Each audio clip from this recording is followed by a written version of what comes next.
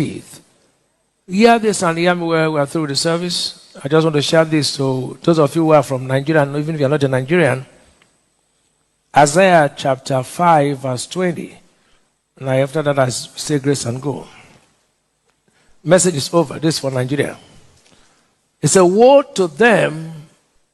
Whoever is trying to take the statement I will take, make sure you quote the scripture. If you don't quote the scripture, don't take my statement. Even if you're a blogger, quote the scripture. It's a woe to them that call evil good and good evil, that put darkness for light and light for darkness, that put bitter for sweet and sweet for bitter. It's a woe to anyone who will see evil and they say this evil is what? Good. Anybody who calls evil good is a woe to you. God speaking. Not me. It's not David Biomia who says so. It's a woe to you that will look something and it's bad and say this bad thing is good. And then you say something good and say this good thing is bad. It's a woe to you. Nigeria has come of age where every Nigerian now must stand up to say evil must stop. The destiny of Nigeria must be taken by the Nigerians. We can't watch politicians mess up Nigeria. They've done it, and it has come to a point where they think that they have every authority to do what they like. No, the Nigeria is bigger than the politicians.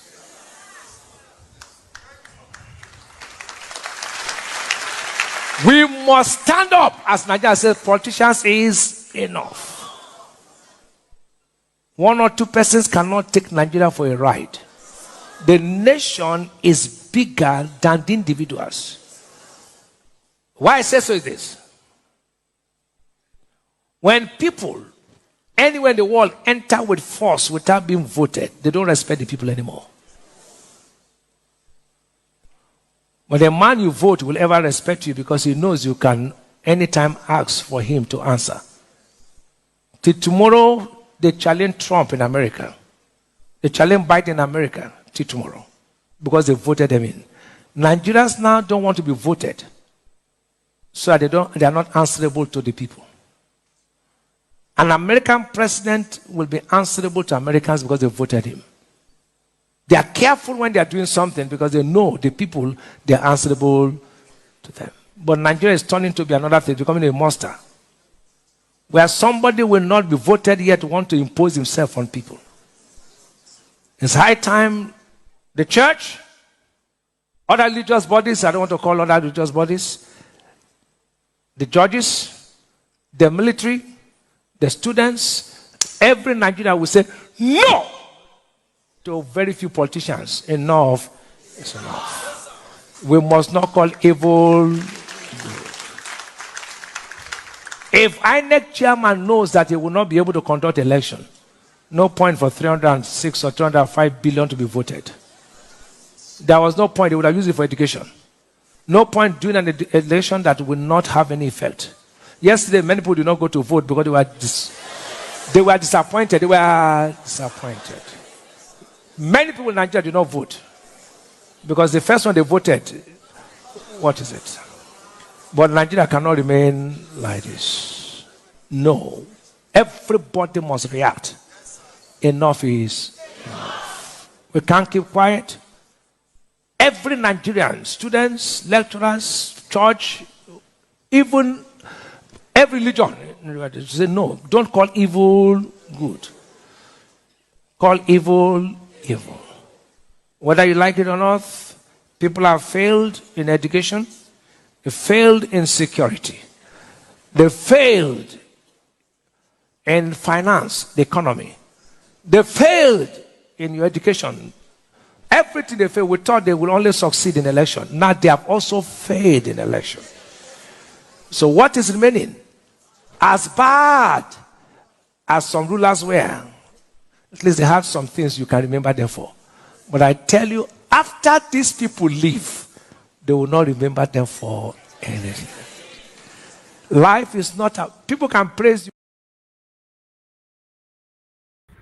All right. Good morning, good afternoon, good evening to you all. Thank you very much, everybody. I appreciate you all. It's another wonderful day today. Today is 6 Thursday, April 2023. Thank you very much, my people. The best that you can do for me right now is to help us to share and like. It's going to be another wonderful broadcast today, although you can see the headline, right? Yeah, it's not what anybody can be happy about. But meanwhile, we have a guest today. We have a very, very important guest that will be joining us anytime soon. So let me quickly acknowledge people in the comment section. So you could be one of the leaders. So we pray. Amen.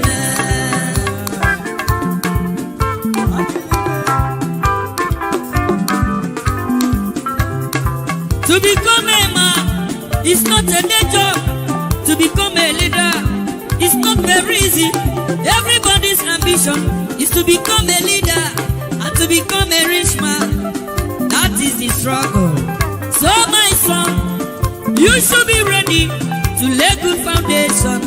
Earlier the better. In the nearest future, you could be one of the leaders. So we pray. Amen. You are the pillar that holds my life. You are the pillar that holds my life. Master Jesus, you are the pillar that holds my life. Lily of the body, you are the pillar that holds my life. You are the pillar that holds my life. You are the pillar that holds my life. Lion of Judah, you are the pillar. Chickadee, you are the pillar. Daddy, you are the pillar that holds my life. Lion of Judah. You are the pillar that holds my life. Walking the way. You are the pillar that holds my life. Hey, yeah. Master Jesus, you are the pillar that holds You my are. life. You are the Master pillar. Jesus, you are the pillar that holds my life. I said, Jesus, unibu kalabati sinduwe. Nibu kalabati sinduwe. Ojo biembe, nibu kalabao. Nibu kwa kalabano. Nibu kwa kalabati sinduwe. Ojo biobi ko nibu kwa kalaba. Chikadije nibu kwa kalabao. Nibu kwa kalabati sinduwe. All right. Thank you very much, my people. We are back now. I guess everybody can hear me. How you guys doing? I can see more people joining us right now. Unfortunately, the screen is full. I can see more people trying to join us. I don't know how it be now. Sometimes it's like this. The screen is already filled up already. Yes, I appreciate you all, my people. Thank you for your time with us. Remember, like I said before, when we finally have our guest, two things involved. Somebody, the last person on the screen will be removed, and two, for you to pass a question, you must turn on your camera. We first talked this one yesterday, so if you just know, so you know, go turn on your camera to pass a question today. It is better you just give way for those that is willing to come in and turn on their camera, because I think it will be more respectful, to turn on your camera due to the kind of person we're having here today. So meanwhile, I appreciate you all, my people. Let me quickly start accepting my people in here. Please, everybody stay mute. I'm going to mute you. I can see almost everybody's unmuted. Let me mute everybody so that the noise or distraction from the end will not come to the broadcast. Okay. All right. I'll start with yeah, it's already full already, not verse. I see more people are still trying. Don't relent, continue to try in case anything happen, because sometimes people they log out like that. You can see it's filled up already, so we only have 10 spots. Like I said, we don't select people to come in. We post out the link, and people just come in naturally. Yeah, but for now it's filled up. But like I said, continue to try. I wish I have the power for us to have more than 50. I would have been doing that. Some people have suggested we should be having Zoom. It's not easy. Having a normal broadcast like this with just 10 people, would they spend 6 hours? If not Zoom, maybe not 78 days would they spend for a year. Okay, let's start with what is currently going on right now, my people, which I'm not happy about. Let's face the reality. You can see that one right there. There's pressure on me to leave Nigeria, says Peter Obi. Last night, our principal, talk this one come out, so although everybody carried it today because it was last night. So there's pressure, like I've always said before, say on this platform, if you not remember, I don't know if I talk about this day before. One or two persons attacked me on air saying that, oh, Peter Obi not be our mates. Where would they talk say make it they careful of anything, know what they do, this, that, he be God. Listen, guys, as long as you're a human being, you still need advice. That's why you see, no matter how big you are, you will still get advisor. Go reach presidents, they get advisor. And two, every information is very, very important. It's not left for you to filter it. Listen, take the one we want to take and leave the rest. But when you put a roadblock in any kind of informations, those people trying to pass information to you, they might not have any reason to do that anymore because you've put a roadblock there.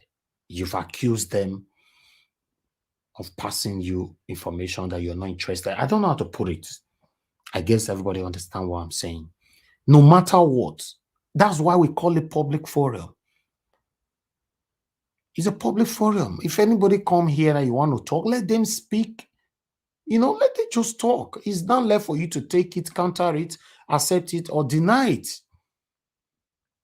Somebody saying, no, we don't need this information here. We don't need this information here. No, I don't live my life like that, please. I carried everybody along equally. I believe the way I was brought up, I believe that nobody is better than anybody. Till tomorrow, nobody can come to me now to say to me that you're better than me. And I cannot tell anybody that I'm better than anybody. Most of the things that we are seeing today, me, myself, don't feel talk am. But I was attacked. I don't want to go in details. And some people have tried. They were also attacked. The one way it trigger me more is you're attacking us by saying that Peter Obi not be our mates. You know what they do. Why you not be human being? He's a human being. He's crying the same way you cry in your secret room. He cries. He wept the other day. He's a human being. In our secret places, we do cry, we mourn, we pass through a lot. But when we are coming to the public, we put on a mask, trying to tell people that we are fine. In most cases, we are not fine. That is the truth. Everybody pass through. As long as you breathe, you're a human being. What do you mean? It doesn't need our advice. You know what they do? You don't do politics for so long. So what does that signify? If being in politics for so long doesn't make him God. Please. I believe, I might be wrong. I believe the only way to survive in life is to allow other people to talk freely. Just let them be. Let people be. Let people express themselves.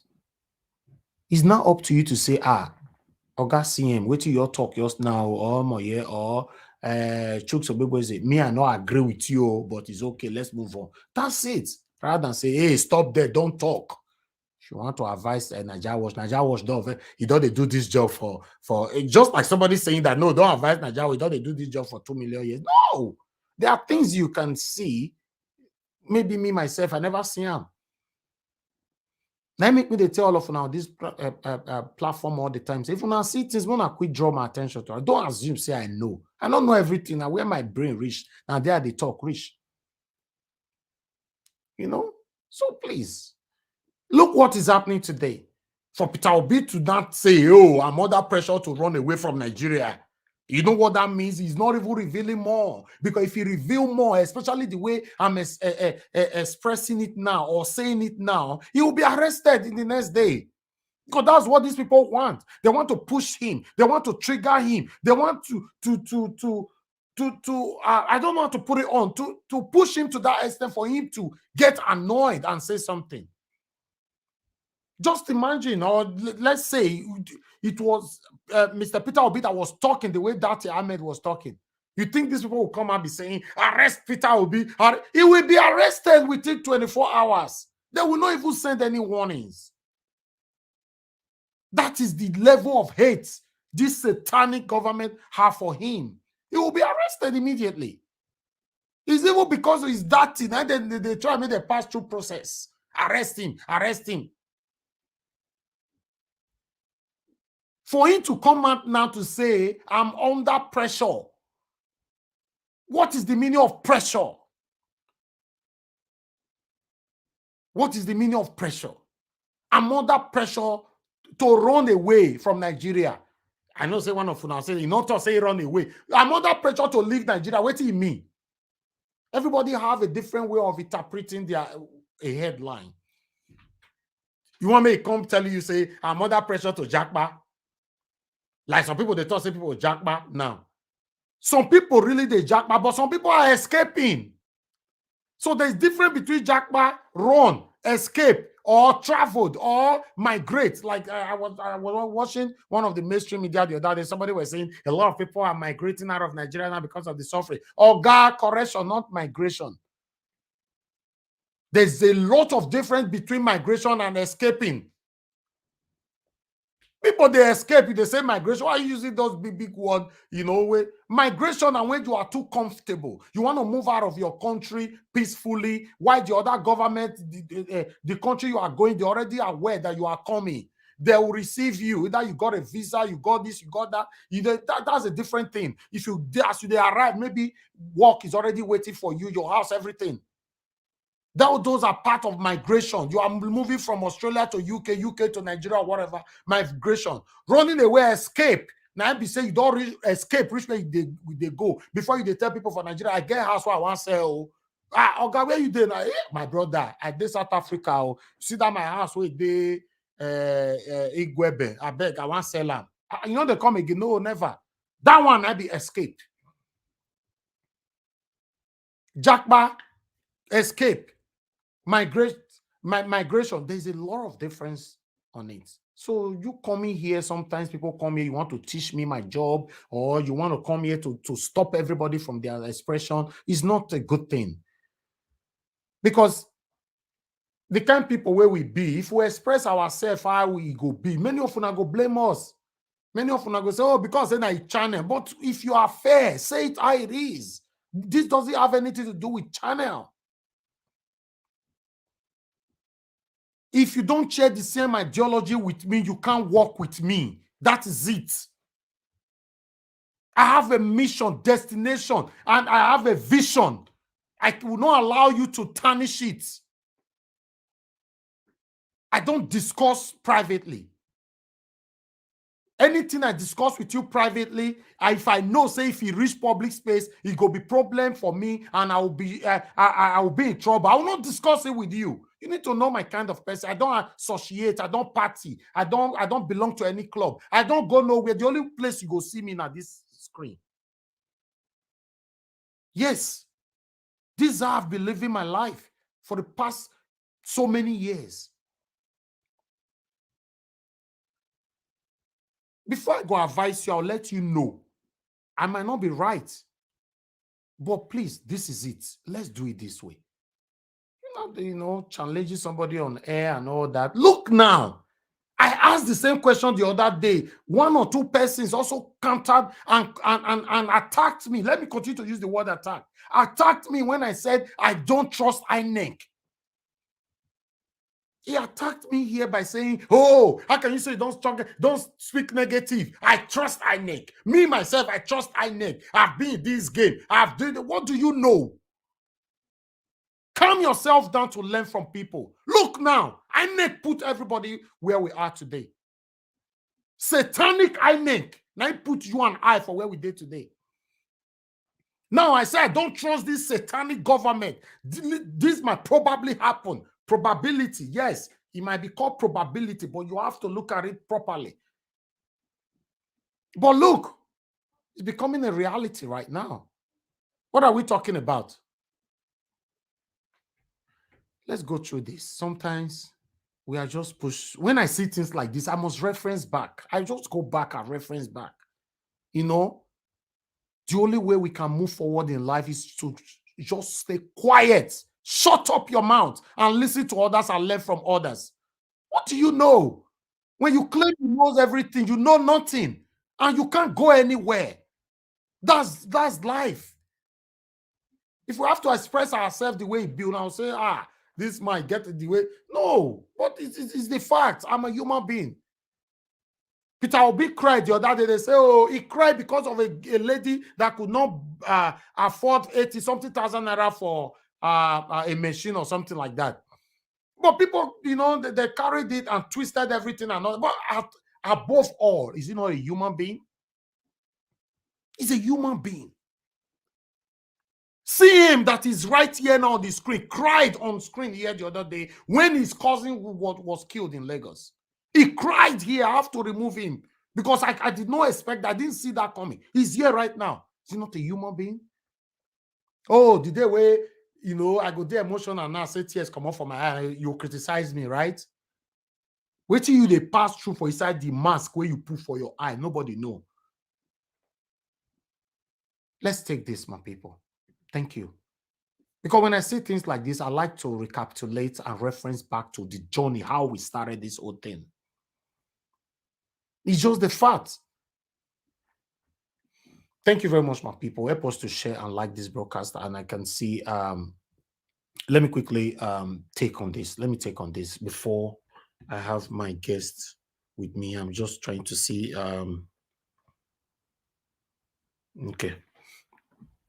Okay, there's pressure on me to leave Nigeria, says Peter Obi. The LP flag bearer called on all Nigerians and international community to employ the APC and the APC-led government to stop their nasty attacks. Okay, this one was April 6. Today is April 6, right? Okay, from channels. Because although all mainstream medias don't carry them, but I normally choose where I want, make I bring and come. Vanguard carry many, but I just decided to choose channels. Former governor of Anambra State and presidential candidate of the Labour Party at the recently concluded presidential election, Peter Obi, has said that there is pressure on him to leave Nigeria.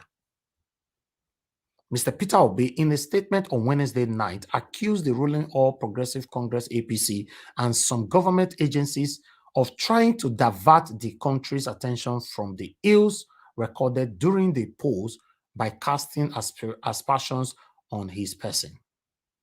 The LP flag bearer went on to address the issue of a certain viral audio recording which allegedly had him speaking to Bishop Oyedepo of Winners Chapel, urging the cleric to act and support his ambition as a way to see that Christians win the religious war in the nation's political sphere. In his reaction, Obi described the recording in the circulation as fake. This is also one of the things I was saying the other day, that one or two persons that quickly went on social media and trying to defend Peter Obi, you know, it's also not that. If you want to defend me, ask me question first. It's very important. Call me. Nigeria was now waiting. I hear be this. So they say somebody pay you 100 million for back. I beg you pay. You take them or no, or it happen. You're going. Hey, they defend me. Say yes. Although they pay Nigeria was the 100 million, but he not take all of the share. He takes some for his side. You are not defending me, Oga. Not be me they defend. I don't know who's saying you that one. Let's move on. The present attempt by the APC as a party and the APC-led government through some government officials and agencies to divert our attention from our blatantly stolen mandate is unfortunate and sad. These have come and continue to manifest in different ways, such as the malicious accusation of the Minister of Information, Mr. Lai Mohammed, the circulation of fake doctored audio, call and pressure on me to quickly leave Nigeria. Let me reiterate that the audio call being circulated is fake. He talk him again, say fake. I felt talk him that day. So he said, let me reiterate, because some of them don't know what he mean. I'm specifically targeting some people. Let me move on. Let me reiterate that the audio call being circulated is fake, and at no time throughout the campaign, and now did I ever say, think, or even imply that the 2023 election is or was a religious war. Obi said. Obi called on all Nigerians and international community to employ the APC and APC-led government to stop their nasty attack, adding that his focus and commitment is to lawfully and peacefully retrieve the people's mandate and to secure and unite the nation. At this particular moment, I'm being pressured to leave the country. That is Mr. Peter Obi right there. For me, on this thing now, because for me, I don't know if you guys are seeing it the way I'm seeing it too. That make me talk now where my sense rich, now they talk rich. Maybe when I start hearing from people now, you guys might interpret this in a different way. But we will leave on like that. I ain't talk and say I'm being pressured to leave the country. But my own word, I'm being pressured to run away. Or rather, I'm being pressured to run into exile. It don't fair happen before. It don't fair happen before. So now you go know how you want to talk your own. You understand? So I would like make we talk on this before we move on. Meanwhile, I have another article here that I would like to quickly just put the headline on. As you can see there, this one is mine. One of the problems that we are facing right now in Nigeria is one of them.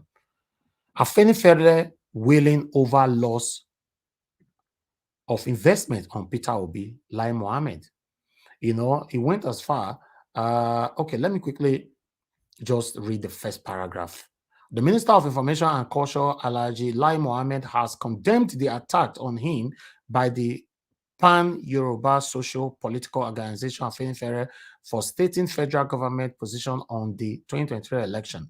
The minister responded to the organization attack in an interview with newsmen on Thursday in Washington. Afenifere had berated the minister of admonishing Peter Obi, the Labour Party presidential candidate, for inciting people to violence over the outcome of the February 25th presidential election. Responding to Afenifere, the minister said the attack on him was born out of frustration and anger at the loss of the investment they invested on Obi's election. Okay, he's attacking the Afenifere right there. I wish I have the last article quickly here. You know, I have another one here. This one surprised me though. You know, Mangolo backed Soyinka criticism of Obi's running mates, slam social media mob. So according to this one, Mangolo a failure is a failure as far as I'm concerned. He failed woefully, and he stated that he would never run again in Nigeria because the youth are not ready to change the country. But now you are under the wings of these people. You know, if you listen to the reason why he talked this one, he say, yes, Nobel laureate Wole Soyinka is a principled fighter for justice in our country and around the world. Is a phenomenon that unlettered and uncultured people may not fully understand in an age of lazy social media youth, in which many don't read or think deep before reaction. You see the way they attack people is endorsement of my listen, no selfish interest. Listen why he support them. Just listen to this paragraph. Now, only this one. After this one, I don't want to continue. His endorsement of my 2019 presidential candidacy in my short-lived but impactful foray into Nigerian electoral politics remains one of the greatest honors of my life. That is his statement. He only supported this man because this same man endorsed him back in 2019. He said, that is the greatest honor of my life that Wole Soyinka endorsed me in 2019. So anything Wole Soyinka do right now is right. You see? Now tell me, what is different between Mangolu, or anyhow his name is pronounced, and Desmond Elliot? Because Desmond Elliot publicly said that I'm a product of Godfatherism. Now it's Desmond talk with that. This one now they talk, say indirectly, I'm also a product of Godfatherism. He's joining him to slam Obi and Datti just because Wole Soyinka does in 2019. He talk about amount. He did that. It may be some of you. Let me put this on screen. These particular parts, I must put it right there, because if not, some people might think, say, oh, you not talk that one. I know say some of them believe me, oh, but you know, say on this our job, so they try to carry people along at all time, you know, because some people you get the way that they feel you're talking and say, now lie, we not see them. Let me carry this. Let me bring it here. 1 minute. Okay, we have this right here. That particular. Okay, let me highlight it. I'm not sure if you can read it, but now this part, now I want to make on read. I highlight them. Some of you can read it from there. If anybody can see it, I want me somebody else read down from the screen. May not be like saying I made it, deceive myself. May anybody just read down from screen, I beg. Anybody on the screen. One of my panelists, please. Can you see that? CM, can you see it? Anybody? I can't, but it's too tiny. That's what I'm stretching. Okay. I'm stretching my eyes. Okay, that is what I wanted to. Elvis, let me read it. Okay, thank you.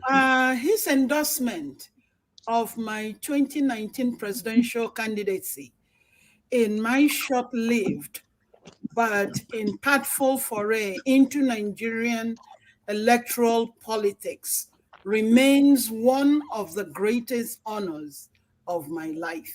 Good. God bless you, madam. Thank you so much. That's the only part I wanted you to read. This is the reason why this man is supporting Wole Soyinka for attacking Datti Ahmed. That's it. This is what we are seeing in this country. These people, many of them don't care about us. They are doing what they are doing for their selfish interest. He failed woefully and he ran away. He blamed the youth. Now they call them lazy youth now for social media. He call us, he say, mom, lazy youth on social media. In fact, he destroyed us well for that article. But that is not my concern. My concern is him focusing on 2019 endorsement from Wole Soyinka. So that is enough for me. It's just like you have a leader who killed in your presence, you know, Koro eye. He takes somebody's life. Because then your leader is saying, no, my leader not go talk. Part of the reason why Nigeria is where it is today. That's it. Meanwhile, I like us to talk on all this. I'm not playing video yet. I'll play videos later. Let me hear from people. I'm going to time people on this because we're expecting somebody. So I'll start with Mr. Chuks Obiboze. You're the first on the panel. Then followed by Give Us a Mandate. Mr. Chuks Obiboze, please talk to us in 6 minutes. Let's do 6 minutes. Yeah. 6 minutes. Thank you, sir. Yeah, good evening. Yeah, I won't even take 6 minutes. Yeah. Thank you. Good evening. Good evening, everyone. Good evening, our listeners and those on the comment section.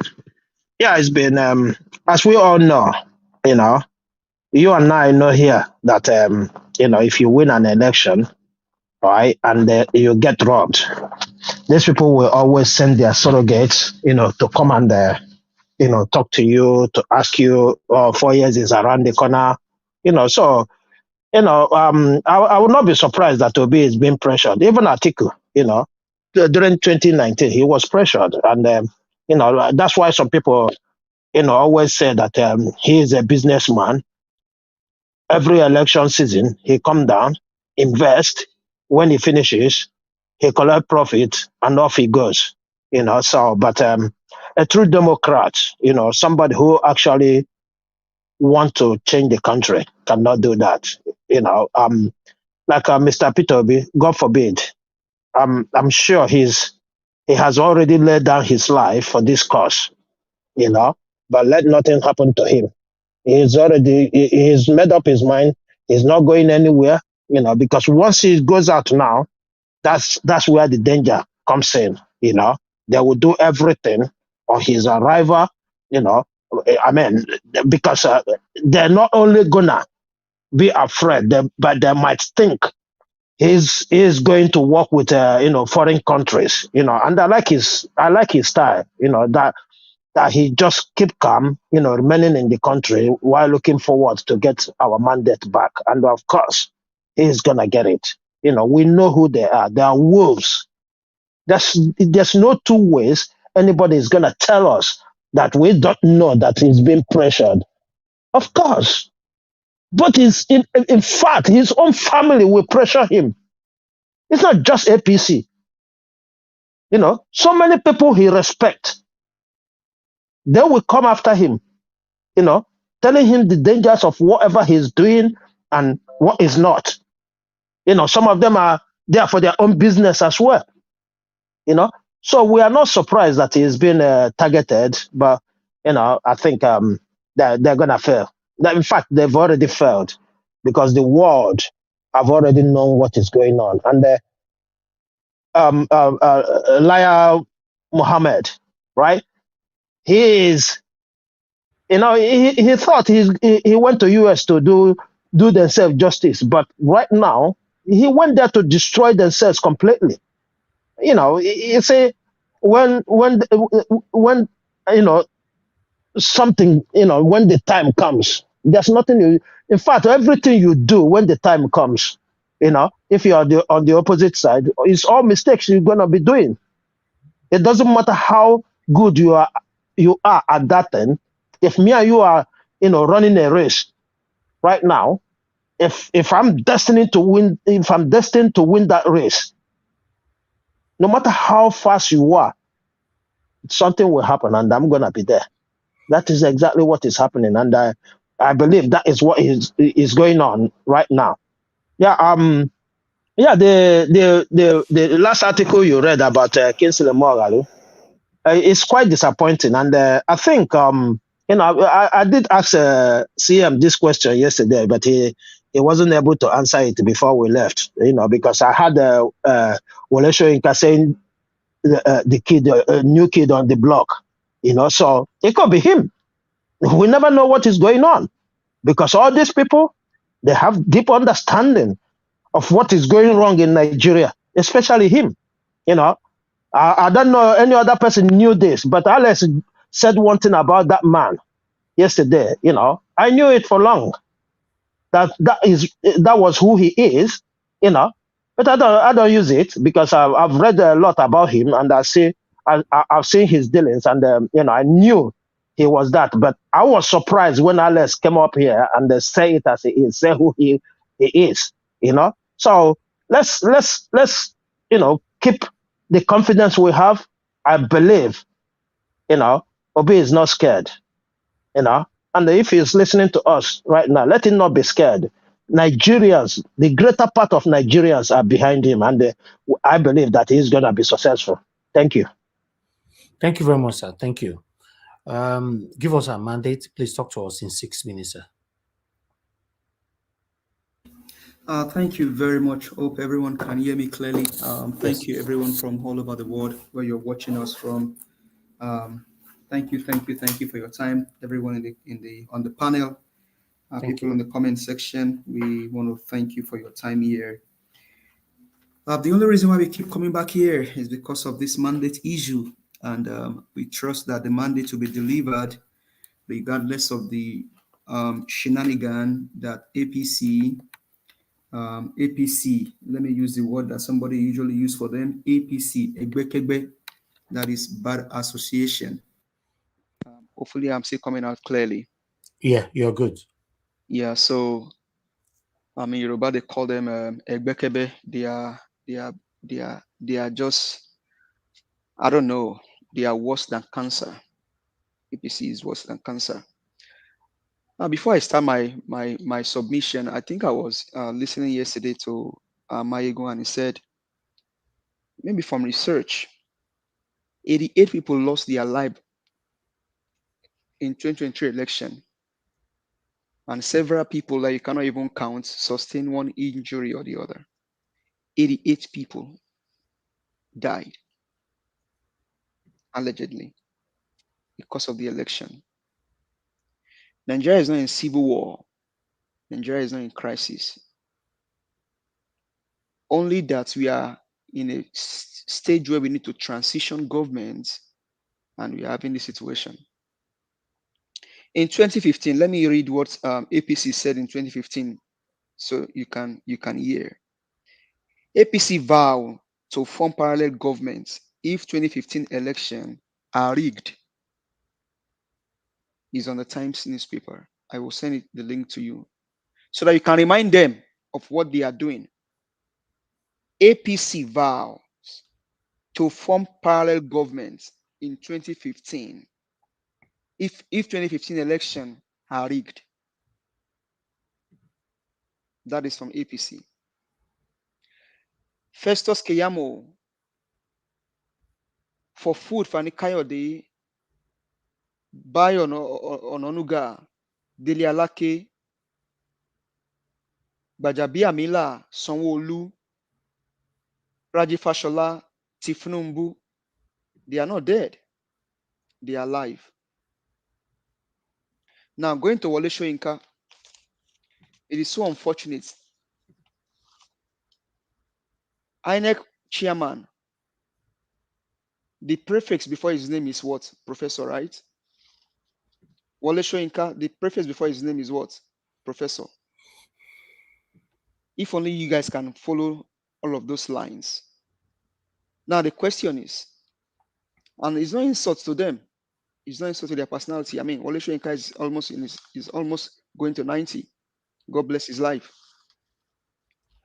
But it is so disheartening to see this old generation. And I think I said it here on Nigeria Watch, that this old generation,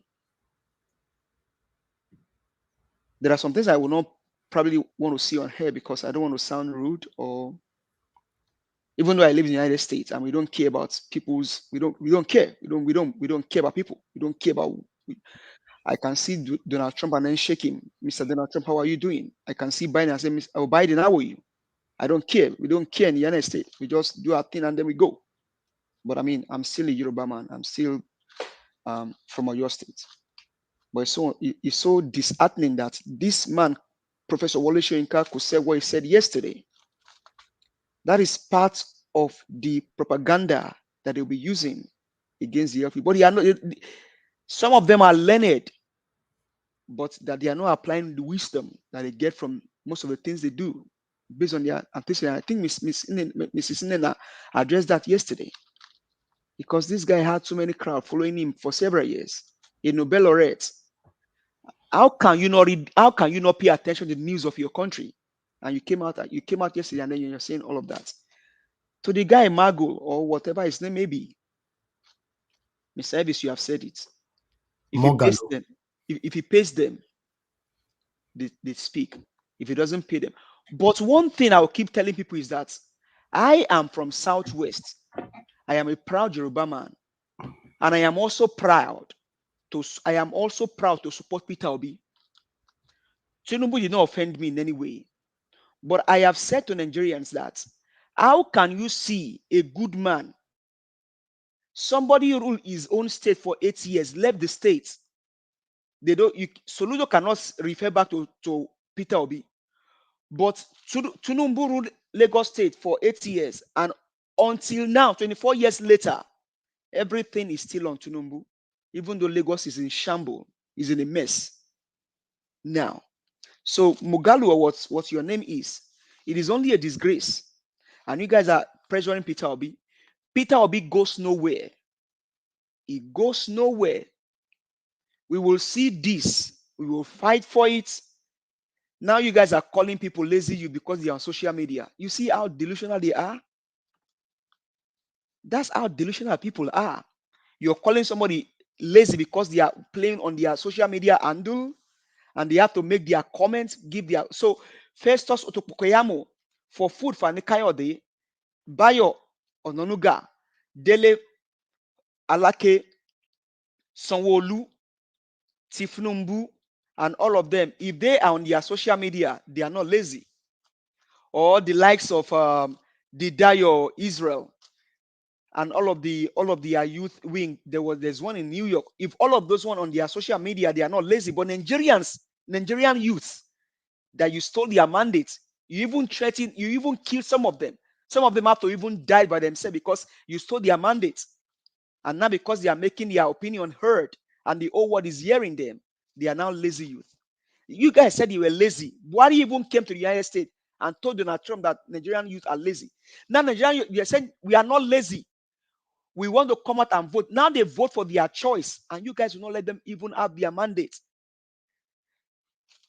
This one will determine what happens to Nigeria after these old shenanigans that you guys are playing.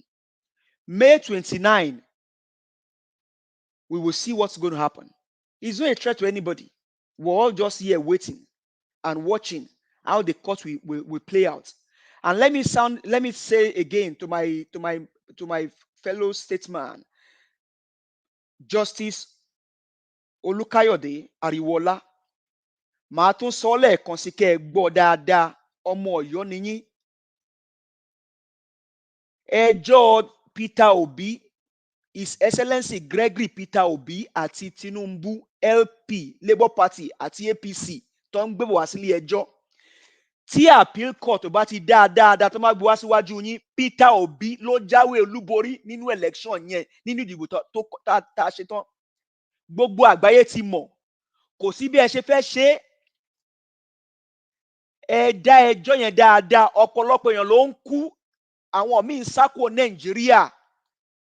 Ẹjọ́ yẹn wọ́n ń gbé bọ̀ wá bá yín, ẹ dá ẹjọ́ yẹn. Peter Obi òun ló jáwé olúborí, ọmọ Anambra ni, care. We don't care where he comes from. He's our brother. Olukayode Ariwola, ẹ dá ẹjọ́ yẹn dáadáa. Because the whole world is watching on you. And hopefully, Wole Soyinka and the likes of Magu, you guys can go and sleep. Maybe the last time you spoke, you didn't sleep well. And I'm not insulting you, sir. I respect you. You're a Nobel laureate. I mean, well-respected man. But please, sir, maybe you can go and sleep again.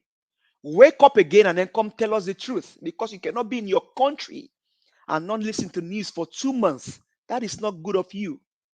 With all due respect, sir. With all due respect. Go back, sir.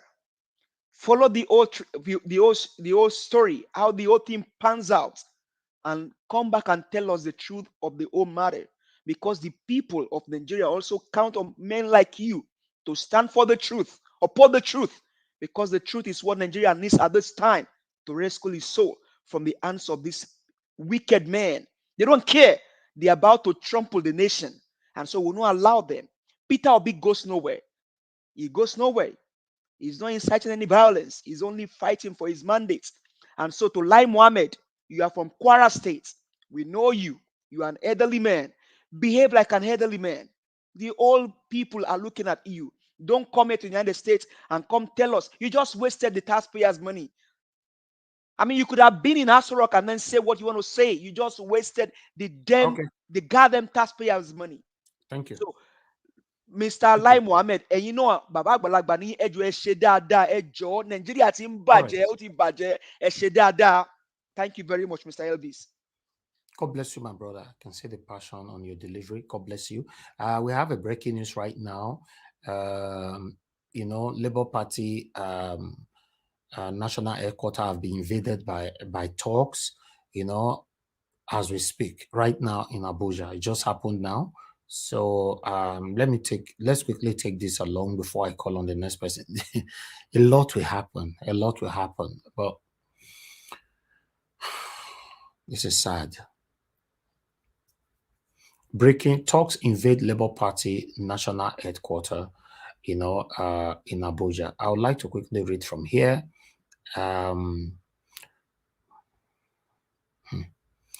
All right. Julius Abure, National Chairman of the Labour Party LP, says talks allegedly escorted by police officers have broken into the national headquarters of the party. The LP National Secretariat located in Utako district near the Federal Capital Territory office of the National Union of Journalists, NUJ. In a statement on Thursday, Abure, who blamed the All Progressive Congress APC for the attack, said that the thugs destroyed doors, windows, prompting workers to flee for their safety. A few minutes ago, the national headquarters of the Labour Party in Abuja, according to him, this is on the statement now, in Abuja, witnessed a massive attack and was broken into by a detachment of the Nigerian police and thugs believed to be working for All Progressive Congress. He said the invaders, who are armed, reportedly pulled down the fences, burglaries, doors and windows to have access to our secretariat, and the process sacked workers and party members who were at the secretariat. Although I was out of town, but information has it the agenda of the invaders was to inaugurate an illegitimate executive which has been chosen for them by their sponsors. Only yesterday, our presidential candidate, Mr. Peter Obi, through the Presidential Campaign Council, alerted Nigerians of a plot to hood him out of the country over APC convert plot to collaboration with some security agencies to frame him up allegedly, or rather to arrest him.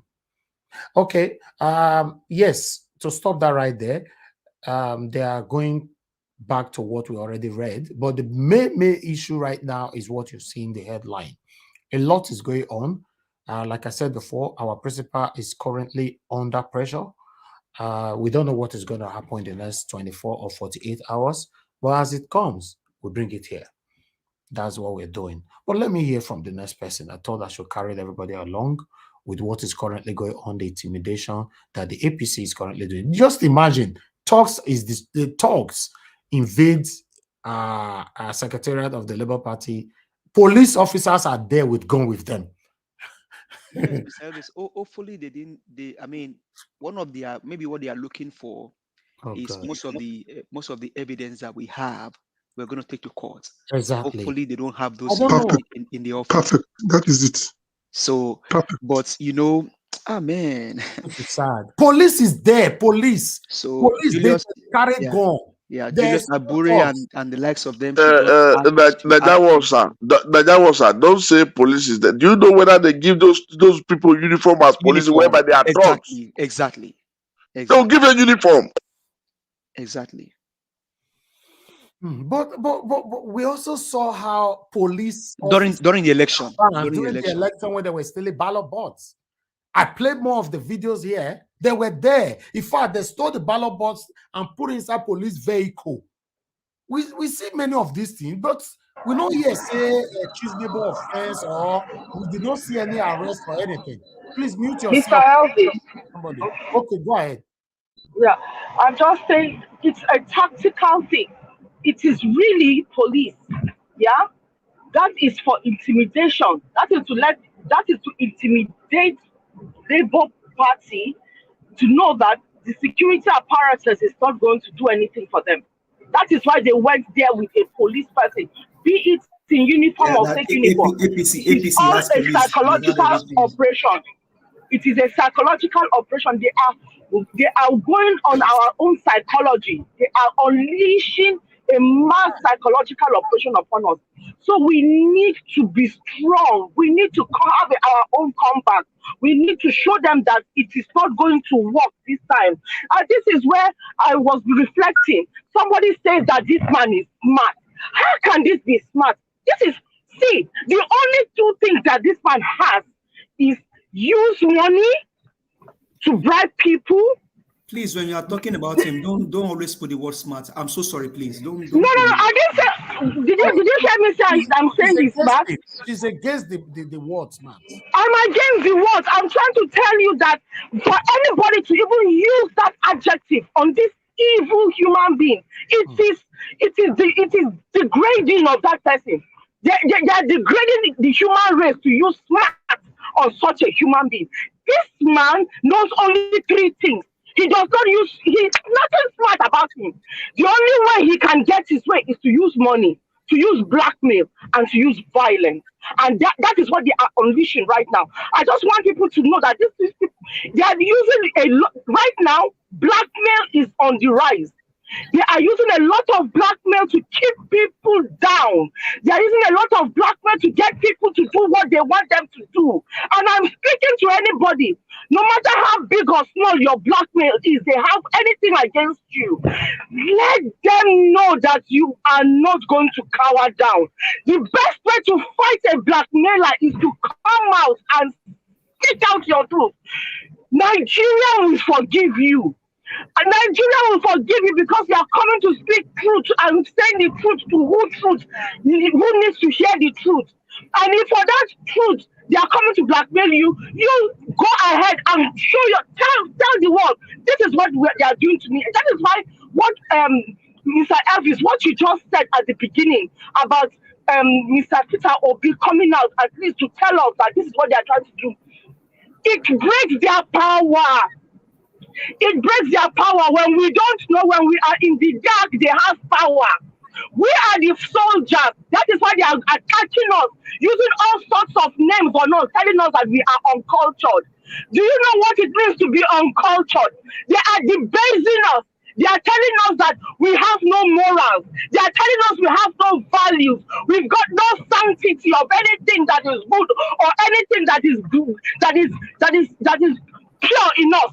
Which is the opposite. They are casting their own aspersions on us. They are the Mr. Elvis, and uncultured human beings. Mr. Elvis, if you watch what is happening now, they started with young men, which is Oluomo and Co. It didn't work. They now shifted to middlemen, which is the so-called Fani Kayode and Co. It's not working. Now they now shift to old men, people like the so-called Professor and the Lai Solomon. So after that, you know what they're going to do now? The dead bodies. They will shoot robbers and just name it, anything at all. Hopefully, Right. Wole Soyinka was able to hear this news today. You said what?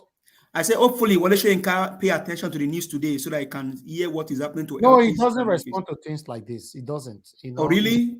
We don't need Wole Soyinka's opinion anymore. No. I'm not talking about he doesn't opinion. even I'm know. only saying that hopefully he hear the news. Hopefully he's hearing the news. No, of course he's hearing. He doesn't respond to things like this. No, I'm not asking him to. No, I don't care about his response. I think he said for the past 2 months he didn't listen to news. Did you not hear him? Did you not hear him said that he didn't read newspapers for over 2 months or watch television? So hopefully he's able to read now. Very sad. Let me. He's lying. He's lying. He's lying. That man is lying with his gray hair. Thank you. Let's hear from Madam Ine. Please, I'd like you to talk to us in 6 minutes. Okay. Good afternoon. Good evening to everyone. Before I start, Elvis, I know everything that you said at the beginning is really true, but can I also kind of play a little bit of devil's advocate? And please, if anybody, I just want everybody to please clearly understand what I'm trying to say. You know, yesterday when Arise News was questioning Wole Soyinka, I think what he was saying, he wasn't really blaming Datti, that the way you all are taking it. I think what he was trying to say is that when you are on the right, be careful so that the people on the wrong side will not trip you to say something that will really backfire on you. I think that's what he was trying to say. By calling him a dictator? No. Hold on, Elvis. Yeah. If you go back and really listen, first he started by saying that he did speak to Atiku and asked him to please leave this race. And also he told Tinubu to stop. And that let them leave it, this leadership for the younger ones. And he really alluded to the fact that it's now for somebody from the East, even though he did not mention Peter Obi's name. But in reality, what he was saying was really Peter Obi. This is how I got it. Maybe also that you're looking at it the wrong way. I don't really follow Wole Soyinka as a person, but I think what he was trying to say, or maybe it didn't come out the way he was trying to say it. You know, sometimes he was repeating it repeatedly. His statement was not just like a one-off. It was a continuous attack. It was a continuous attack, and he was saying that it was a free and fair election. What is free and fair about it? No. He didn't in that interview that I'm listening to, unless if there was another thing that he said. No. Which channel did you watch that, madam? Arise. Yesterday, it was Ayo that really. Even after they asked him the first let us recapitulate. Ayo went back and again re-questioned him on that. Okay, let's quickly recapitulate on this. Come back to you, madam. Okay, wait, Elvis. Let me add one thing, and then you can move on. What I also want to say to everybody in this panel and the ones that are listening, please do not give up, because when you are on the right, well, the opponents that are wrong are going to try to use everything. Okay, let's quickly. It's still your turn. After this video, you're going to continue talking. But I just want to, because maybe you might be right or wrong. Go back to Ayo's interview, please. No, hold on. That's what I'm saying. Let me recapitulate on what he said, madam. Just hold on. Soyinka has predicted that Nigerians would continue to call for restructuring after the new administration assumes office on May 29. Soyinka stated that the government of President-elect Bola Ahmed Tinubu must renew its focus on the persistent calls for restructuring the Nigerian Federation in order to avoid serious difficulties with its programs and policies.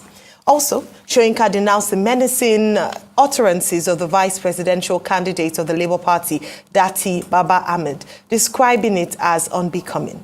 He further stated that the Nigerian presidency should go to the southeast region in order to heal from the wounds of the civil war. Let me remind you and anybody listening that we've had several cases of the final arbitration in this kind of election being placed in the lap of the courts. We'll go back all the way to the infamous, or for some people, famous and brilliant 12 2/3 decision. During that process, if you go all the way back in history, I never heard anyone from any side threaten the judiciary the way I heard it when Mr. Datti was speaking on television. That is one. Nobody should say anything. I just want to be bullet pointing it. I've never heard anyone threaten the judiciary. That statement shows that you are totally against me. Let's move on. That's one. Bullet point that. Please, somebody just be bullet pointing it. Okay. And since then, since that decision, we've also had even the decision of the court, which brought Buhari into power after the decision was given, after he had already been sworn in. And again, while awaiting that decision, I never heard the kind of language, the kind of menacing, blackmailing language. That's another one. The kind of language, the kind of menacing, blackmailing. Please, somebody bullet point that one down, no, because I'm not going to remember again later. Threatening the judiciary, blackmailing, menacing. So please make sure they put that down, because If you said you are trying to speak Very, for very me, strong words. no, please, everybody just hold on. Nobody should unmute themselves yet. If you said you are trying to advise me not to lose my lane and all that, you know, you can't use this word to advise me. You understand? Don't say So that. let's move on. Just bullet point everything down. While awaiting that decision, I never heard the kind of language, the kind of menacing, blackmailing language as that which was to which we were treated by Mr. Datti. And that kind of attitude and that kind of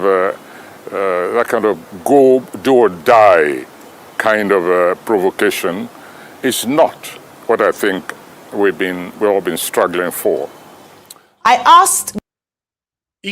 That is not what we have been struggling for. It means that, if I don't really want to use the word what it means, the statement from Datti, it means Nigeria, make a talk on my be Nigeria shouldn't look out for these people as tall for presidency, because that is not what we have been struggling for. Just move on. Let's hear what Ayo have to ask here. And meanwhile, menacing. The meaning of menacing, to my understanding, means danger, threatening, attack. Right? To my understanding, no, everybody goes school here. That's what menacing means. Make we move on. Going to your previous response, which part or what part of Senator Datti Ahmed's statement was unbecoming? Okay, nearly the totality. Listen, the interviewer asked him. In the whole, that video that day was about almost 30 minutes long, right? Now you are telling us that nearly the totality. In case my own understanding, what nearly the totality means is that when we look at it in statistic view, it means 99.9%. 99.9% of the interview was wrong. Everything rubbish. Now only 1% I give them. I don't know, like I am saying, I don't know what your own understanding means in nearly the totality. Right? So let's continue. Let's move on. Nearly the totality. Listen, the interviewer asked him several times. He said, what will you do if the Supreme Court judgment is against you? If the interpretation which you are offering about the constitutional aspect of this election, if it is against that of the Supreme Court and they find against you. And he kept saying, no, it's not even open to analysis. The word says and it's very clear. And the Supreme Court, in its wisdom, had better give this, in other words, his interpretation. I mean, this is trying to dictate to the supreme arbiter of the nation. Whatever you think of the Supreme Court, it is an institution we all revert to sooner or later. If not today, then tomorrow. If not about this election, maybe about the next election. But Datti kept saying, no, the Supreme Court has got, in its wisdom, to agree with me. That is what is known as fascistic language. It is not acceptable. And for me, it alienates people. It alienates even supporters. I know this for a fact. People come to me, you know how I relate to young people. I relate to those who have found certain problems with the spokespeople of this particular movement. I'm not interested in the other ones. Everybody knows the other movements. But there's a new boy on the block, as the expression stays.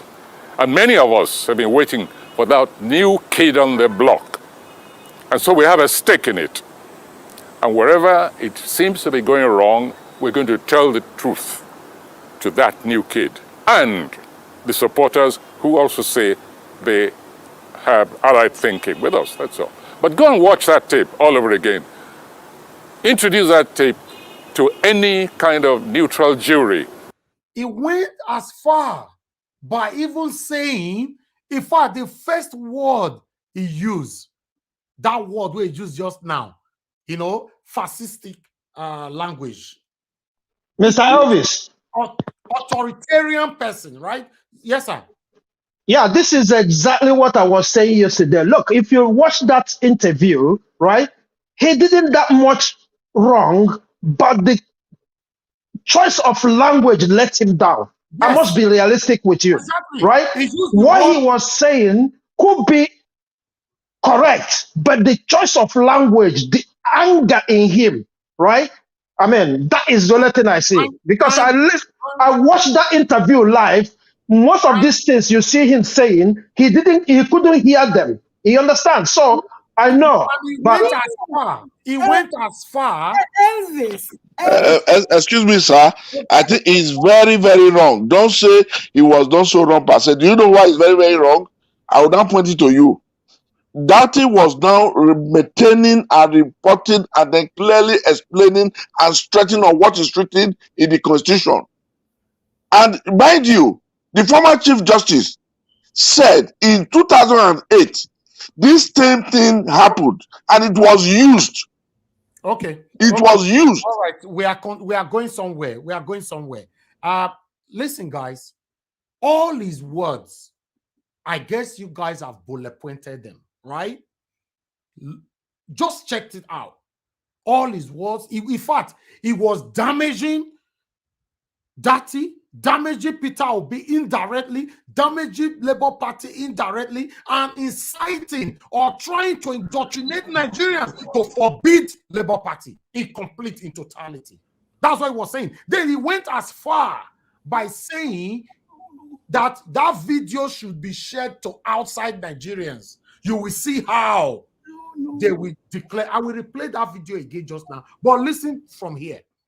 Listen, say that video should just to say they have allied thinking with us, that's all. But go and watch that tape all over again. Okay. Introduce that tape to any kind of neutral jury, members of whom don't even know anything about the Nigerian situation. Okay, outside. Talk about body language, talk about vocal language, talk about the actual text. Talk about body language, talk about the vocal language, talk about the actual text. And you guys think this man was trying to advise Datti, or he was just destroying Labour Party, Datti Ahmed, Peter Obi, obedience, and forbidding them forever being the president in Nigeria? But where was he when let's go on. Of Datti's pronouncement. This is intimidation. You hear him? Because I believe, say, Madam Inem did not get this video interpreted well. Now make me they follow on one by one now. Datti's statement is intimidation, is dictatorship, is dictatorship, is authoritarian, is fascistic language, is in fact, there's so many languages he was using. Let's move on. And it's not acceptable. I refuse to be part of that kind of language. You see, it's not acceptable. I refuse to be part of that kind of language. So it was clear. The guy just talked clear. I don't know what we are trying to defend here. He's here. Okay, Prof, let me ask you about... Okay, now...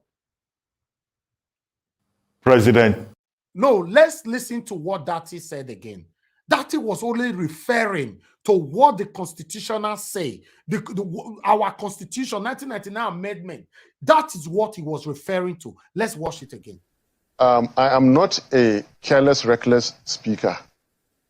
I am working with the constitution there, that document, right, you just read. I'm following it. And I dare to tell you that swearing in Tinubu and Shetima is as good as swearing in the Nigerian army on 29th of May. If you swear in people that have not satisfied the requirement, you have, by so doing, ended democracy. The crisis I'm telling you now is that our democracy is going to end.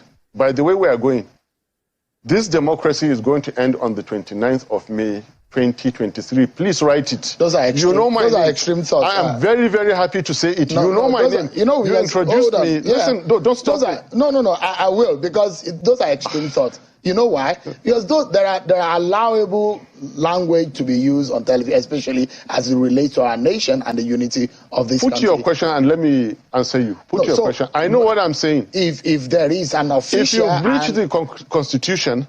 But is it not left to the court to decide otherwise? This is already decided by the courts.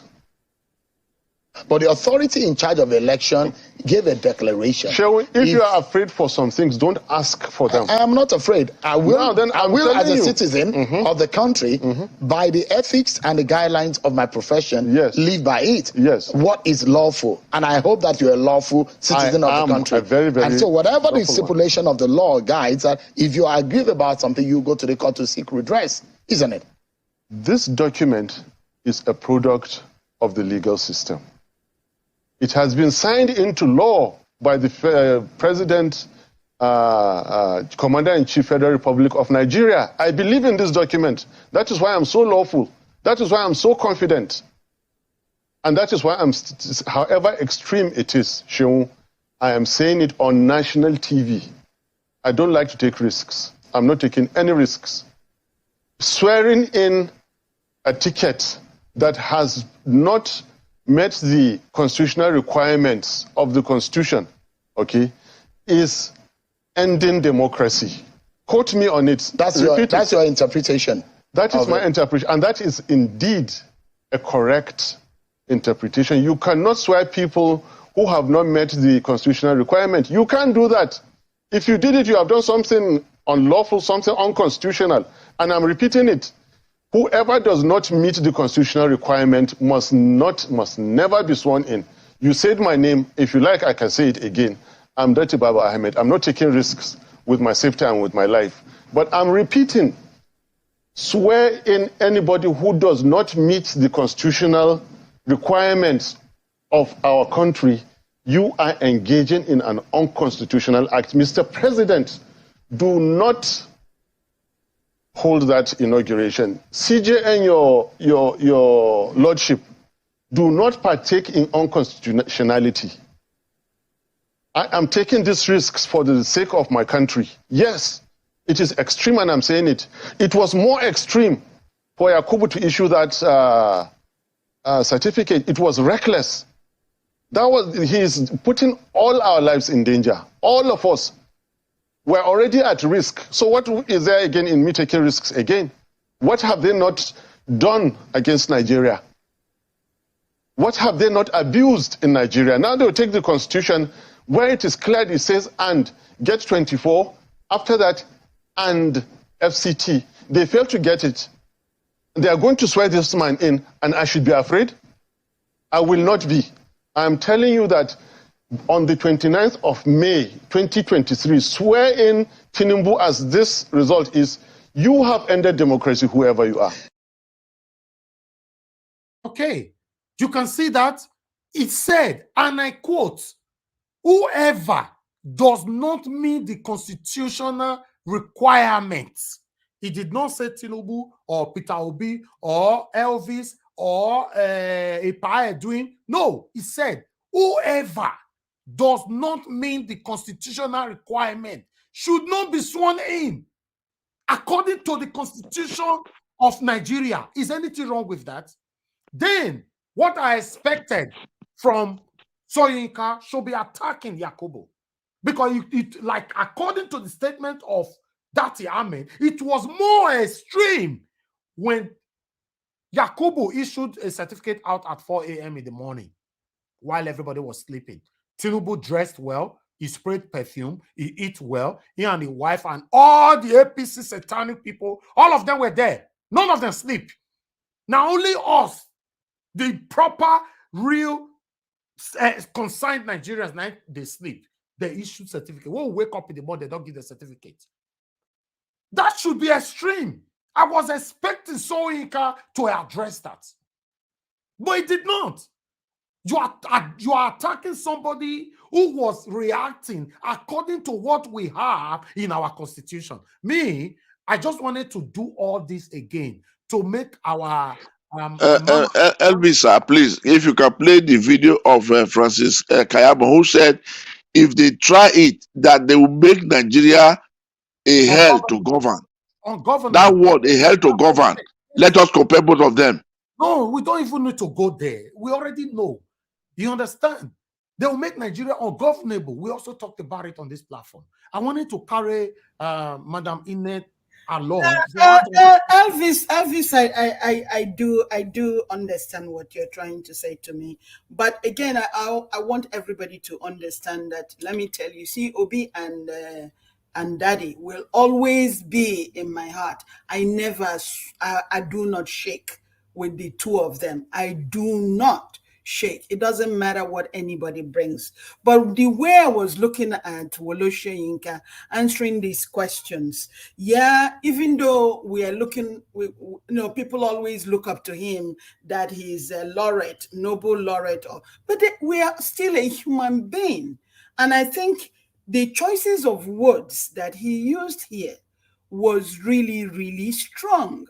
But the way I saw the whole interview, I don't think that he's against Obi. I think what he was trying to also say is that when we are waiting for the judges to make their decision to hear this case, that we shouldn't say things. No, you didn't say anything like that. You only said that is what he was trying to say. Yeah, he didn't say that. No, that's what I'm saying. So we shouldn't focus on what he was trying to say. Let us focus on what he said. Okay. Yes, instead of what he was trying to say. Because for me, I cannot digest what he was trying to say. I was not in his mind. I'm only judging him based on his statements, not what he was trying to say. We have a caller right here. Hello, thank you very much, Bob Victor, for calling in. Talk to us. Turn down your system. Bob Victor, are you there? Yes, I'm there. Talk to us. Can you hear me? Yes, we can hear you. Talk to us quickly. Yeah. Thank you.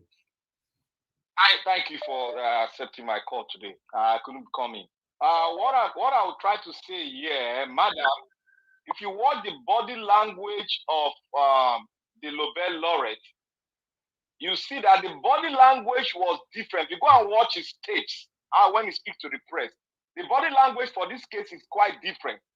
And if you look at Wole Soyinka very well, he's trying to play a game of one-sided game, but coming stage trying to appeal that this man is doing the wrong thing. For he didn't state that the vice president was the vice president of the Labour Party was actually quoting from the Constitution. He has the right to speak on the Constitution. He is a Nigerian. He is a former senator. He knows the Constitution very well, and he quoted the Constitution. Okay. And he's not compelling the judiciary to answer to him, but answer to the constitutional, what the constitutional says about it. You cannot swear in a man who has not met the constitutional requirement of the Constitution we all agree upon. Okay, thank you. Thank you, Victor. Thank you, Victor. We need to move on due to time. Madam Rita, thanks for calling in. Oh, we lost. Madam Rita, can you hear me? Good evening to you, madam. Go ahead, talk to us. Yeah, good afternoon. Yes, I'm just going to go straight to the point. There's this thing called, I mentioned it yesterday, it's called titleship and idolship. And I think that is something that we have to identify when we see people that with white hair, for example, or someone that is shown as having a noble title, or someone is revered, and then somehow it kind of beclouds our sense of reasoning or our even moral judgment. And excuse me, and it even makes us sort of reason off key. Excuse me. I would say that it's a shame that Soyinka will show this sense of all of a sudden altruism is quite pretentious. Because excuse me, I think I'll call back again. Call back. You need to get yourself some water. Thank you. I can see that she was struggling right there. Hello, good evening to you. Talk to us in 1 minute. What's your name and where are you calling from? Hello, good evening, Niger Watch. Good evening, panel. My name is Samuel. I'm calling from the United Kingdom. Thank you, Samuel. Talk to us 1 minute, sir. Thank you very much. From what I listened of what Wole Soyinka said, is entirely against what Datti Ahmed said. Then for me, in my own understanding, that's the best presentation for what Datti said. That's the best ever presentation I've ever seen. In fact, I'm so proud that he said that because he was actually expressing his mind, and we have freedom of expression. And he wasn't just saying it on a one particular sided view. He's saying it on the grounds that be it anywhere you are. Yes. Once you are not following constitution, once you are not following rule of law, and you are trying to impose a leadership on someone, you are going against constitution. And it's more or less exactly what he said. That's just it. On a overall view, that's what it is. And it is right. Anywhere, anytime, that's what it is. So to me, there's nothing wrong in what Datti Ahmed said that anybody should be against it. No. And to me, what they're even saying that it's basically going to treason, it is never, when I listen to it, I wonder if people really understand what treason really means. Okay. Because you are telling me that he said that, which is based on Nigerian constitution, and any constitution is what we should follow. Thank you. You are showing us somebody that is against, does not meet the required constitutional requirements. It is entirely. All right, round up, exactly. please. Thank you. Thank you very much. Thank you so much. The last call before I move on now. Hello, good evening to you, madam. Thanks for calling in. Please go ahead, talk to us. Hello, Mr. Niger Watch. Please, I have 2 points here. One, what our Vice President Datti Ahmed said is based on the Constitution. I mean, he means words. His English was clear. Even a kindergarten will understand his English. And he kept referring to the Constitution. We are guided by the Constitution. So for me, I didn't see anything wrong he had said. That's why he was saying it boldly, with confidence, because even if the Supreme Court has to, or they have to take him up, they have to base everything on the Constitution. Now, on Wole Soyinka, when I was listening to him, I could see the hate on his face. The venom, he couldn't even control it. This man showed us that he didn't have anything to do with Labour Party. So he totally condemned the Labour Party. That's what he said. Because as a Nobel laureate, he should understand the language of our Vice President, which was so plain. Thank you. Elementary language was what he used. And I don't think that should be a problem. He said based on the Constitution, which is very correct. Thank you, absolutely correct. Thank you so much. He was saying the facts clearly. Okay. I don't see anybody. Why should anybody stand and defend Wole Soyinka for exhibiting or showing hate? Okay. I mean, Thank you could see the hatred. You could feel it. Okay, let's move on. Let's move on. Thank you. Labour Party. Thank you, madam. Thank you so much. Thank you. Thank you. Hello, good evening to you. Your name and where you're calling us from. Hello, turn down your system. Hello. Hello, good evening. Yeah, good evening, madam. Thank you very much. Go ahead, talk to us. I'm surprised that we're even deliberating on this when we know the kind of elders we have in this country. They are liars. They know what they are doing. These guys just come out and they're so used to the lies they've been telling us. And now that we are fighting back, they are fighting back with their lies. Wole Soyinka, I mean, who didn't notice the venom? The way he was pouring out the hatred from his eyes, from his voice, from his body language, from everywhere, from his white hair. I could see it oozing out from everywhere. These guys are just liars. You see what they are doing?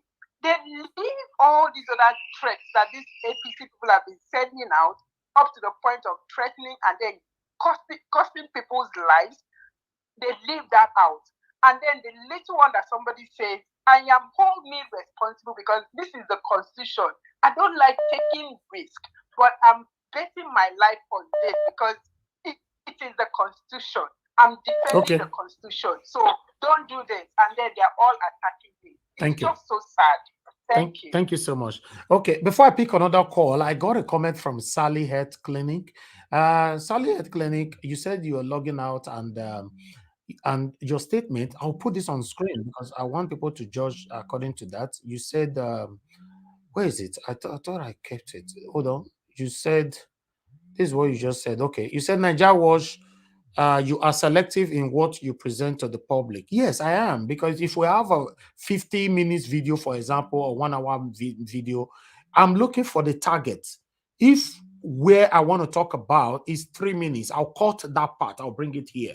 I can't play the whole. If I have to, for example, I have 4 videos I want to present in a day, and that 4 video, they are 30 minutes, 40 minutes, 1 hour. If I play all of them, the show is over. Nobody can talk. So I don't understand. So if you were, if for example, I was bringing things that did not happen, yes, you can blame me. But me cutting part, yes, this part, that was what we just listened to was 6 minutes long. You know, it was not doctored or uttered, just 6 minutes long. Out of the, I think he spent about 20 minutes there. So this part is what everybody is focusing on. So it's like that. It's just the same way what I played on Datti Ahmed. Datti Ahmed, I played only 4 minutes long.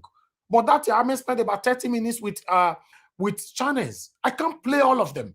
That part 4 minutes is what I show interest. That's how I run my media. I don't understand how much you understand media. So I wanted to respond to you. And you say you are logging out. I don't know why, but your happiness is my priority. If it makes you happy to leave, that's fine. But if you are really with us, that's also fine. Thank you very much. Amarita, you are calling back again. Let me quickly talk to you before I go back to the panel. Thank you very much. I guess you are fine. You are good.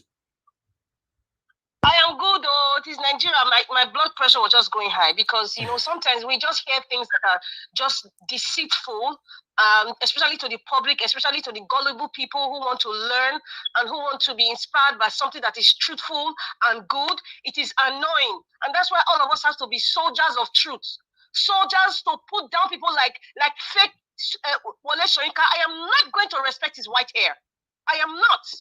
Because from the moment Emiloko said Emiloko, that statement alone was divisive. That statement alone was tribalistic. Using using the word Emiloko, you are speaking Yoruba 1, 2, you're actually telling the Yoruba people it is our turn. Where was Wole Soyinka? Now, I can now confidently say that he is tribalistic. Wole Soyinka is tribalistic. I could see it in his countenance, you know, his disposition. He was so tribalistic. He's not a nationalist. In fact, he's a disgrace to the literal luminary. I don't care what any of you think. Listen, I am not into idolship or titleship. I am not into idolship or titleship. If you dyed Wole Soyinka's hair black now, I am sure most of you who are looking at the white hair and not the lies that he's saying, most of you, I'm sure psychologically your mind will change that what's this man saying. If that white hair was dyed black, you will see his true color. What are we talking about? Ahmed Datti gave him 101 democracy course. That is exactly what it was.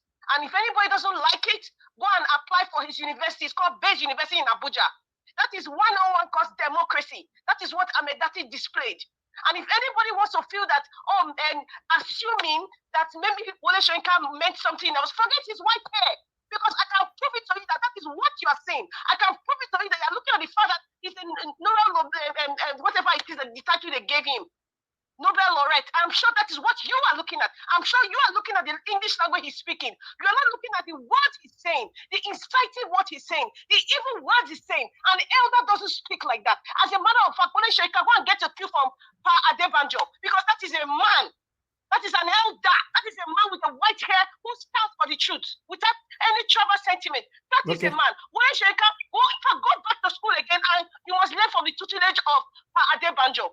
We should not entertain any liars here. We should not entertain anyone trying to twist words or want to make it seem because he has white hair or he has a title. Gone are the days of titleship. Gone are the days of idolship. We want to fix Nigeria. And if any white-haired man wants to talk rubbish, we will push him aside. We will tell him to enter house because he doesn't belong to this generation. Thank you. Thank you, Madam Rita. The last caller for today, for now. Sorry, guys, on the panel. I'll come back to you guys. Good evening to you. Your name and where you're calling us from. Hello, are you there? Hello, madam. I can hear you. Yes. Your name and where you calling from? Yes. I'm calling from Nigeria. Please, I want you to listen on your program to replay Agbako, the former president of Nigeria, is it Bar Association? Yes. I send it to you. No, Everything no, we played any it other yesterday. person is saying is rubbish. Exactly. We played it. We played the full video yesterday of Agbako. Yes, we played it. Yeah. Did you hear what he said? Of because course. this is not a case. Even the lawyers we have, even labor lawyers, I don't know what they are playing up with. Because Nigeria, when you give them one bottle of Guinness, it's enough for them to cross from one party to another. Yeah, you know, the Dr. Olisa, senior advocate of Nigeria, stated it yesterday on this platform that 7 days is enough for them to sort out these petitions. Which case is this they are doing for how many years? That man referred them, said, this same case, so country do it for 7 days. They do it for 14 days. This is not a case. Okay, look at since all these days, they have not even present the case in the court itself. The man said it yesterday. Huh? Thank you, madam. Thank the you man very said, much. what are lawyers doing? Let them take this thing up. They are playing too much. Thank you. Thank you. Thank you very much. Thank you very much. All right. I appreciate every one of you callers. Please hold on for now. Madam Ine, you actually pushed me to replay the video and everything again. You know, anyway, it's still your time. You know, if I okay, let's just move on. It's right. Okay. But I know that it wasn't like I was defending. No, that was your understanding. Yeah, nobody's attacking you. I'm not respecting white hair. Maybe because somebody has white hair, somebody could have a black hair and lie. Somebody can have a white hair and lie also. Exactly. But no matter what, I'm always going to be obedient. No matter what, it doesn't matter how much voice tape that comes out. I do not swing. When I stick with one thing, I stick with it. It's a do or die for me. But the other thing that I probably will add before I just give somebody a chance to continue. I think you should just use your 6 minutes. I did. Okay. Then talk about the statement from Peter Obi under pressure to move to Jakpa or to escape out of Nigeria. Let me put it. He's not going to go anywhere. Anyway, it's just, you know, whenever you are fighting a battle with unscrupulous people, they will use everything that they have. But at the same time, I've always said it on this platform or anywhere that I am, that Peter Obi was single-handedly elected by the universe, and he has a lot of support behind him, and he's organic. So all this pressure, he's a human being, and I expect him to sometimes he was going to break down because he's a human being. But at the same time, I know that he's definitely going to win. We are all going to win. This mandate will be restored to the Nigerian people. That I know for sure. So do you think the way things are going now, do you think there's still hope? There's tons of hope. I just keep saying to you that when you're dealing with unscrupulous people, they're going to use everything they're going to, because if somebody is right, they're not going to be stooping so low to do all the things that the APC people are doing if they know that they're right. Okay, now you just said there's a breaking news that they broke into Labour Party's office. Yeah. Hopefully, whatever evidence that Labour Party has, that they duplicate those evidence and will keep it in different places, because you know that they will be doing all kinds of things because they know that they are not right. So the light will always emerge. It doesn't matter what the darkness will do. The light will always emerge. So you cannot lose hope. Not. Thank you. Thank you very much, madam. God bless you. To me, I'm not going to lose hope. I'm not going to lose hope. It's just that I don't have any single trust on these satanic leaders, you know. And according to the comment on the screen right now, I will agree with you, Jaja. Honestly, we don't have good elders in Nigeria now. Or rather, let me say, you know, many of our or rather some, should I say some? No, some will be too few. Let me say many of our elders are the problem that we are facing today. Many, but not all. I'm not generalizing, but many of our elders, we can't really trust them anymore. These people just choose to be selfish and eat and die and go and leave us to suffer. That's what they're doing now. You know, for me personally, what I was expecting for Wole Soyinka, criticize Datti Ahmed if you want to, but also criticize what led to his action. Well, you know, Yakubu gave out a certificate at 4 a.m. in the morning. You did not talk about that. You want me to agree with your criticism over Datti Ahmed's statement? No. In Lagos, tribal war everywhere, warning people not to come out, MC Olomo and many others. You didn't criticize that? A lot is happening. The ballot board snatching and many other things that is happening, currently happening. You didn't talk about it. You jumped to all that and went to the head. For we to have a stable building or whatever, the foundation must be solid. What led to what triggered Datti Ahmed? Because if I was in position of Datti Ahmed that day, I believe my expression will be higher than what how Datti Ahmed was expressing himself. He went as far, even when Shehu tried to stop him, he said, "No, don't stop me." Even though I know that it is extreme, but it is even more extreme for Yakubu to issue that a certificate without not thinking about the danger that goes along with it. So, Edda, trust me, by God's grace, every one of us will be Edda one day. Mute yourself now. Mute yourself. Please, God's power, you are disrupting this media. Please, don't mute yourself. I'm hearing myself back. Every one of us will get old one day, but how do you want to be remembered? What do you want people to remember you for? Is what I say every time. Some of you know the truth. You don't want to talk. You think if you talk, you will die. My brothers and my sisters, you will still die.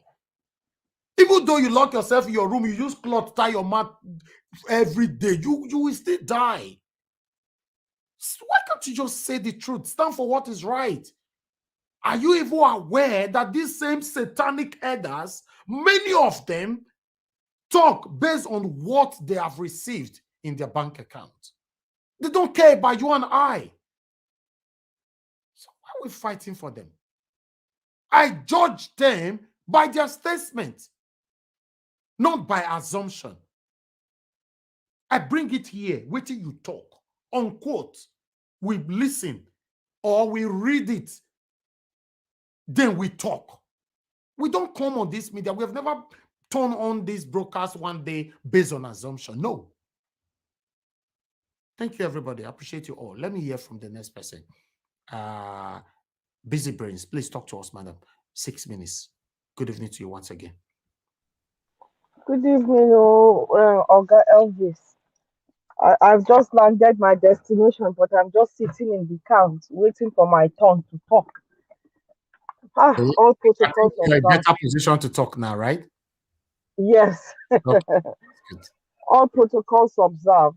Honestly, there is just so much going on right now, and it is all in the effort to get us to lose our cool.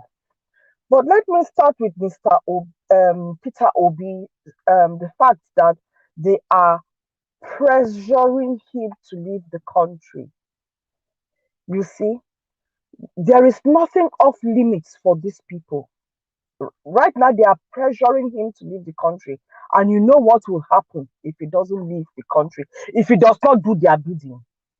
Because the only hope they have is if he leaves the country. Leaving the country to them means he will not fight the fight that he took to court, because he has gotten them in their brocos so tight that they have no way to get out of it. There is no legal somersault that they can do out of this one. There is nothing they can do. That is why they are using all sorts of diversionary tactics to derail us from the focus, from the real issue, which is drug issue, which is fake identity, which is fake results. How old is he? Who is he?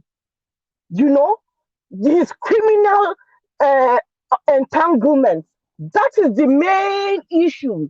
And they're trying to divert us from the issue. And this brouhaha of a man that calls himself a laureate, that, I mean, it was handed over to him for a time such as this, so that he can come and gaslight a whole nation because of the laurel he's sitting on. Yeah? He's been given a title that would make us look at him like zombie. When he comes and uses heavy words, we will be like, oh, the Lord and Master has spoken. Oh, Datti and Obi and the obedience, they must be evil. Oh, we need to repent. That is what he's come out to try and do. But remember, this man came and he was lying. He was lying. We've just watched the video of Datti Ahmed. I think we need to be watching it every day to, you know, energize us and to tutor us on the law as it stands, on the constitution. He was talking constitution. He was just stating the constitution as it is. And this man comes and says he's been using fascist language. What he is saying is the constitution must be followed. That is what should be followed, the constitution. We are a nation that should be governed by a constitution. So what is wrong with him saying that it should be followed? And he is saying that he's using fascist language. It has to be him. It has to be this. He has to, you know. Man, please, your time has, the bucket is around the corner for you to just kick it. And then let us move on. Because he's here to just derail the whole nation, to derail the whole movement. Let me tell you something. His handlers gave him those specific words that he brought out. It is not just by and by. It is intentional. It is all planned and scripted. He was meant to drop those words to hit up the polity. Because remember, they are trying to give a dog a bad name so that they can stone it. So what they are trying to do right now with Lion Mohammed globe-trotting all around with nappies, telling people that treason has been committed by our one and only. But we know that that is not the case. So they are trying to increase the tempo, escalate matters, and trying to bring all these words. Remember, we spoke about words yesterday. Go and look at what David Hundayin wrote about words yesterday. They are powerful. If we listen to those words that this man is saying and we allow it to sink into our spirit without pushing back, what I am doing here today is to push back, with my own words and to tell him that there was nothing as fascist that was said. I'm pushing back to tell him that there was nothing menacing that was said. What is menacing is what his taskmasters, his paymasters have been unleashing on Nigerians. What happened in in Labour Party office is menacing. What happened in INEC Party office is fascist, is dangerous, is evil. What are they trying to do? To silence the mouth of people, to silence our will. They are trying to put fear in us. Remember, fear and faith are two polar opposites.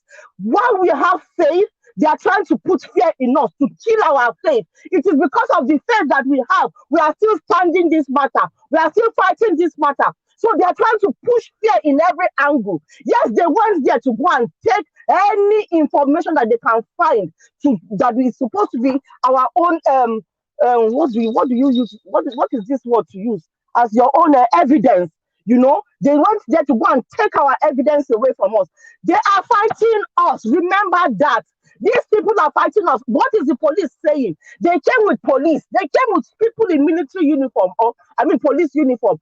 If the uniform is fake or not fake, there was an intent with that uniform. It's to intimidate us, to let us know that yes, The security apparatus are in their own pockets. What a shame. What a shame to the so-called security apparatus that you cannot come out and man up. Be men to show that you're not in everybody's pocket. Did they blackmail you? Come out and speak up. We will back you up. We will back you up. Nigeria will no longer stand it. You see, the currency of this day, the currency of their blackmail is countless. They will go to people that they know will not stand the onslaught. But I'm here to speak to anybody, no matter how big or small that blackmail is, to say speak up. When you put something in the light, it loses, the darkness loses power over it. When you put it out there and say, look, oh, they asked me to do this, but because they are blackmailing me, I have done wrong in my past, but I cannot do what they are asking me. Nigerians will hail you. Nigerians will hail you. Your sins will be sins of the past. Don't worry. They will, because that is, how many will they blackmail? I'm speaking to the judges that are sitting in that are going to sit on this panel, that are going to be part of this process. I am speaking to you to stand your truth. There is nothing like blackmail. We will still love you. You have by shunning it. You will be the hero of this struggle. You will be the hero. The people, your children will stand and be proud of you. You refuse to cower to another man's evil. Now, talking about Mr. Mogalu, honestly, you see, like I said yesterday, now we are beginning to know them. Please, Nigerians, keep watch. These are the kind of Nigerians that we do not want in our new Nigeria. You see, he is another disruptor that has come to give weight to a disruptor that has come before him. Yeah? And he even now insulted us by saying we are not cultured. Hey, Nigerians, because he has been in place of favor, and him and his cohorts have kept you down and have deprived you of basic quality of life. They now see us as dogs. Him and Soyinka, they talk about the obedience in demeaning language. And that is it. When they are demeaning us, they are trying to give us a name so they can run with it. Say no. Put in every platform, wherever they are talking, put the focus, put the issues on ground, put LP 75 under there, put their crimes, put all that they have done in the past and put it. These are the issues that we should focus on, not on their gymnastics, political gymnastics. He has been going around gallivanting from one media house to the other. His handlers are telling him what to do.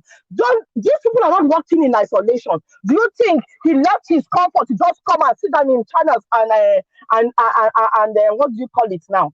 And arise? And I wanted them to ask him exactly.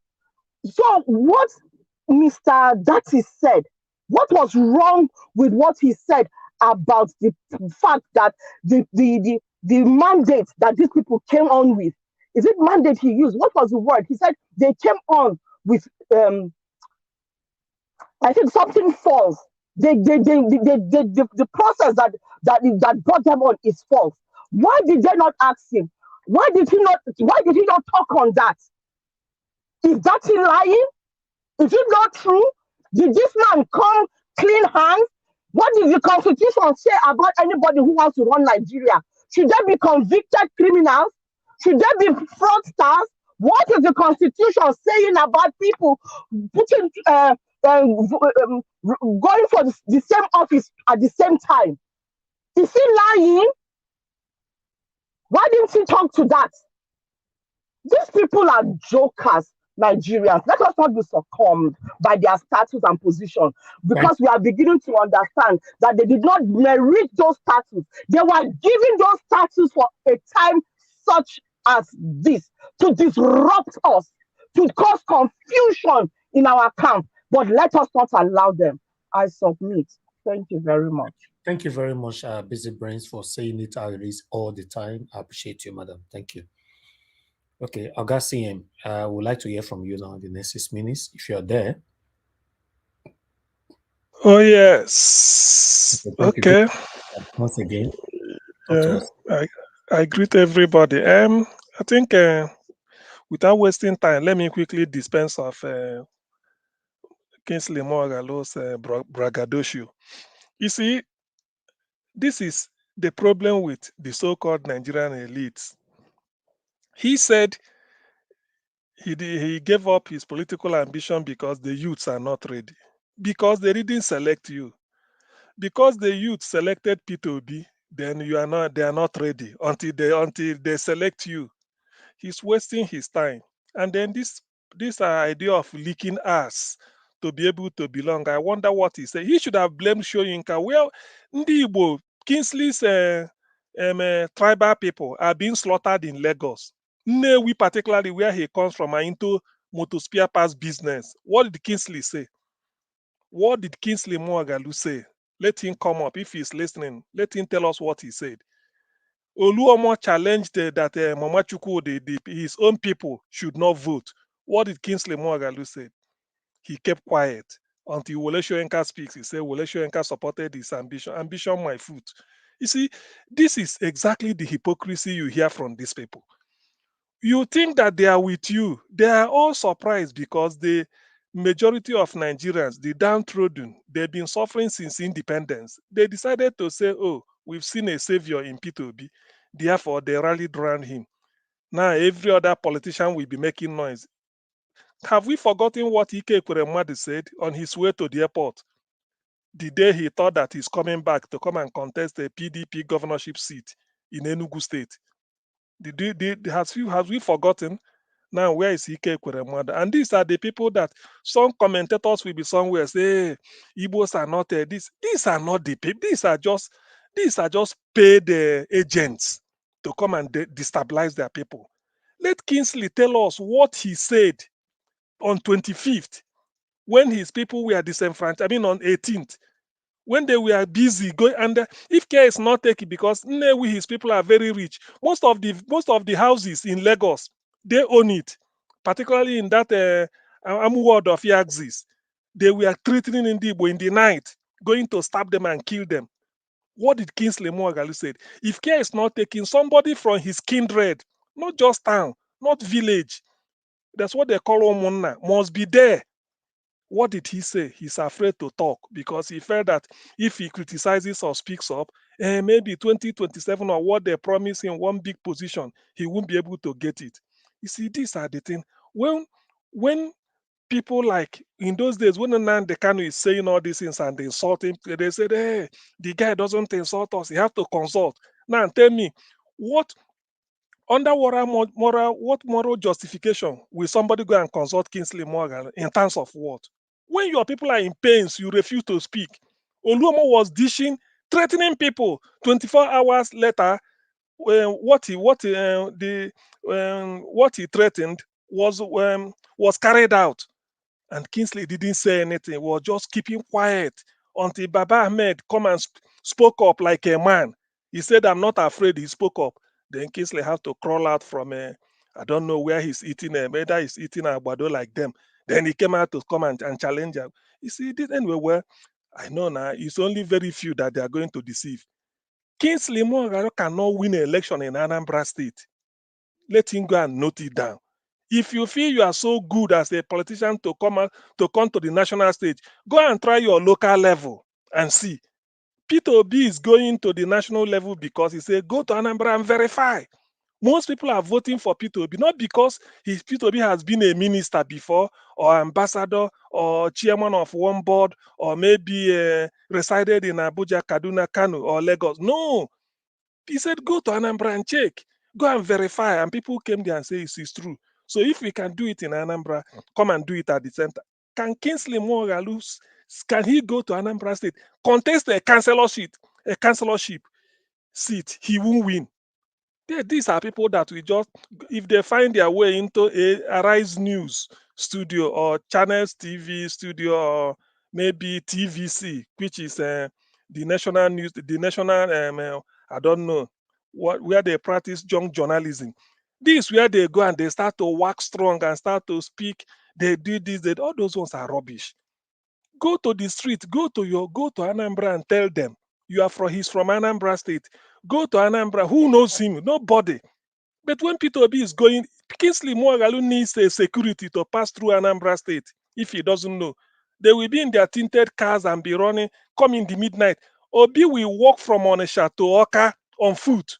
Nothing will happen to him. Rather, people will even close their shop and be hailing him. Okute, Okute. Why? People that the moment they hear that Peter Okute is in town, no more. Everywhere. The day they are Soludo is celebrating a first anniversary, people saw what happened. Look at the thunderous applause. Now, when people like this come, is slashing on the wings of Wole Soyinka to come and talk to Ahmed. Look, Kingsley and what is the name? Dr. Yusuf Ahmed Datti. He came out, built 2 universities. And this is a man, my love for Ahmed Datti he's more like a Peter Obi. As a senator, they were giving them opportunity to buy the houses they were living. He said, well, since it was passed, it's not a secret. Everybody's doing it. They were authorized to. But he said, I won't do. Morally, he said, no, I have money. I won't buy it. He refused to buy. Only him. The others did it. So this is what you mean. This is what something like political pluses you can then batter when you want to contest the election, and not for you to just be somewhere after 4 years you surface, then you want to be president. Fair enough, you weren't given, and then you come back the user. Who told you the user are not ready? If they are not ready, they wouldn't come out to vote for Peter Obi. So until you are voted for, that's where you know the user are ready. See all this type of selfish politics. The people are way past it. If you are not popular, test yourself at the grassroots. Democracy is the government of the people. As in Igbo, they say you have to consider you. In other words, your goodness should start. Charity should start from home. Though it won't end that, but you have to begin from home.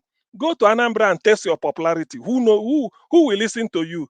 All you know is when you go to Abuja, you stay there, then you connect to one journalist and give interview.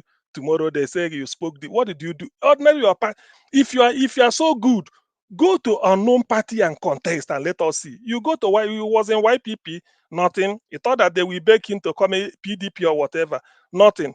Peter Obi left PDP, a popular party, and moved to Labour, relatively unknown. And look at the fortunes of Labour has changed. Why can't Kingsley go and change one relatively unknown party if he feels that he's so popular to challenge even Ahmed Datti? And we're enough said about that. Now, the thing I want to say about Peter Obi leaving, he's under pressure. Well, I wouldn't say he's not, but I know Peter Obi, won't go anywhere. So so that is settled. I'm not losing sleep. Unless maybe they came to him, tied him, just bundle him into an aircraft. Before you know it, you see him in one European capital. They said they've taken Peter Obi away. No, it's true now. I have to say it. I have to say it. That is the only thing that we hear Peter Obi. And with all these things, he's the one that tells you he lives at Onitsha. I think the address is the #1 Niger Street. He says it's open. He lives there. He's not afraid. All these Kingsley, them talking nonsense. Where do they live? Can they come on air and advertise their address? Peter Obi will tell you this is where I live, because he hasn't got anything to hide.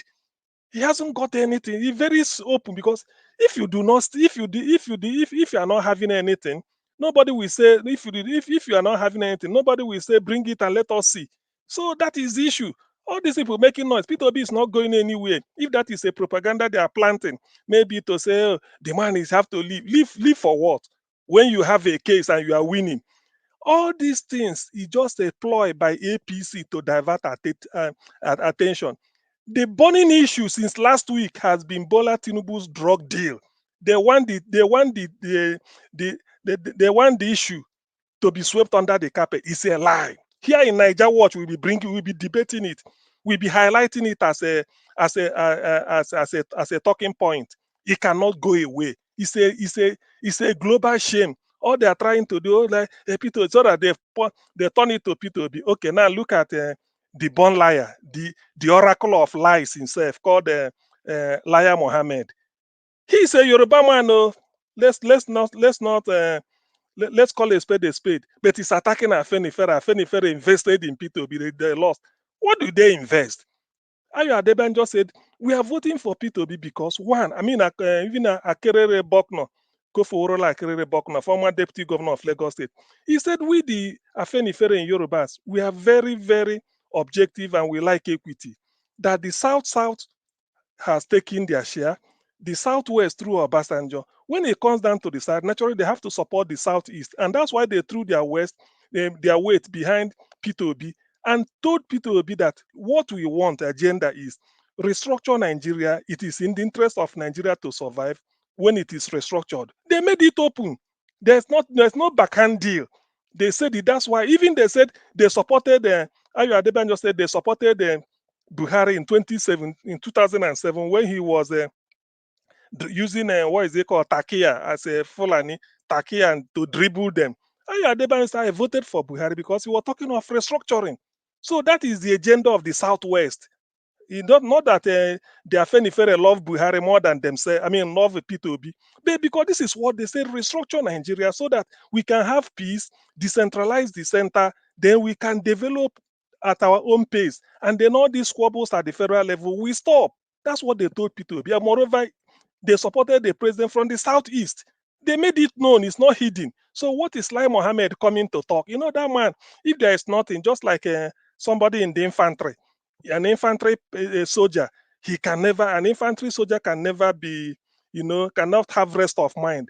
He will just fabricate something in the hope that the enemy will shout. Then he will say, okay, yeah, this is where the enemy is. So that is exactly what Lai Mohammed is doing. So let me now conclude by saying P2B is going nowhere. Wole Soyinka, they can say all what they want to. It's English language Ahmed Datti spoke. As long as he spoke English language and they can understand the English language that interpret it, you don't need anybody to come and tell me anything. So that one is neither here nor. It's just like sowing a wind and expecting to reap something that is not the real wind. He's just making a mistake. But in his own form, as an advice, if I can advise him, he's far older than my father even. Let him know when to quit the stage. All these are braggadocio, Agidi, we no go agree. We do it under Abacha, we do it under this. All those ones. Everything has a sunset. He has a sunset clause. Soyinka should go home. Like Mother Rita will say, let him enter house. So that when he dies, people can say, okay, we can now come and then make a procession and bury him and say, give him an honor. If he's talking like this, the day he will die on song and on wept. Thank you.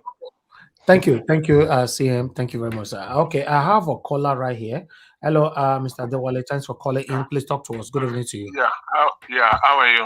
Thanks for taking my call. Just a quick one. Again, I will just want to put everything, as far as I'm concerned, this is my own opinion, on the Nigerian media. The Nigerian media is complicit in this regard. The media, either to say they are lazy, unprofessional, like I said, I just don't know, but I would prefer to say that they are lazy and unprofessional.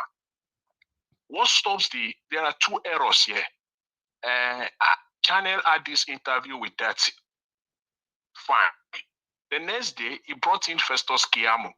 What stops Shehu on that very day, bringing in side by side the same comment, even worse stuff comment made by Buhari, made by Osibajo, to confront Festus Keyamo on that very day, side by side? They will have silenced this right off the bat on that particular day. You're right. That's one. Arise made the same error yesterday.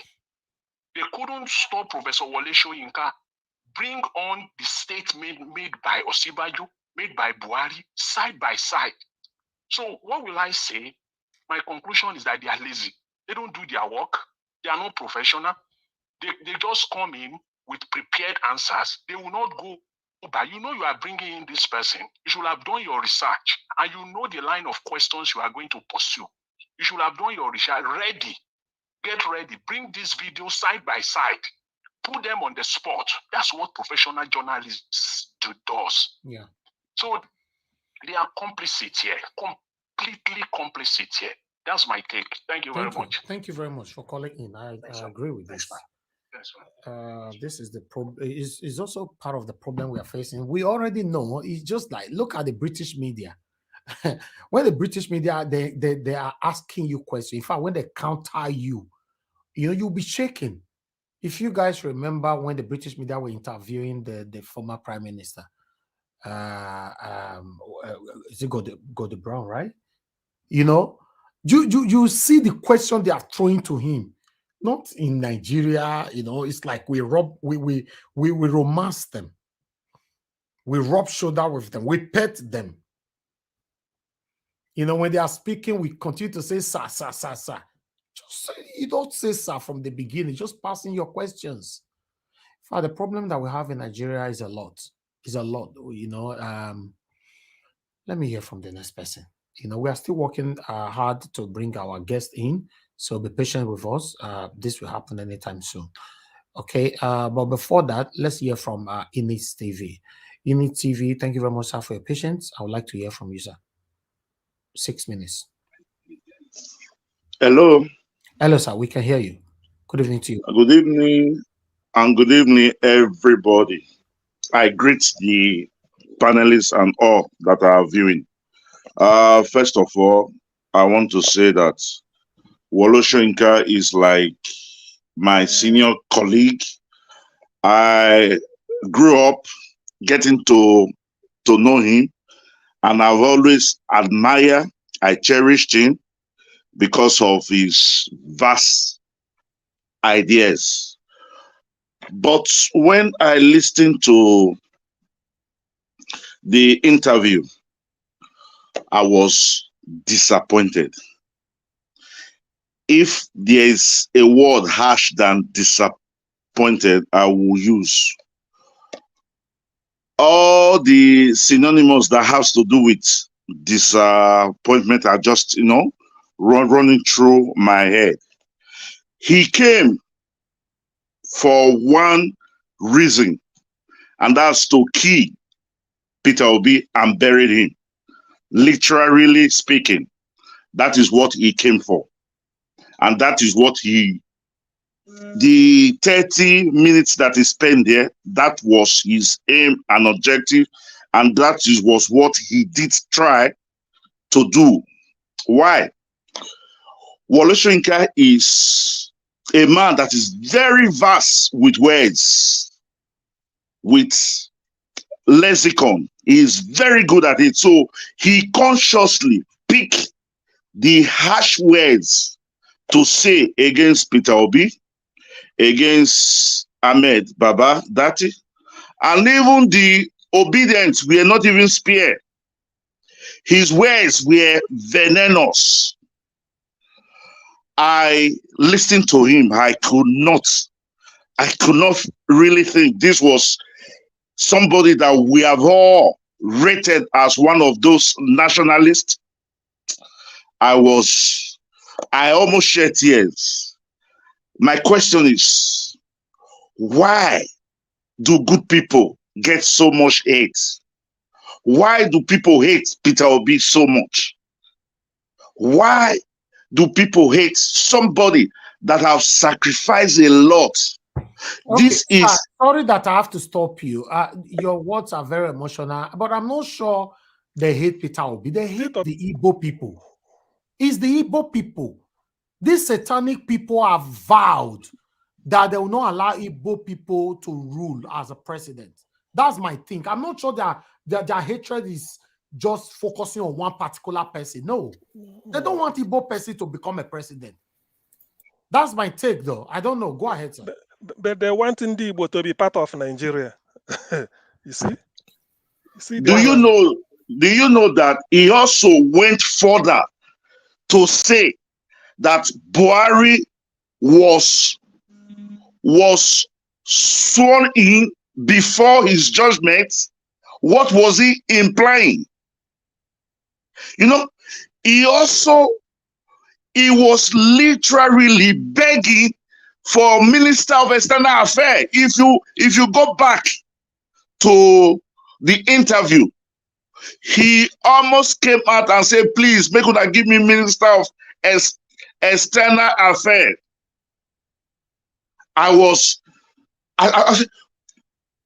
Is that the price for Wole Soyinka that I know of? I just don't know what to say. I was disappointed, man. So that is for that. I want to say that Peter Obi has given us a lot. He has tried his best, and I know he will carry on this fight. But we need to pray for him, because it is not easy to fight against the government in power. They will use all machineries to fight you. They are going to use all machineries to fight you. Do you know that Peter Obi even withdrew his daughter before he started campaign from the school she was teaching?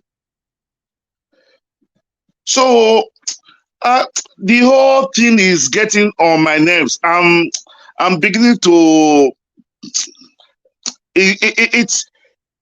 I just pray that he can carry on, because when the state comes on you, I don't know.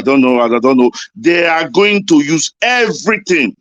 The news that we had today was that even now in the north, they are beginning to use the fake video to campaign against Peter Obi as somebody that is a religious, how do I say it, that is partial, that is against the Muslim.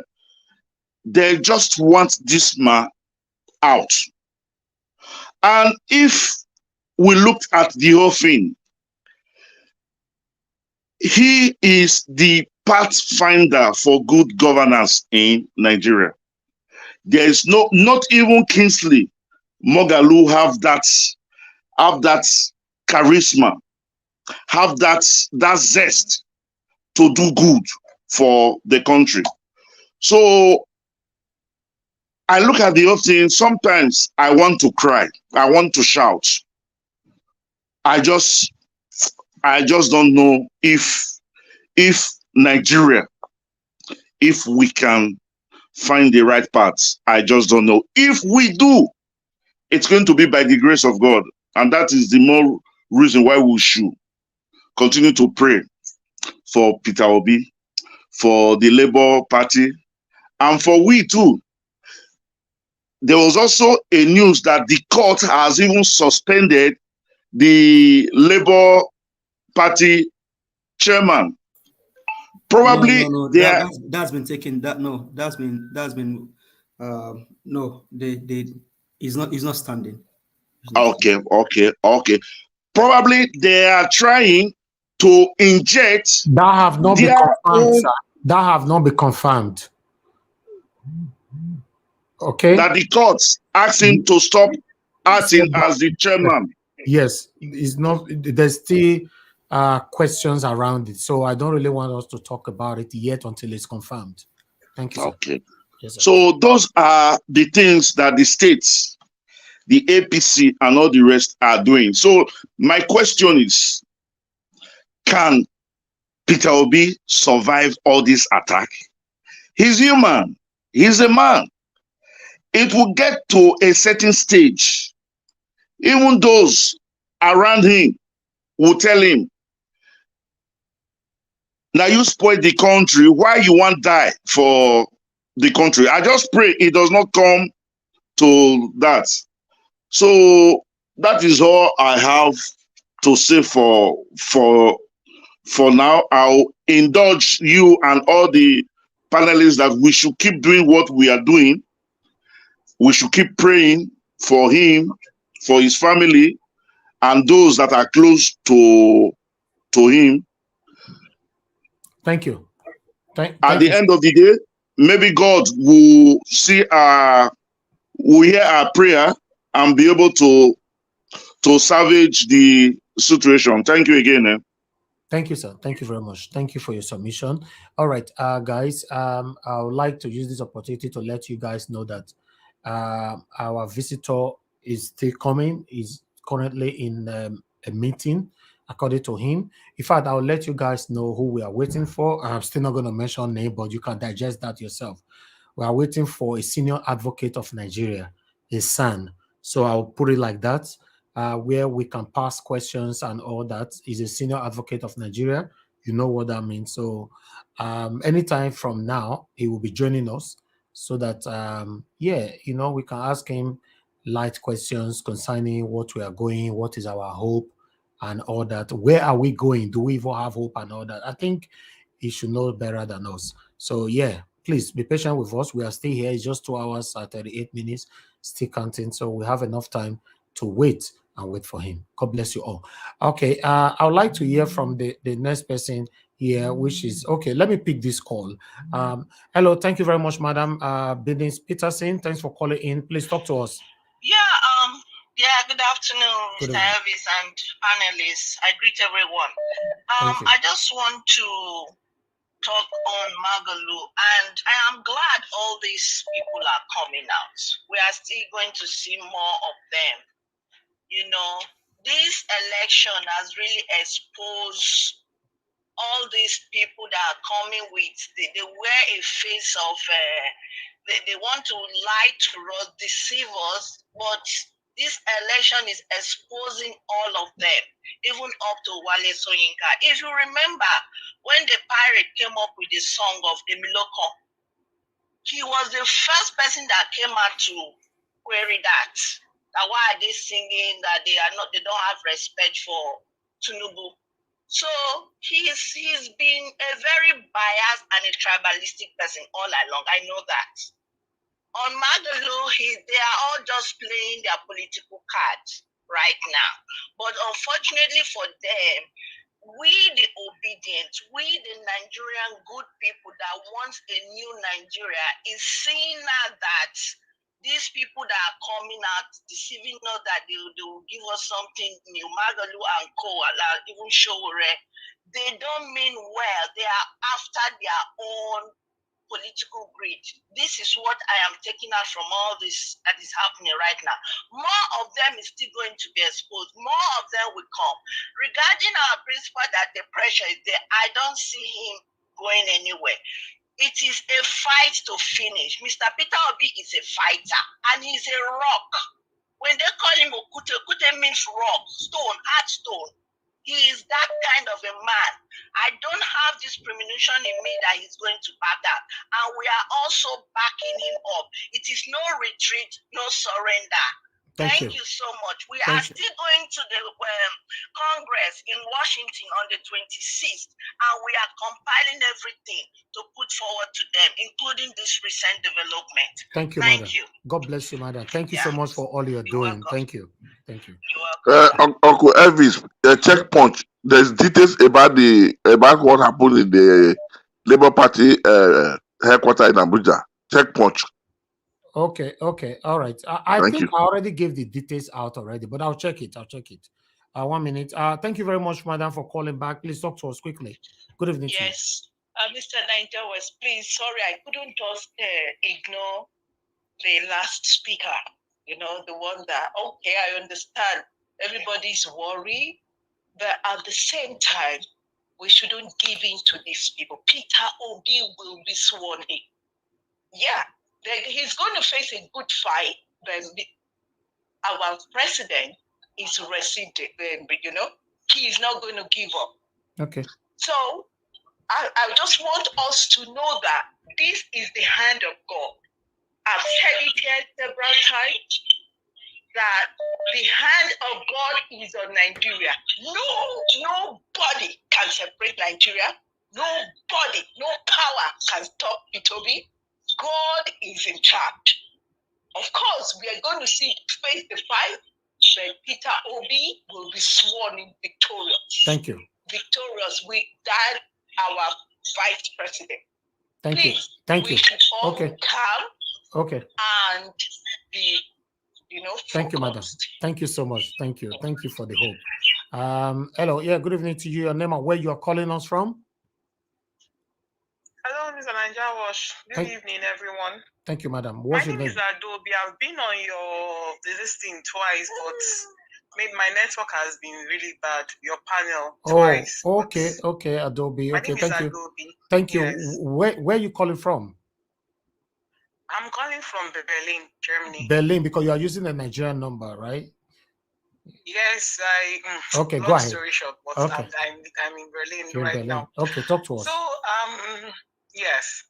So in fact, this election I've been really down seriously because I've been alone with my babies and I'll be like, what's happening in Nigeria, for goodness sake? I just came into Berlin last year to give birth to my babies. Okay. You know, I just had triplets. So I was like, congratulations. oh, thank you very much. But my husband lives here. So I was like, okay, I'll go back. My husband was like, after election, you can go back. But for now, just stay. As if he knew what was going to happen. So after election, I was just hearing all these stories, watching through. I was really, really depressed, like seriously depressed. And thank God I came across your channel. And since then, I've been having hope, like seriously. So, and I said, okay, I would definitely have to talk because I live in Lagos. And I live like in downtown Lagos. I live at Orile. And everybody knows that Orile is like one of those ghettos in Lagos. Mm-hmm. So let me start with MC Oluomo. MC Oluomo, that guy, the kind of security where they follow that guy, no be small thing. Like seriously. When he's coming down to Orile side or anything, as in the roads are blocked, you can't even pass through that place. It is that bad. They can even stab you there or do anything to you there. The so-called police will come and carry your dead body. Nobody will say anything about it. I am serious. Like if they start, nobody will see your dead body again. Even the police, if you can't even go to report anything there. The boys that follows him, they carry guns. They have guns.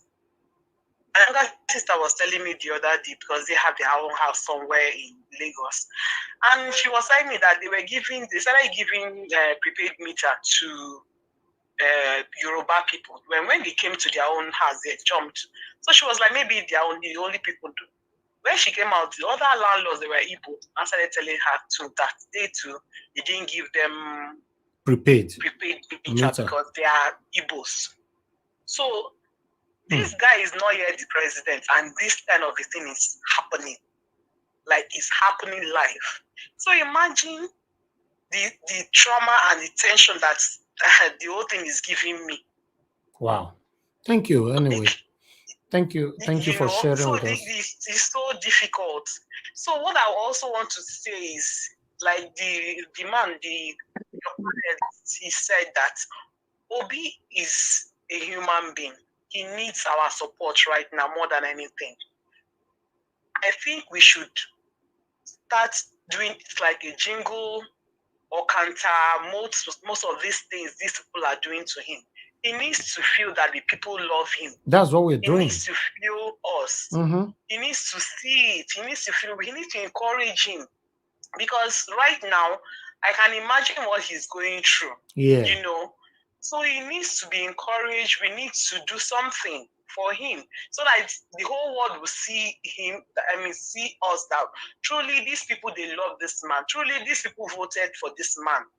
And truly Obi will see that, yes, I have my people solidly behind me, not minding the so-called fake audio that they are releasing, no minding the terrorists and the terrorism they want to put on his head. Thank you. So that is it. So I think we should. That is what the angle I'm looking at it, that we can start doing something for him so that he can feel us. Thank you very much. Thank you very much, madam, for calling in. I really appreciate this. Thank you. Okay, Unayeram, they are sharing, giving out a prepaid meter in Lagos, and when you are Igbo person, they will jump you past. You know, I don't know whether that English aligned. They'll jump you past. So they ask where you are from. You are Igbo? No. They'll give it to Yoruba people, but not Igbo people. It's already happening. The lady just called now. Not me talk. You know, it's already happening. These people, they are not yet a president, according to her. And yeah, if I have to align with what she's saying, they are not yet in power.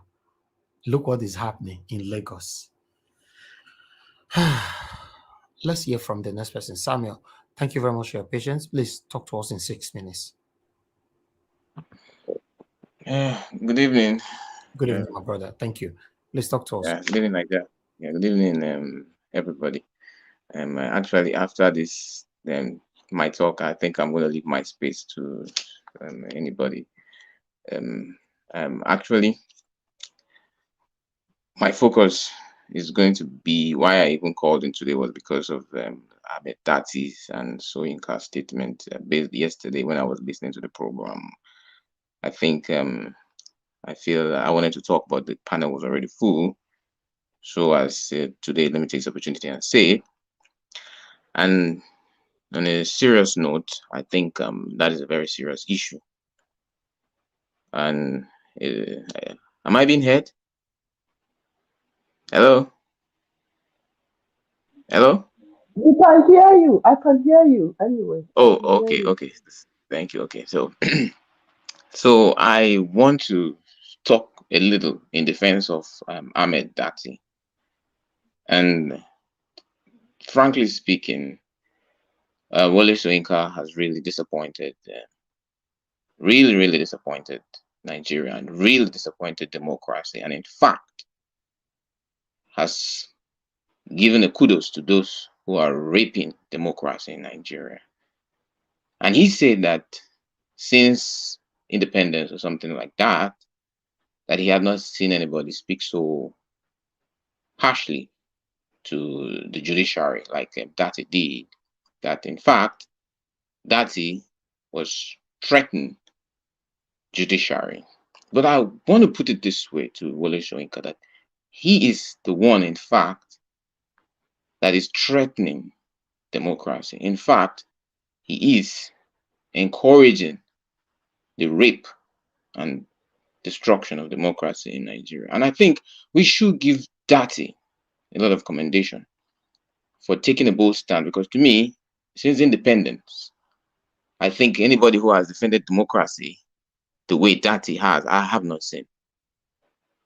Well, if there is, I would like somebody to show me. But for me, I think that is the best defense of democracy I've seen anybody to have done. Why do I say this? What did Datti say? Datti said that INEC, if you inaugurate a president on May 29 by a process that does not meet constitutional tenets, you are killing democracy.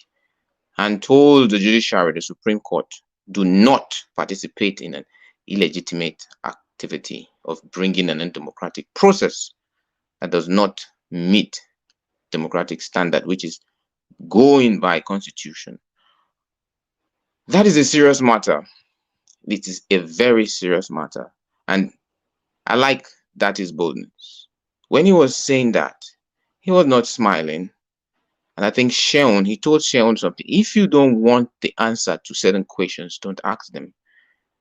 Because it's a very serious matter. And Datti's put himself to say such a thing, irrespective of what. I don't think at this point Datti is scared of being arrested. Neither is Peter Obi. And I think that is the kind of politicians we lack in this country. A lot of politicians that are just scared of being arrested, that are scared of their daily bread taken away from them. That is not Datti. And that is not Peter Obi. Normally, I don't like putting myself in political things that much. But I felt bad that Wole Soyinka, who is supposed to be a defender of the tenets of nationhood and true democracy, and a lot of professors in Nigeria united to legitimize an irregularity and call that Yakubu's election. It is not Nigerians' election. It's Yakubu's INEC election. Selection, rather. And why I'm very bitter is this. Before I go on, let me define what is democracy and say why Datti is absolutely correct in all he said. Democracy, as was defined by Abraham Lincoln, is a government of the people, by the people, and for the people. If I may ask even the panel or Nigeria, this election, was it an election of by the people, for the people, and of the people, or an election of INEC, for Mahmoud, and by APC? It pains me this much because if you elect a government by an election, 2023 election, that does not satisfy even the least expectation of transparency, you call that democracy? Where people were disenfranchised, where people were maimed and killed. A lot of money was given to Mahmoud to conduct an election. And what is so undemocratic is that Mahmoud kept giving us the promise for long that he was going to use the beavers, he was going to use the IRF, he was going to ensure transmission. In fact, he gave those promises. Why did he give those promises? Because he knows that that is how a democratic process is defined. For you to say you are running a democracy as a nation, one cardinal pillar for you to say that you are running a democracy is your election. Let me put it to you and put it to Nigeria. In fact, the whole world, your election determines or shows that you are actually running a democracy. In fact, Ahmed was, Datti was even mild to tell Nigerians that, look, you are killing democracy. The fact is, for long, I don't think democracy has really been operated in Nigeria. He's just even telling us on a mild note. Because when our election has never been trusted, never been fair, that is not a democracy. Because if your election nearing process does not depict the fact that the people are the ones that really made that choice, then it is not a government of the people. And it's not a government by the people. Because are you making that choice that reflects the will of the people? How do you show that it reflects the will of the people? It's when the process that brings that person is transparent and show that. But how on earth will INEC give us a result that up till this date over 9,000 has not been released, and you are telling us that it is the will of the people?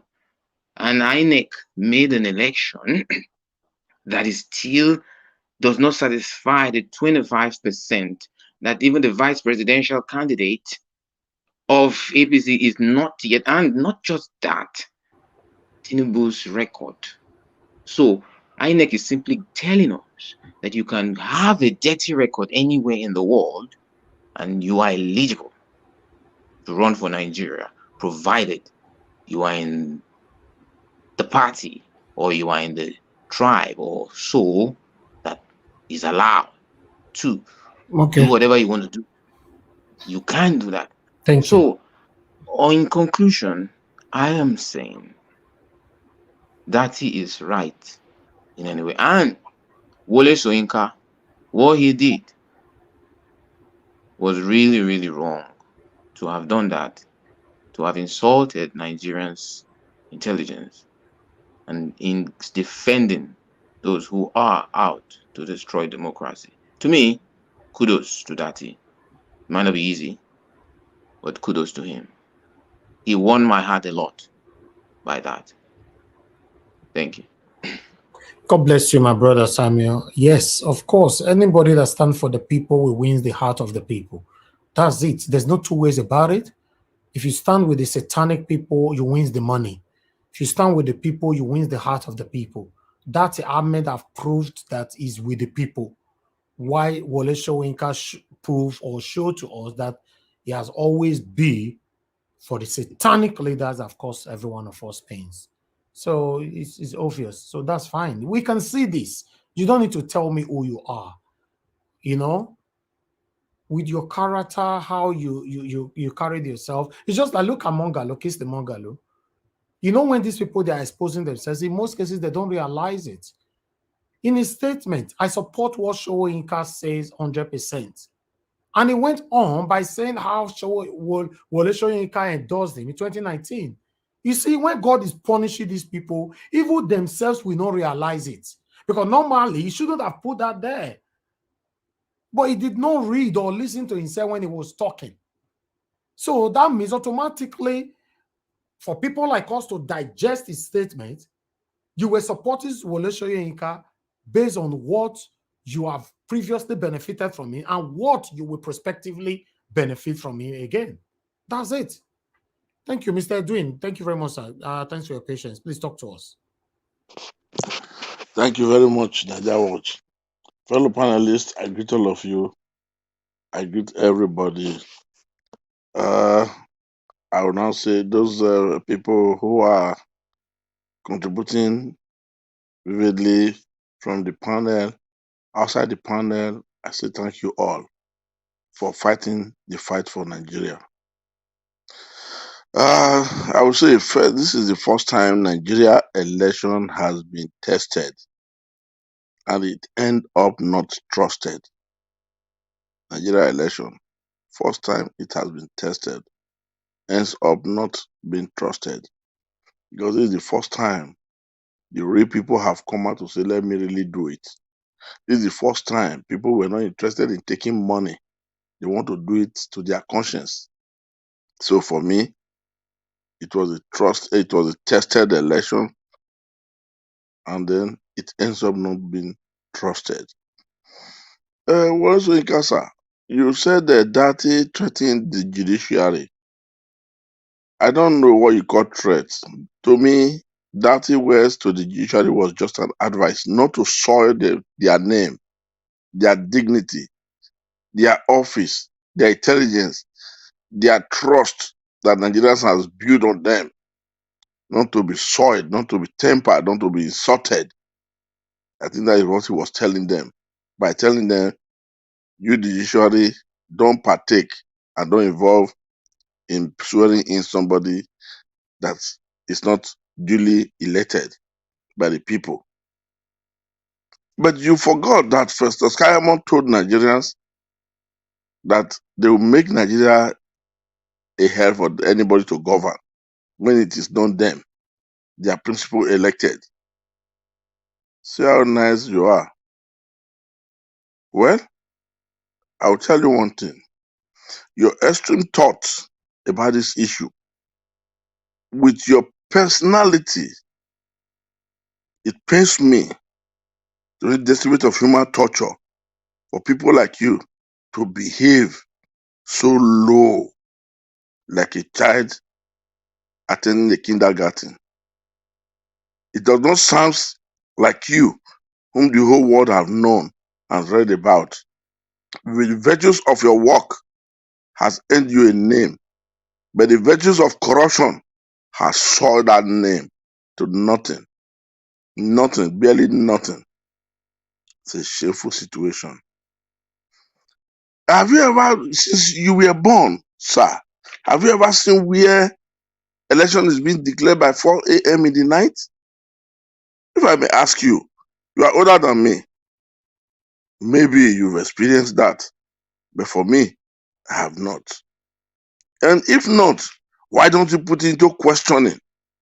Why don't you put it into reasoning, asking, finding out why must this thing go this way if it is genuine and if it is being done with honesty? Sir, hear my voice and try to have answer to all these things. You see one thing, it's a painful thing that they just added your voice to the other voice to put pressure on Labour Party and our principal, vis-a-vis. You know what? He knows his people.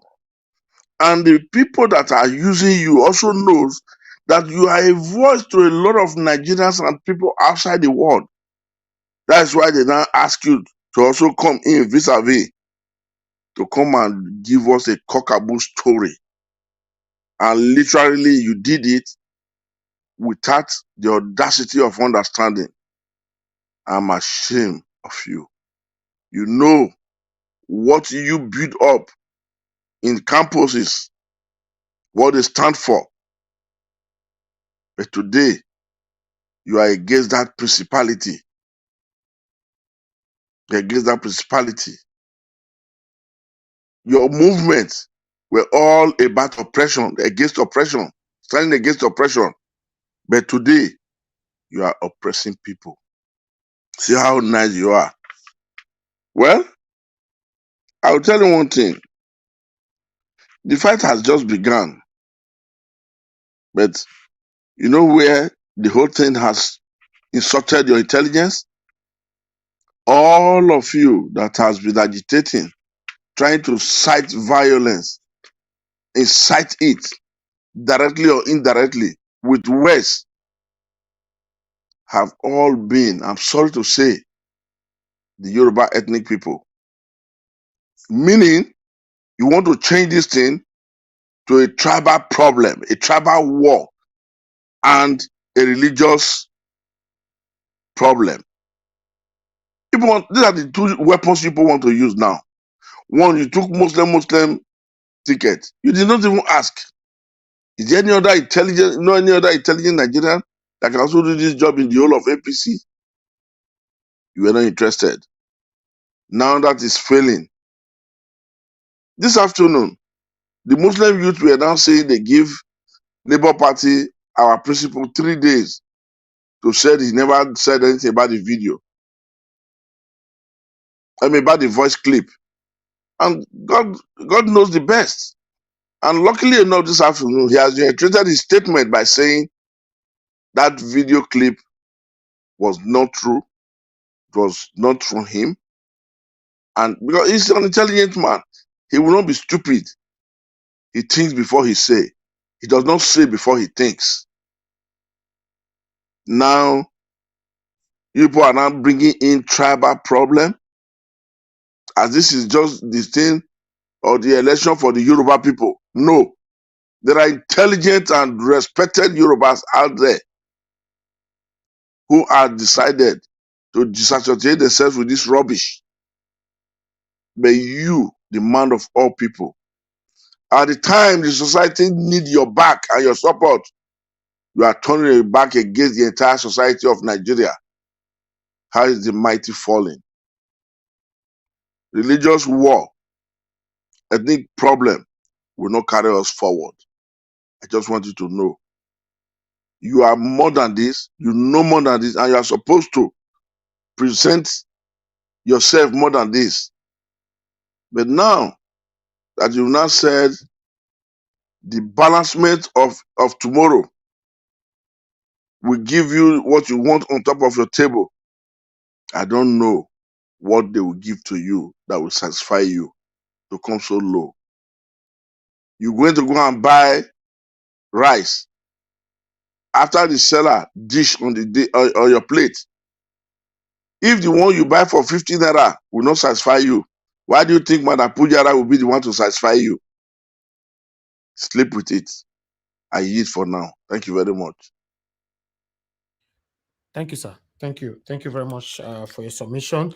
All right. The good news about it is that our guest just called me now that it will be with us in the next 10 minutes. So at least before, we still have one person or two that needs to talk to us. But in case you are the one talking when he's ready to join the screen, I will stop you. And we'll be removing the last person that came in, into the studio at that particular time so that they can have the opportunity to come in. He's a senior advocate of Nigeria, but I'll mention his name later. Saying which is a wizard. All these leaders, they're not good. They're not like us. So if you ask me to describe them, I'll describe them as wizard or satanic or devil. So that make me never want. So we have lots of senior advocate of Nigeria for inside Nigeria, right? Or rather all over the world. So if you have to digest the one way they come for inside now, before you go call reach 30, It will take you time. So that make you never mention name. No more than obvious. I don't mention names since. But meanwhile, let's hear from God's Power. God's Power, unmute yourself. And whenever you unmute yourself, God's Power, there's so much distraction. We hear ourselves back. Please try to turn down all your devices and talk to us in 6 minutes. Good evening to you. Okay, good evening. Good evening, House. My co-panelists and the commenters and the love about truth that are watching all over the whole world. I hear and salute everyone. I don't really have much to say, but in my saying, I will still bring my submission. First of all, there's a proverb that goes like this: an header cannot be in a market whereby the head of a little child is being dislocated. This proverb is meant for Professor Wole Soyinka. Thank God that this 2023 election has exposed so many hypocrites, so many people hiding under the people that are fighting for a greater democracy. And it's been obvious and it's been so pain or so saddened that a lot of people are looking onto are just hypocrites. Anyway, I'm not surprised because most of them are still going to be exposed. That is why somebody said something that this 2023 election, that this our principal come out to run, aside from him want to come and challenge all those evil ones that have been ruling, because I cannot call them a leader. They are rulers. It's exposing a lot of people there. And there's one thing I want us to know. Despite our principal, Mr. Obi, said that he's being under pressure, I concur with our CM that it's not going to go anywhere. You understand? Since they've been trying to do their own damage control, I think he himself is trying to like throw it back to them so that they will, because he's a very wise man. He's a very wise man.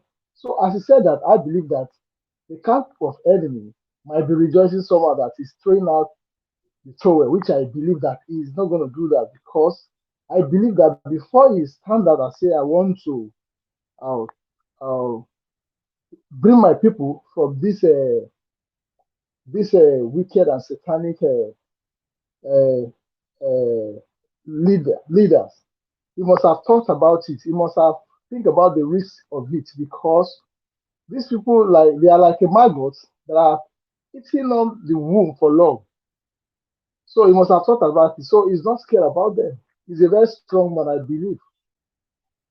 The names, follows him. He's a rock. So I believe that a rock can tear anything. And I believe that he's not going to give up. Then on the other side of our judiciary, yesterday after the program, I watched this Mr. Agbakoba interview. The man stated clear how a judiciary that are works in the country. He stated everything. So after I watched it, and I started realizing that these people purposely pause and stop a lot of things that are supposed to have been cleared, that are supposed to have been attended to, just because of this their damage control that they've been doing all up and down. I say, oh, so this is the reason why these people are doing that. Then I went ahead to go and watch this Professor Wole Soyinka. Please, my dear people, don't be surprised, because when I watching him, it was being said, I cannot hear you, I cannot hear you. I know that all those things are just formed. He's hearing everything. He's just trying to be debunking some of the questions that they are asking him, because he has a game plan. He knows what he wants to answer the journalist. Okay, that's by the way. And another thing I want us to know, for a country to stand, or for people to claim that they are fighting for a good governance and a good democracy, I think I will want to refer Professor Wole Soyinka to go and be listening to some great professor when they are talking especially people that are fighting for a real democracy of the country. If he cares to, he should go and listen to Professor Paul Lumumba. He should go and listen to Lamela of South Africa.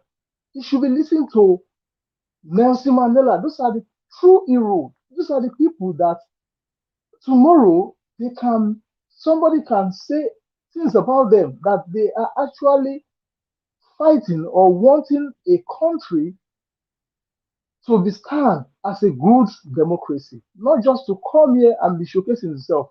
Of course, most of all these people, they've already given up on Nigeria. They know what they are doing. That is why they just go on exile. And most of them, they will just go and run and go away. Then when they needed them, when they don't care about their integrity, they don't care about their personality, they sold their conscience for money that they will die and live without any conscience. Like somebody said something, when you leave this world, what do you want to remember for?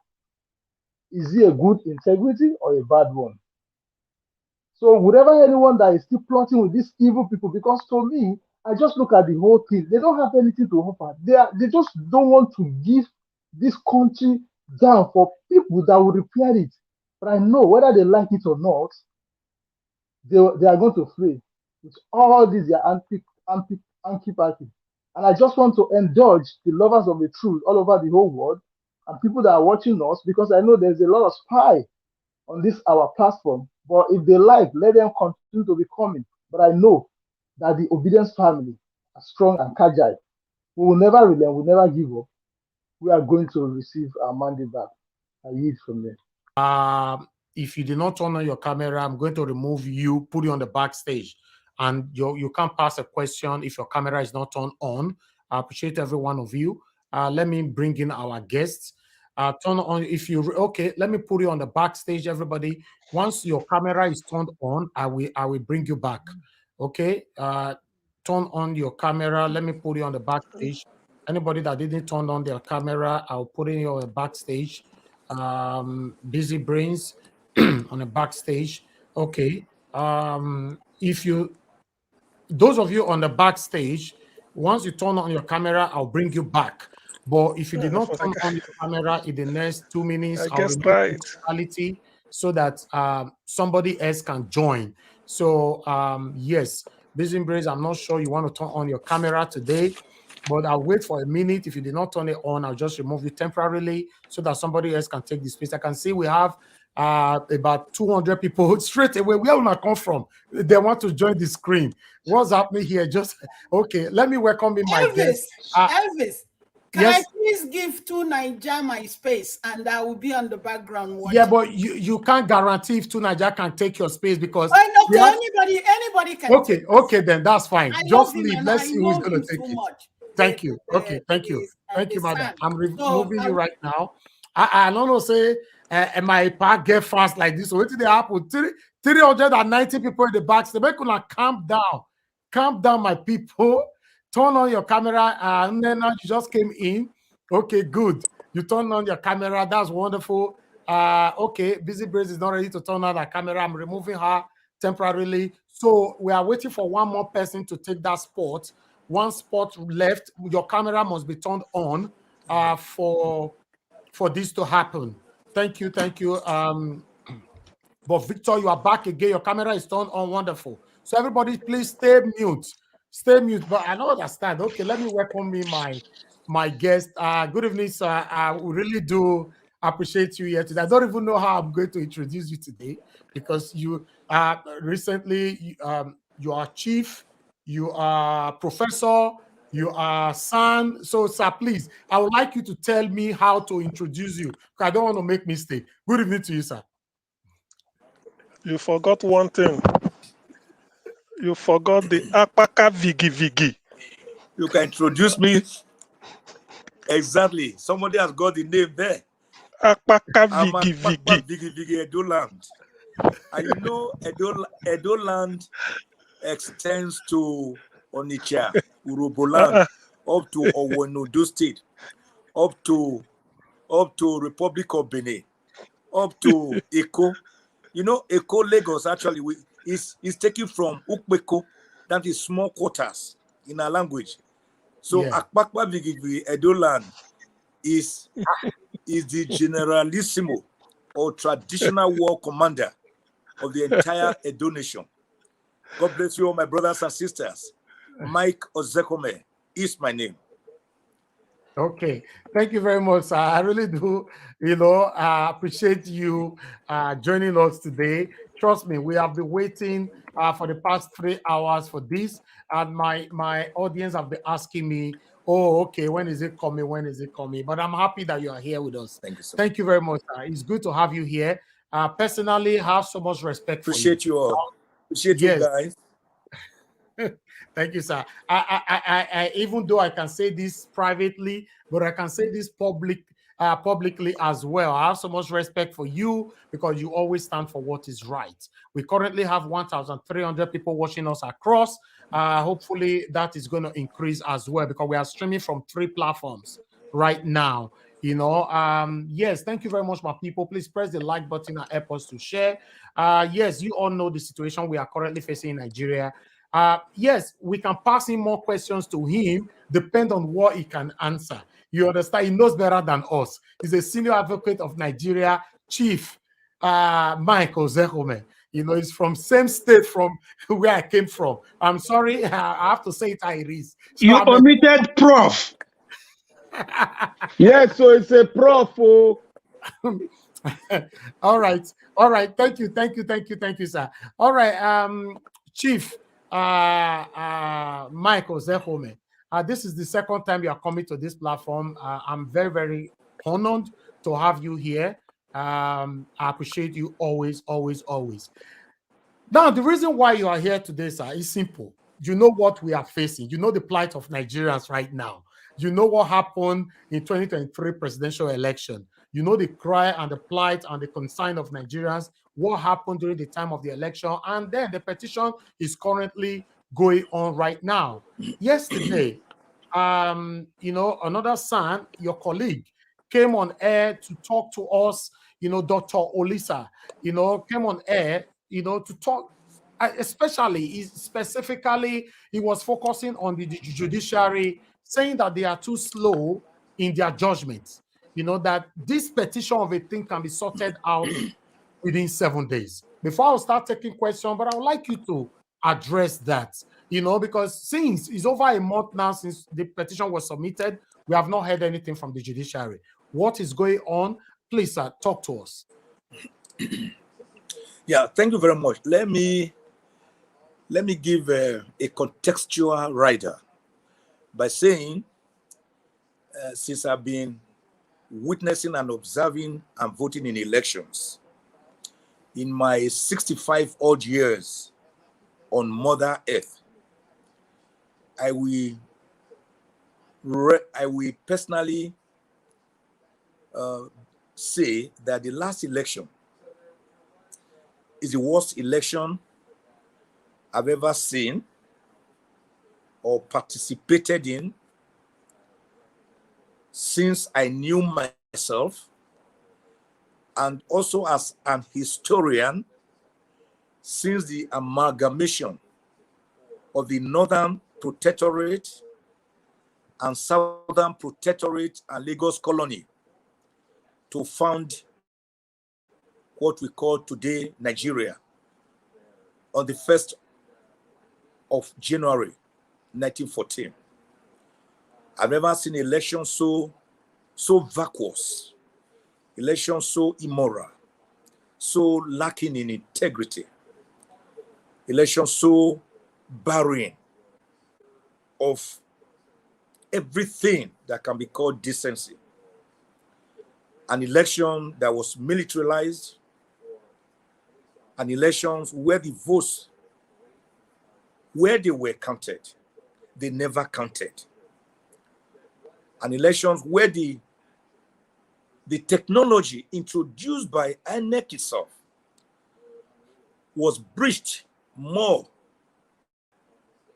in disobedience than in obedience. An election where the new technological devices like beavers like IREF, were made to play second fiddle an election where might was right.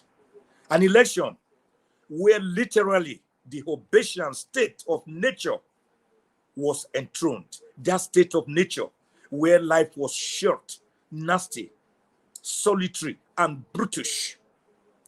I saw the election. And because Nigerians were not used to go into the trenches to fight, and I don't believe in that because I fought in the trenches all my life, they have decided to approach the course of law, which under our present legal organogram we call the Election Petition Tribunal. Now, my good friend, Dr. Lisa Agbakoba, I heard him loud and clear. In fact, I called him last night. Then we spoke a little, but today we spoke at length on this issue. I said, my good friend, you mean well in your postulations. These are what we call moral adjurations. There is a difference in law between what we call the lex lata of the law and the lex delege ferenda of the law. What does it mean? The lex lata is the law as it is now. The lex delege ferenda is the law as you would want it to be. Only says my personal friend, well-respected Nigerian.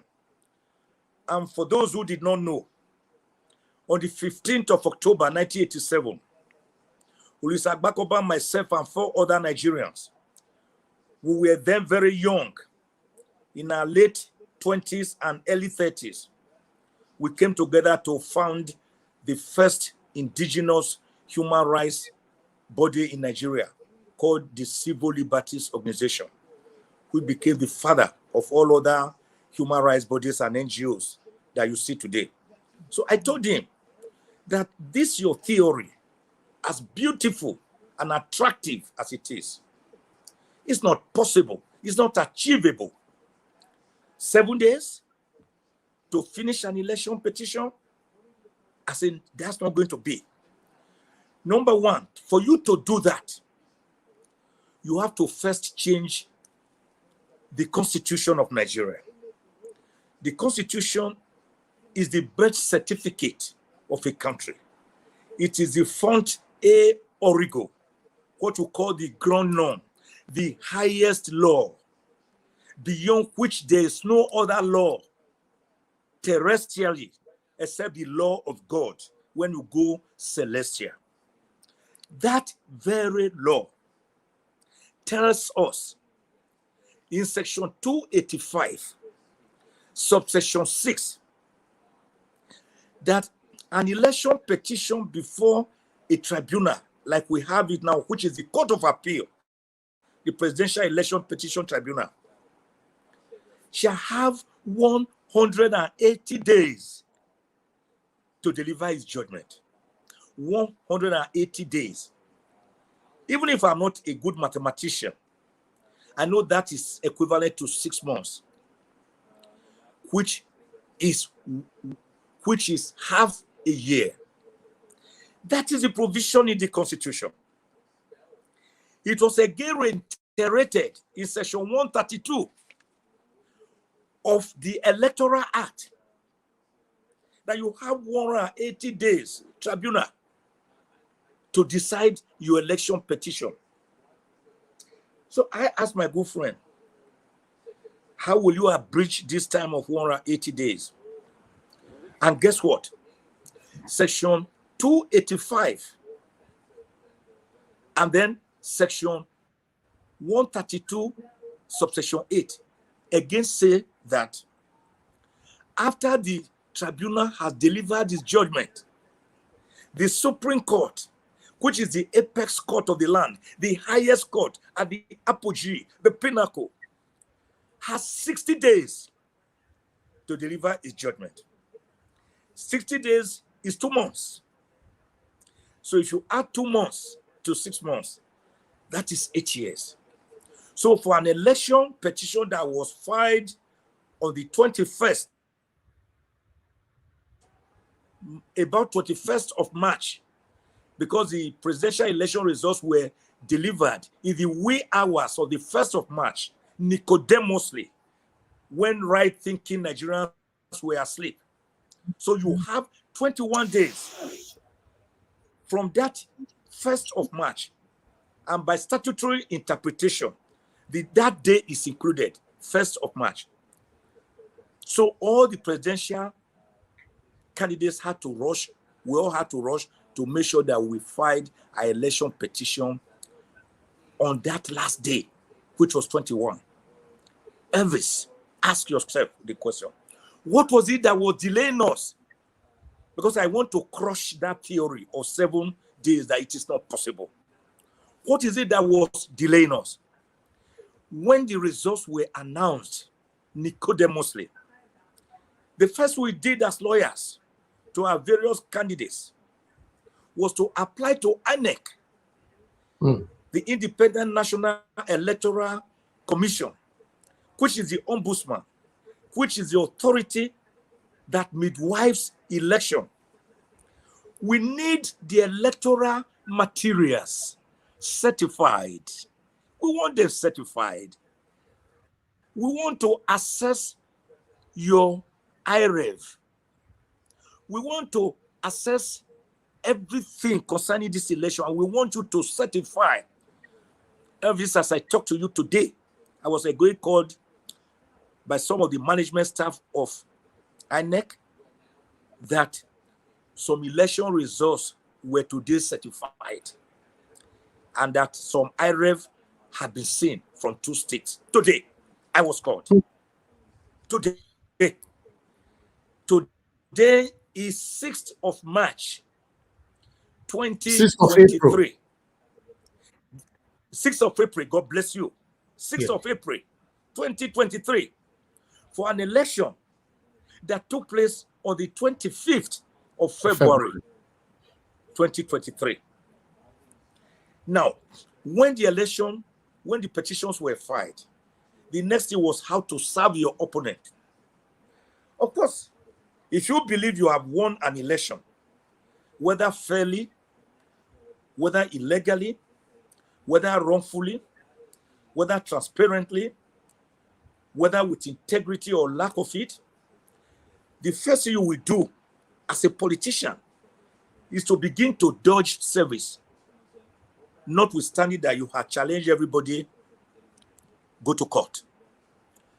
We couldn't serve the presidential candidate of the APC. What do you do when you can't serve? We had to go back to the tribunal again with a motion ex parte.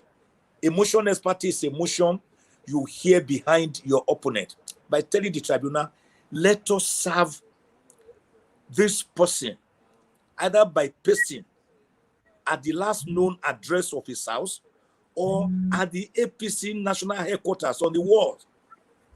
That itself again took another 4 days before these things were pasted. Now, we are all waiting. Both the PDP team and the Labour Party team for the APC and INEC and Tinubu to respond to the petition. If you were in their shoes, I don't blame them.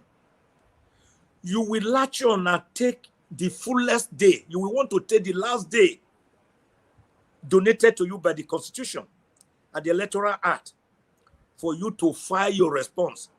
You will not want to quickly go to the hangman who has the sharp knife, like a guillotine, to say, chop my neck off.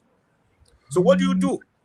You use delay tactics as they are doing now to make sure that you are not served, and when you are finally served, that you entertain and utilize the maximum days that the law allows you before you can drop in. In all this, from 1st of March, when results were declared, to 6th of April, we have not yet got a response. But then They have not yet done anything wrong because they are still within their rights, constitutional right, statutory right. By the time they file their response, I want to tell you what will happen. Like Nostradamus, the man who saw tomorrow, like the oracle at Ileife that gazes into the future to pronounce the next all need to be. I want to tell you what will happen next. It's not just going to be a reply immediately. They are going to file series and tons of preliminary objections, which they are entitled, again, in law to do. You cannot stop somebody from filing his own preliminary objection. Those preliminary objections, I can assure you, maybe for the next 1 month. Preliminary objection is like skirmishes. It's like shadow boxing. You have not yet started the boxing contest. You are still shadow boxing. It's like an aircraft trying to take off, and it is revving, or a car trying to take off, and you tell your driver, rev it.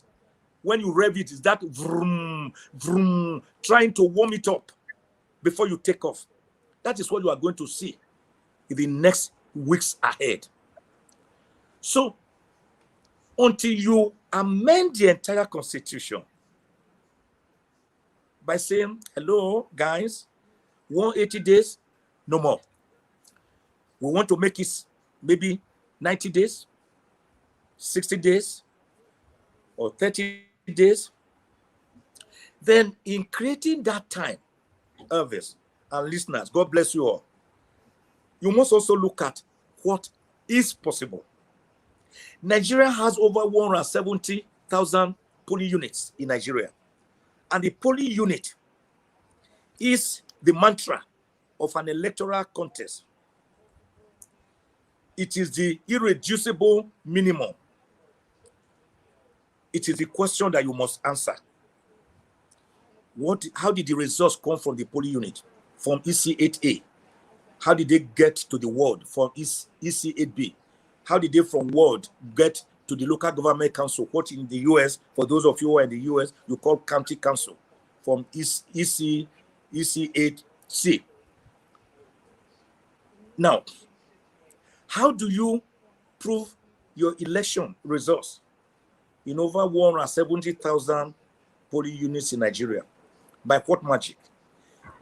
In 2019, for example, I was one of the lead counsels in the Article legal team.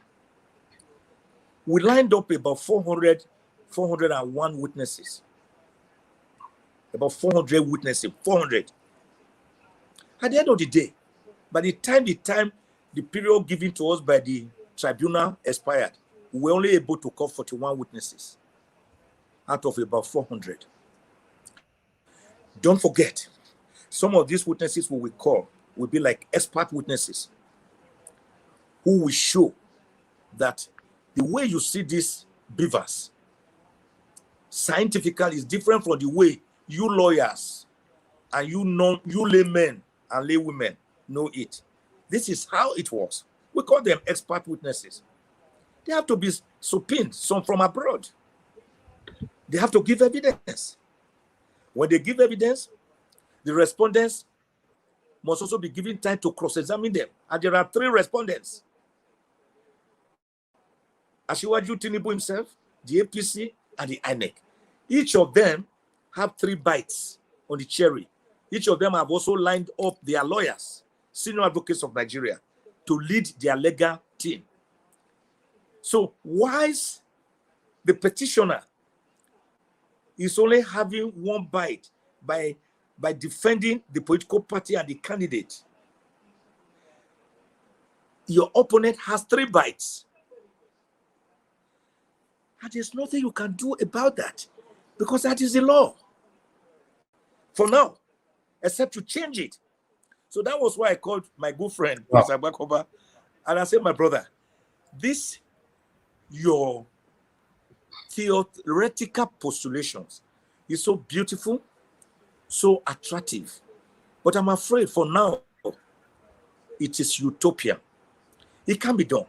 He looked at it as he explained to me. from the angle of interpreting certain constitutional provisions that have been raised by all parties. For example, Section 134. What is the status of the FCT Abuja? Is it to be taken like a state? Is it 25% in 24 states and then another 25% in FCT Abuja? The latter being my view. I've done a write-up on it, which I call the Bodmas, finding the Bodmas X. Finding the Bodmas X is the 25% of the FCT Abuja. Bodmas that we were taught in primary school and secondary school. You have to find the X. And my postulation is that FCT Abuja is a constant. It's a constant. Whilst the other 24 states are variables. Then I've given examples. If you say, if WAEC, West Africa Examination Council, says, Elvis, for you to be admitted to university, just an example, I know you're already a graduate and you are doing great. Elvis, for you to be admitted into the university, you have to have 6 credits, 5 credits. And you have to have credits in 5 subjects and mathematics. You must have 5 subjects and mathematics. If you have 5 subjects, even if it is not credit they are asking for, you have A's in 5 subjects. Let's say you even have A's in 8 subjects, not even 5, but you have an F, failure admit you. If I tell my wife, hello, baby girl, this boy living with us, Okpokpo, treat him like our 7 children. Treat this Okpokpo living with us like our 7 children. That like is to say she should be nice to them like our own children. But does that make Okpokpo my biological son? No. The truth, the answer is no. It's not. Yeah. So if I now say, bring my 7 children and Okpokpo, and you bring 7 children, the next question I will ask you is, where is your Okpokpo? Because I have not seen your Okpokpo. That is why I called it a constant in Bodmas. Which the variables must be worked through to answer it before you can say QED. Quite easily done. We must show how you work it out. So for now, okay, let me make it clear: 7 days. Because even if you are going to do all those statutory interpretation, which I've just talked about, you want to interpret what is 25%, you want to interpret whether there was compliance with the laws or no. How many days will it still take? If you file your own motion, the other people have their own time to reply. Even now under the pre-election and the election practice directions, where you have like 10 days to do something, your opponent has 7 days to do something, then you have another additional 3 days to again further respond.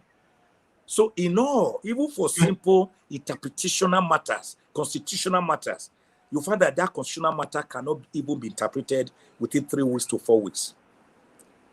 I rest my case on that issue. Thank you. Thank you very much, Senior Advocate. I appreciate it. We have to give you time because there's a lot of tension, especially on this platform. This platform stands for a better Nigeria. So you coming in today, I can see a lot of people in the comment section already. They are very, very happy having you here. Same here as well. So there's a lot of questions we're going to be putting into you today to answer.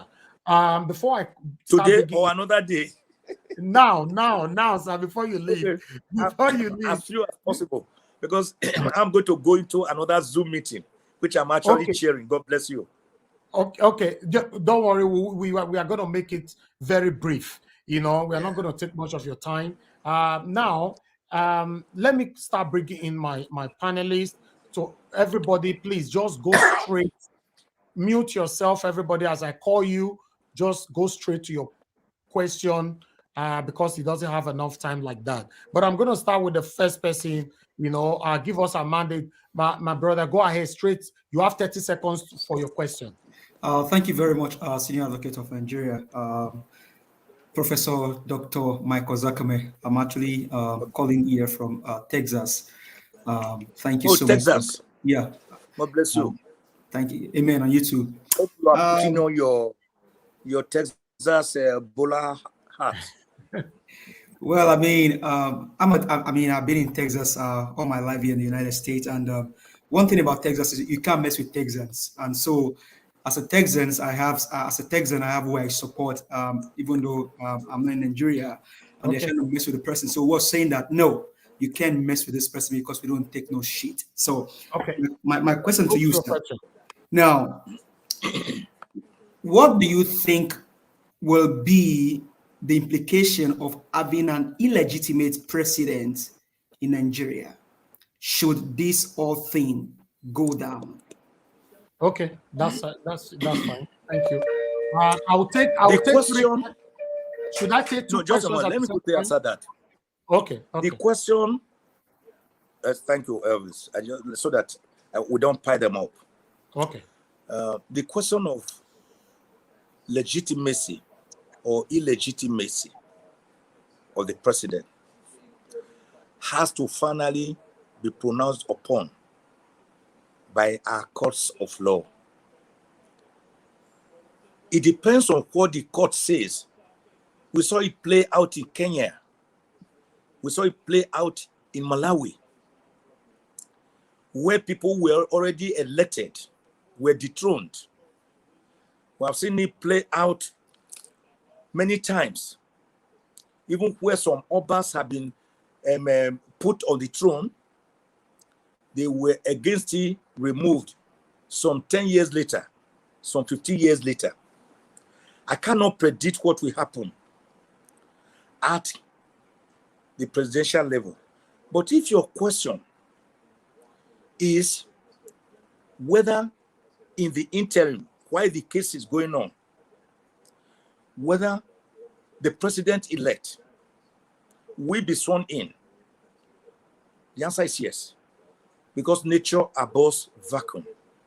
Come 29th of May, 2023, a president, whether legitimate or illegitimate, whether with albatross on his neck or not, has to be sworn in, even as the election petitions progress. That does not mean that when a case is now made out, he cannot be removed from office. That was why I quickly gave the example of Kenya and Malawi. And they are in Africa here, not in your America. Because of time, sir. You see? Because of your time, I need to pass. And that is where, let me say this, Elvis. That is where, let me say this. I'm not one of those who believe in coup d'etats or takeover of power by unlawful means, which is proscribed by Section 1, Subsection 1, 2, and 3 of the 1999 Constitution. I was there during the military era. I had up to 12 detentions. I was there. We were in the trenches. So we know what it means to have a military interregnum, because they were never trained to govern. So they are like locusts. They cannot do us any good. And so when a national court in 1993, I think, or 1998, was put there as an interim president, we noticed that Justice Dolapo Akinsanya, in a judgment she delivered, in a case instituted by Chief Gani Fawehinmi of blessed memory, I was part of that case, declared that government illegal and unconstitutional. And that gave Philip to the palace coup that was immediately carried out by late military dictator, General Sani Abacha. So an interim government has no place under our present constitutional democracy. It almost happened in America about 2 years ago when the mob descended on the Capitol. The vice president was there, who is also the Senate president. And the speaker, Pelosi, was also present there. And the Senate president was there. So the entire creme de la creme of the American governance leadership were housed there in the Capitol. If it were a banana republic, that was a coup d'etat. But what happened? Because America, like many other Western countries, have strong institutions rather than strong men and strong women. The Washington, D.C. Metropolitan Police were called in immediately, and they were able to hold fort until the federal guards and other units were called in to quell what many of you did not know was actually a coup d'etat. But it was quelled. So I do not believe in any interim government. It will draw us back because there's no doctrine of necessity to be invoked to bring in about. We can only go the constitutional way of putting our grievances before courts of law that we ourselves have set up as human beings in the society. Thank you very much, sir. Thank you. Thank you. Okay, I'm going to take two questions straight away before we come back to him. I'll go to CM now. Oga CM, please tell us where you're joining us from and your name and go on with your question. Good evening and welcome, Professor Mike Ozekhome, Senior Advocate of Nigeria. God bless you, my brother. Commander of the Order of the Niger, Federal Republic, Chartered Institute of Arbitrators, Master of Laws, Doctor of Philosophy, Doctor of Literature, the Akpaka Vigi Vigi, the only. Now, you have been reading my history. You will pay for it. You have to pay consultation for reading my history without my permission. Even I read your latest write-up to the reply you gave to Kayoda Julo, but you've already discussed it, so I won't go into Okon and the Corpus and Andrew. So I will leave that. Now, the question I want to ask, by the way, I'm joining from UK. The question I want to ask is this. I'm asking this question because I know you are well informed, you know the current affairs, you know what is going on, so I wouldn't give a background anymore. But by the question, you will know where I'm heading to. The question I want to ask is this. If Alhaji Bola Ahmed Tinubu, by omission or commission, by hook or by crook, is allowed to be the president of the Federal Republic of Nigeria, within the theory you've just postulated, that is the lex delege ferenda or the lex lata, would there still be any moral justification or rationale for the establishment of the National Drug Law Enforcement Agency in Nigeria? I will, with all respect, not answer that question. Permit me not to, because I think one of the parties has put forward an argument from that angle. And in law, we say such a matter is sub judice.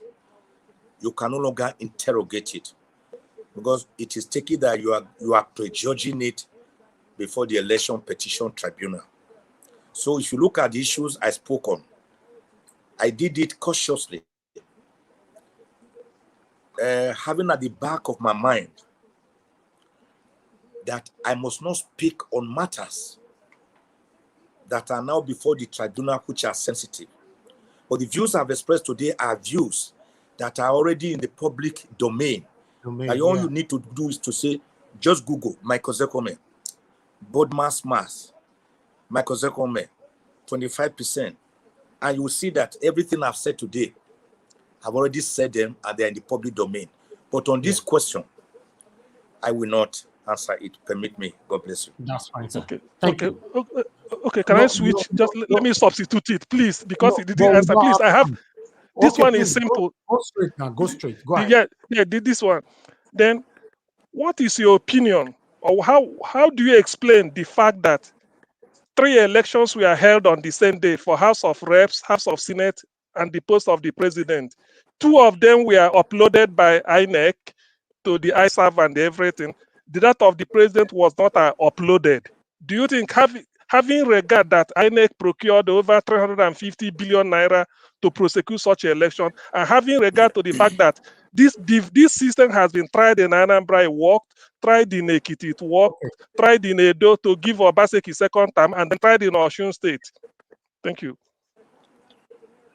Yeah, you are right.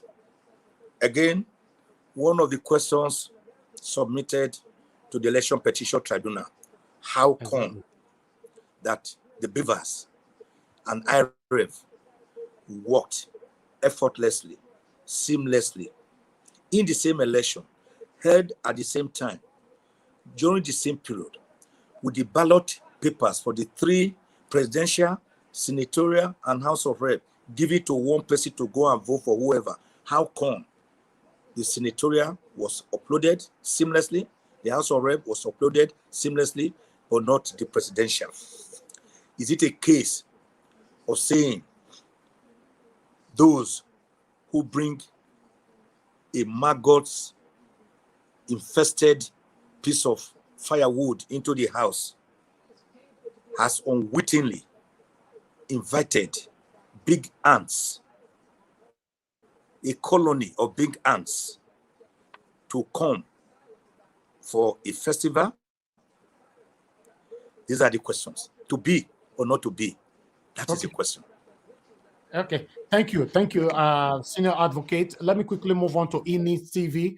Sir, Inis TV, pass your question, please. Everybody should stay within their within 30 seconds or a max of 1 minute of your question, and we should also understand that he has right to skip any questions, especially as you all know that we are already in court, so it's limited to what he can answer.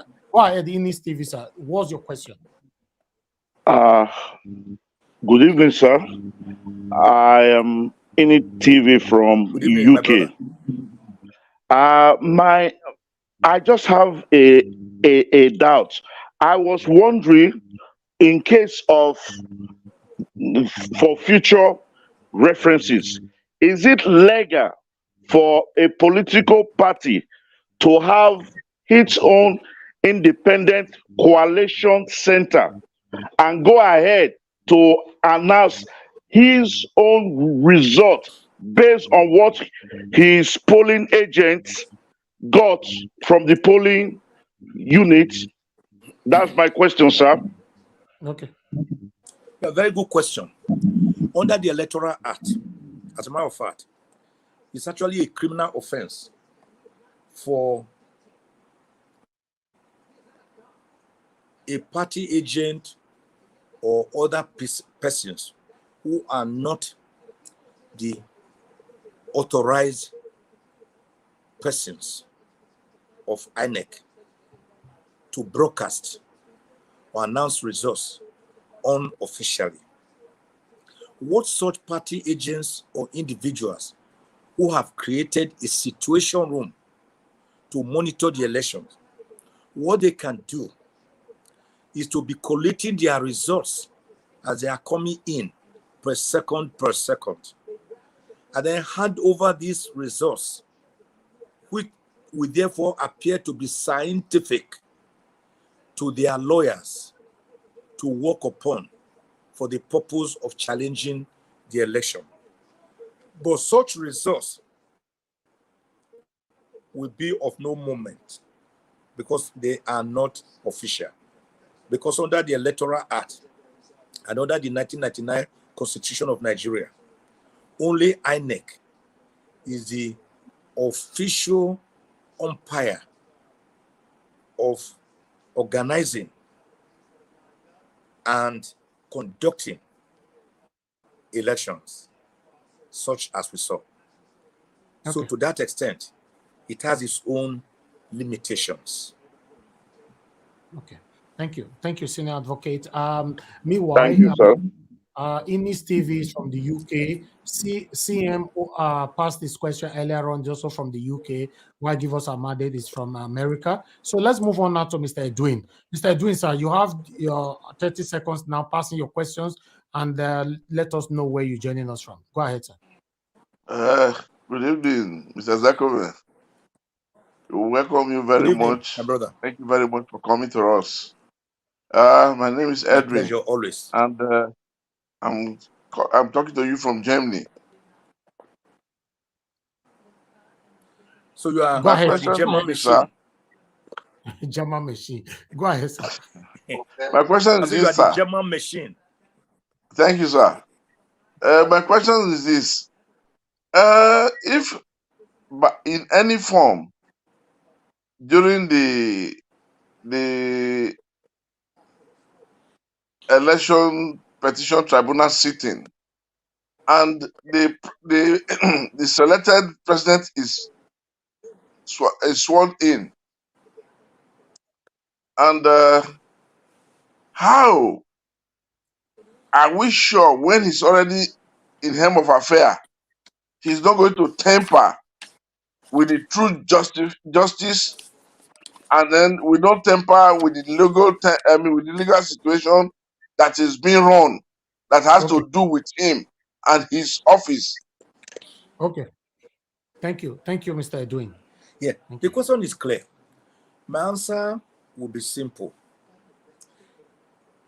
It has to be now to be based on the integrity and individual consciences of the individual judges hearing this matter, whether individually or collectively as the panel. It was Uthman Danfodio who once told us that conscience is an open wound. Only the truth can heal it. The justices themselves are not impetuous, and they are not immune to the happenings in the polity and in the society. That is why elsewhere I had made some theories that Nigeria is not practicing democracy. Democracy as defined by Abraham Lincoln, a great American president, on the 19th of November, 1863, during the Gettysburg Declaration in Delaware, as government of the people, for the people, and by the people. I have said elsewhere, and you can check my 3 theories, that, just a second. Hello? Come along. You can come now. Okay, thank you. I beg your pardon. Please forgive me. That's fine, sir. Go ahead. I said, Nigeria does not practice that democracy, as we say by Abraham Lincoln, 19th November, 1863. I said, what are we practicing? We practice electionocracy and selectocracy. Selectocracy is a process where you do not actually elect, but you select, or people select for you, because your votes do not count. Electionocracy is a process whereby every 4-year interval of rituals, we go to the polling unit to elect or select our leaders. And when they come to power, either as president or governors or senators, they use the first 1 year going around to thank the populace and the constituents for voting or selecting him into office. Then they use the second year working allegedly, purportedly for the people, because some of the roads constructed are washed away with the first rainfall.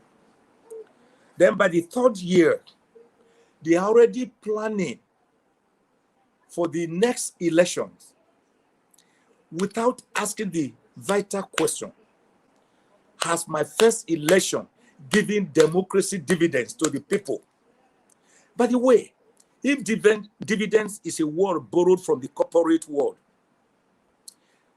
ask the question: have we even made profit? Because it is from profit you share dividends.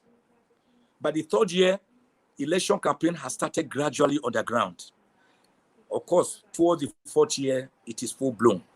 So it is electionocracy, a process by which Nigeria is simply about elections, not about governance. Then I said, there's another third one called executocracy. Executocracy I define as a process by which the executive come into power, behaving like military tyrants, like Louis XIV of France, who will stand in front of parliament imperiously and declare, "L'État c'est moi, I am the state." The executive will want to lord it over the other two arms of government, the legislature and the judiciary, all of which are created in sections 4, 5, and 6 of the Constitution, borrowed from the tripartite doctrine of separation of powers, a doctrine popularized by a great French philosopher, Baron de Montesquieu, in 1748. So I said, all that the executive does is to wield his power and browbeat others to do their bidding, not to govern. So contrary to section 5 of the Constitution, they are not executing laws for the peace, order, and good government of the people, but many a time into their pockets. Then I define the fourth one. I call it legislotocracy. Legislotocracy. Legislotocracy is a system by which the legislature, created under Section 4 of the Nigerian Constitution, legislates for everything except for the peace, order, and good government of Nigeria. And when you go to the Senate for a ministerial nominee or a nominee for a critical position that affects millions of Nigerians, 219 million Nigerians, by the latest United Nations projection as at 19th of March, 2023, they legislate into their pocket. They have the fattest pay packet in the whole world. And where they are to use their oversight functions, or in sections 88 and 89 of the Constitution, a budget that is made by the executive, they say, no, executive, your budget is too small. You are talking of 19 trillion. We are going to increase it to 21 trillion. We call it budget padding. So they have to pad up the budget. And when ministerial nominees come in, rather than scrutinize them, interrogate them, they say, oh, we know you. You are my Ozekhome. You are a respected Nigerian. Please take a bow and go. They take a bow. That's why the present Senate, I called it Mr. Take a Bow Senate, who cannot look up to the president.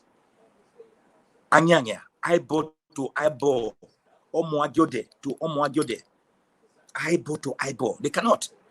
So whatever Mr. President brings, they pass into law. So we are having bad laws that cannot help us. Then I describe the fifth concept as judocracy. I said judocracy is a system of government where the politicians say fight, kill, maim, commit arson, commit treason, steal ballot boxes, steal ballot papers, just win at all costs and let them go to court. And when they go to court, which is the judiciary, a president or a governor is conceived, put under incubation period, under the Constitution, as I've shown you, section 285(6) and 132, sub 7 and 8 of the Electoral Act, 180 days, and then 60 days, then that governor or president is conceived incubated and delivered in the hallowed precincts of a court of law, no longer through the ballot box, which was created specifically for that purpose. So because of that, our electoral process has been greatly corrupted and compromised. And to me, it cannot be Uhuru. Whichever president we finally have, after the tribunals and the Supreme Court have had their say, one admonition, one adjuration, one piece of advice. If you want Nigeria to move forward, not to further be retrogressing, or at best suffering the fate of the Baba's chair of perpetual motion on its axis without progress. This is the Baba's chair. You can see what I'm doing. You turn about your own axis, but you are not actually progressing. Indeed, in Nigeria, we are retrogressing. Do me one favor, do Nigerians one favor. Critically look at the present constitution, which is a lie. The constitution tells a lie about itself in its preamble by saying, we the people of Nigeria do hereby make and give to ourselves the following constitution. It is not true. In 1999, the elections were held without even a constitution. It was the General Abdulsalami Abubakar and Admiral Akigbe regime that quickly coupled together some constitutional matters of the past, put Justice Nikki Toby, God bless the soul of that cerebral jurist, and then they made the constitution. The constitution is actually an addendum, an attachment, a schedule attached to decree number 24 of 1999. That cannot be our constitution. For you to have a constitution that Nigerians will buy into, a constitution that is autochthonous, that is indigenous, that is imbued with integrity and legitimacy, and that is homegrown, you must have a constitution that is subjected to a referendum of the people to buy in. It was done. I didn't see heavens fall. Okay. It was done in Eritrea. Heavens did not fall. In South Africa, heavens did not fall. In Iraq, heavens did not fall. In Iran, heavens did not fall. In America, your own great America, the man who spoke from Texas, in 1787, when the great Federalists met in Philadelphia, Pennsylvania, they were already independent confederates. They decided to meet there to give themselves a more perfect union. That was how they met between May and September 1787, and made the present Constitution of America, which is still less than 8,000 words, with about how many amendments? About, is it 14 to 16 amendments? It was that constitutional conference that they agreed on certain irreducible minimum of what they want to be as a country. That was where they formed presidentialism as a system of government, executive presidentialism. That was where they agreed upon federalism, so that they can cede some powers to the government at the center, fewer, so that more powers will be with the states. In Nigeria, even your bicycle, your motorcycle is licensed by the federal government. Your marriage, your relationship act, which is a law passed by the federal government, how you relate with your wife. I was in America a few months ago. The Jackson, the Jackson happiest airport in the world. It's controlled and governed by a county council, a local government council. I went to Miami, Florida. the Miami International Airport. All the airports are controlled by the federal government. So you cannot have a country like that where they also agreed on judicial review of executive and legislative action. It was that great conference, Elvis, that threw up the great federalists, people like Washington, after whom Washington, D.C. is named. People like Alexander Hamilton, John James, Thomas Jefferson. It was that conference that threw them up. So Americans believe in their constitution because they made it and subjected it to the constituent states in a plebiscite, and they all agreed. So when you feel you are being governed by a document that has outlived its usefulness, imposed by the military, and you do not want us to talk about our affairs, to renegotiate our union, which started in 1914, after Nigeria was given her name by a young lady called Miss Flora Louisa Shaw, in an article she wrote in the London Financial Times on the 8th of January, 1896 or 1897. You can have a union that is actually federal. We are still unitary. In America, you are aware that you have the federal police, you have FBI, you have CIA, you have state police, you have county council police, local government police, even tertiary institutions, universities have their own police. Even college police. We have only one elephantine behemoth police force under sections 215 and 214 and 215 of the Constitution.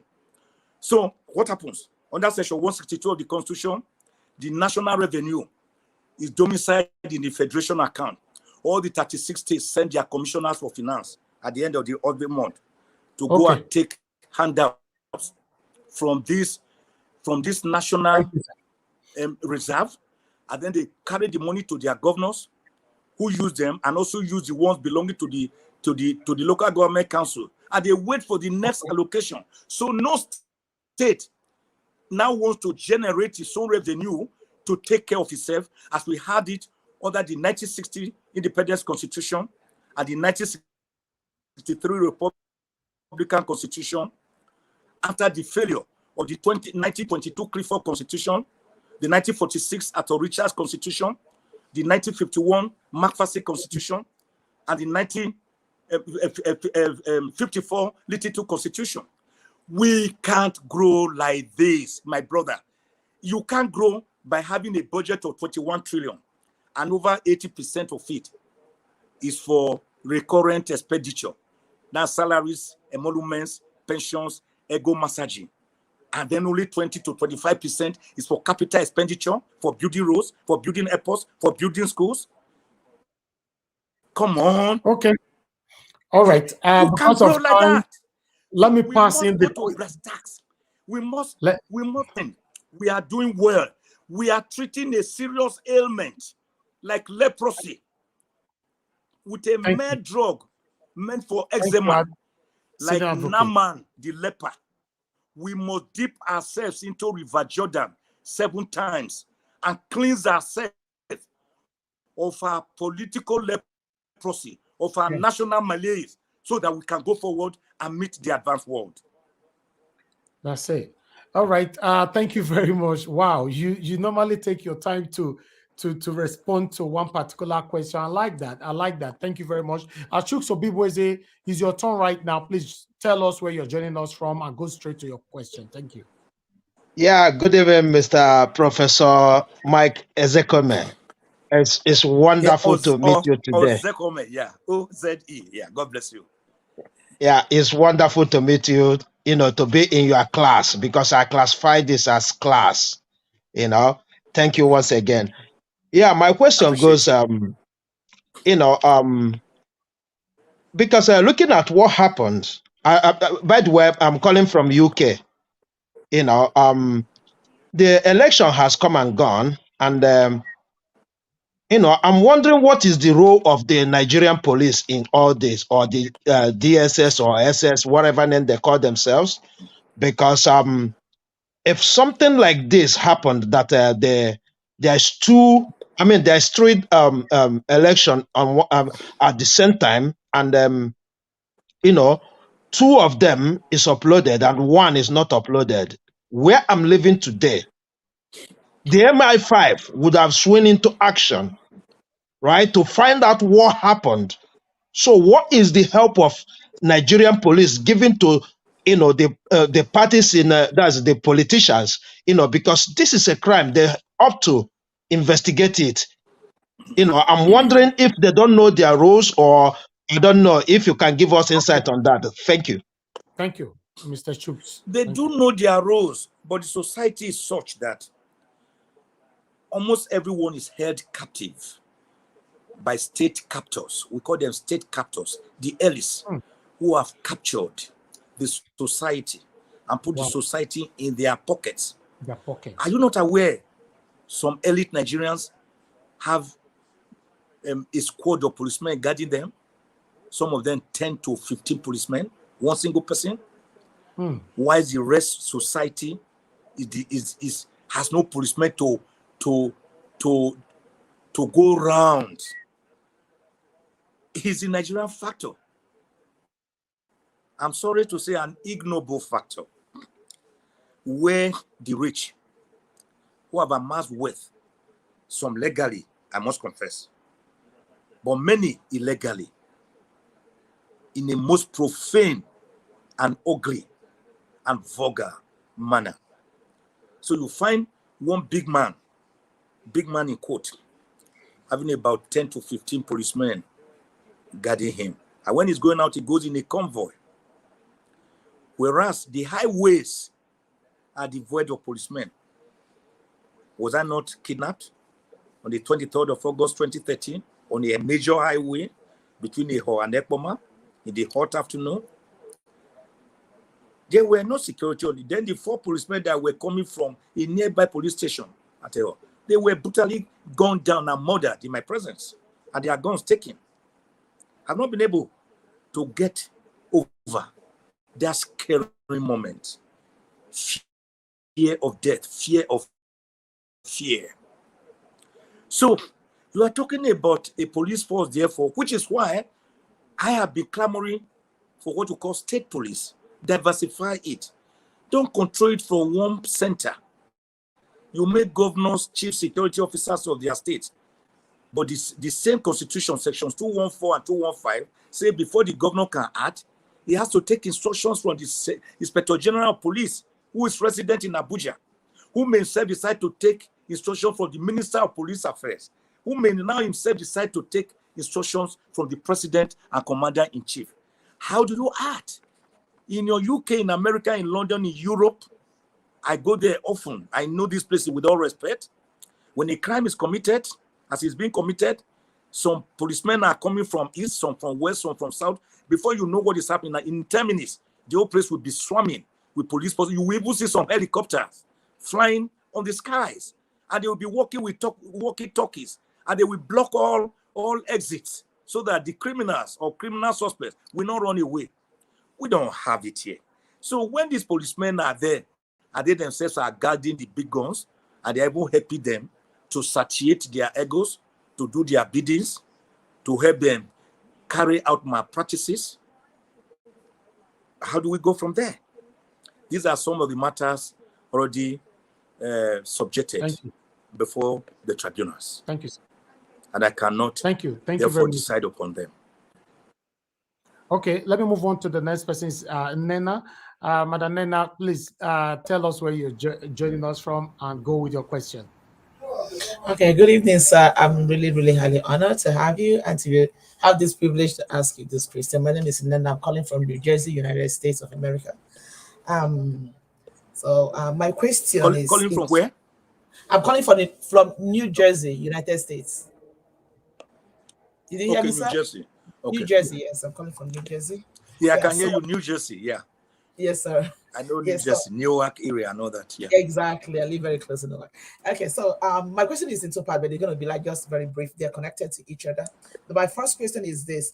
What exactly is election fraud? And can we describe what happened in Nigeria during the election during the election period as election fraud? I don't know if you heard my questions. As election what? What exactly is election fraud? Election fraud, you know, from the legal point of view, what is election fraud? And can we describe what happened in Nigeria during the election period as election fraud? Thank you. Thank you, madam. Did you hear me, sir? Yes, well, you did. Yeah, I can hear you. Election fraud. Okay. There are many things that constitute election fraud. It is not just the carrying away of ballot papers, ballot boxes, mutilations, carrying away the beavers themselves, the little machines that were taken away in some places like little toys. Election fraud also occurs when you do not comply with the laws. Non-compliance with laid down laws and INEC guidelines and regulations and the manual for election officers produced by INEC itself. It's like saying, let us go and dance. I am going to be the person to play the music. You will dance according to my music. We all agree and we're happy that, okay, you have bought new drums, new technology. We can see new guitar, we can see new drum, new tambourine, new trumpet. We are going to dance according to the music, the rhythm, the rhyme you are going to give to us. And then you start playing. And then we start dancing, going along. And then somewhere, you stop the music suddenly. You stop the music suddenly. And then we begin to ask, what happened? Where's the music? Why is it not sounding again? That is also election fraud. There are so many. Double nomination, selection fraud, mutilation of ballot papers and ballot boxes, selection fraud, non-compliance with the law itself, the act, the constitution, is election fraud, using forged papers, is election fraud. So they are variegated, they are multifaceted. Yes, and the second part of my question, sir. So the second part of the question is to what extent can we describe what happened in Nigeria as election fraud? To what extent? To what extent, from the legal point of view, can we describe what happened in Nigeria during the election period as election fraud? To what extent can we describe? I've already described the election as fundamentally flawed. Okay. There's no question about that. The kind of things that happened during the last election, like I told you, I've not witnessed them in my life. It was that bad. It was grim. It was not only ominous. It was grim. I saw human life meaning nothing to some people just for election because we want power. Human life became as cheap as killing a mosquito or a fly. Haba, what is it? What are we looking for? If governance is actually to govern the people and help them, why would you kill to attain governance? Why would you kill if you just want to go and serve the people? Why can't you say, well, I've done my best, go in a fair and free and transparent manner. If they accept me, fine. If they don't accept me, fine. I try again. Why do you have to kill? Why do you have to maim? Why do you have to injure? Why do you have to cheat? Because you want power. From the local government councillors to the House of Assembly, to the chairman of local government, to House of Representatives, to Senate, to the presidency, to the governors. It's a sad day for Nigeria. Or somehow, I don't know how. Okay. God has been a Nigerian from what I've seen. God must be a Nigerian. His patience appears inexhaustible. It's so almighty. Okay. So transcendental. so omniscient, so omnibenevolent, that he can see us do all this and he still ignores us. Who is it that speaketh and it cometh to pass if God has not commanded it? Lamentations 3:37. I just want to say God bless Nigeria. God help Nigeria. Wow. The most beautiful country on earth. Dolly Parton's coat of many colors. Beautiful place. Some of the best brains of Homo sapiens ever created by God. Some of the most intelligent creatures walking on the face of Mother Earth. Where did we get it so wrong? Bad leadership alone? An administration of bad leadership plus poor followership? A civil society that does not hold the government accountable and responsible to the people? Your answer is as good as mine. Only to admonish you that Thomas Jefferson once told us, you know a government that is rule of law compliant when the people fears their government, then there's chaos and anarchy. What I will advise us, including all of you, my brothers and sisters who are not at home, I don't like that word too much, diaspora, who are not at home here. Once you are there, meanwhile you are contributing one of the largest quota in terms of individual. If we remove what you send to us in Nigeria here in a year, the entire Nigerian economy will collapse. God bless you. But just help us to continue to nurture the will of progress. Follow the words of Leonard Hand. The only price we have to pay for our liberty is eternal vigilance. All of us. It's not the work of only few people. Don't put it on Michael Ozekhome. No, put it on yourself. How much are you also doing? Exactly. To say no to bad governance? Exactly. How many of you sent money to their people at home to say we want to empower you to make sure you go to vote during the Naira scarcity era? Go and vote. We want to make sure that you vote and ensure that your vote is counted and it counts. If you did that, God bless you. If you didn't, don't blame yourself. You may not have known it or taken it serious. Next time around, do it. Because the chain is as strong as a link. If you cut the chain, that small rope, holding together the beads, they will scatter. So do your part. I do my part.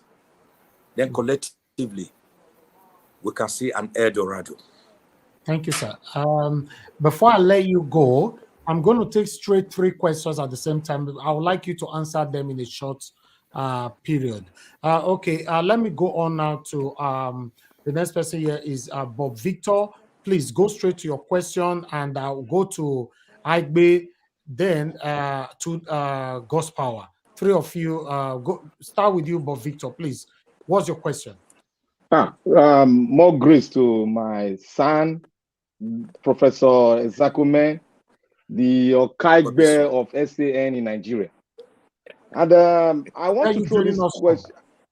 I'm calling from the Lone Star State, Texas, Dallas to be precise. Okay, go ahead. I want you to really expatiate on this matter that is happening in the Nigeria now that is happening concerning a candidate who spoke consistently on the Constitution. And there is a reply that came from a professor, the body of professor, one of the professors. I wouldn't like to mention the name, which I guess you know who spoke. It contradicts that word concerning the vice president of Labour Party that he was quoting out of point and is making the The atmosphere is so volatile. Okay. I want you to throw more light on it. I already understand your question. Let me move on to the next person. Mr. Agbe, what is your question, please? Good evening to you. Unmute yourself quickly. Good evening, Nigeria Watch. Good evening, the senior advocate of Nigeria. Good evening, sir. God bless you. God bless your efforts. I'm calling from the city of Rome. My name is Agbe, Italy. I totally agree with you, sir, for all your analysis concerning the Nigeria constitution. Help me greet Pope Pius for me. I will do that, sir. Pope Francis. Okay, go ahead. Go ahead. So I agree with you, sir. All the analysis of the constitution that is frauded. Pope Francis. Yes, sir. I agree with you, sir. According to the constitutions, and I know that it's the thing that is taking us backward, according as a nation. But my question is this: as an advocate who have been in the field for decades of years now, we have seen in Nigeria that a court will sack a governor from a seat, and the governor will still remain in the seat, presiding, in the sense that he will still remain in the seat, going to appeal. So, sir, in this case of the presidential tribunal, the presidential tribunal case, I don't know if it's possible for you to tell us if perhaps the court rule and sack the president-elect. Do you think that the president will leave office before going to to appeal, or is any? I don't know. That's fine. You've passed your question, sir. Thank you. Yeah. Thank you. Okay. Thank you. Please go ahead with your question. No, the president. Let me tell you. Hold on. The Constitution has created a time limit for a president or a governor, and it is 4 years setting from the date it takes office. So from May 29, 2019 to May 29, 2023, President Muhammadu Buhari must leave office. That means he must hand over to no, sir. I'm asking of the for example that was where some people were canvassing the president-elect, sir, the president of Bola Ahmed Tinubu.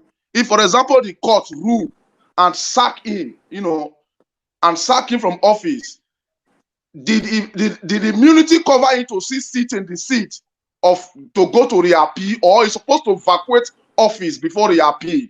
Okay. No.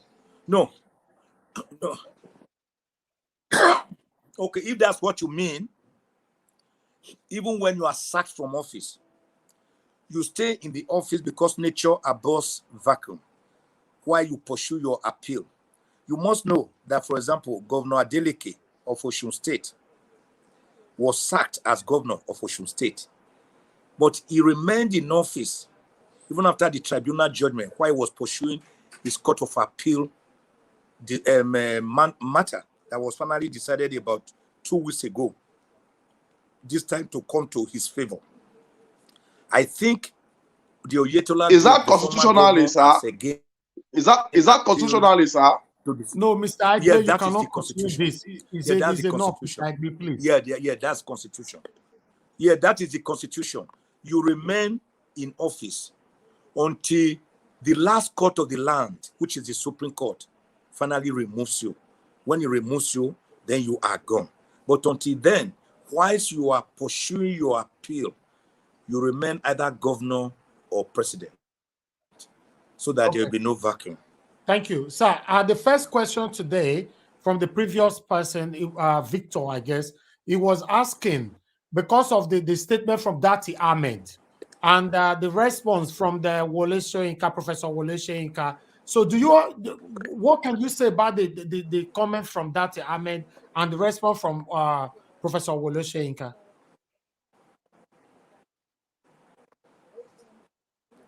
Yeah, I wouldn't want to comment on that.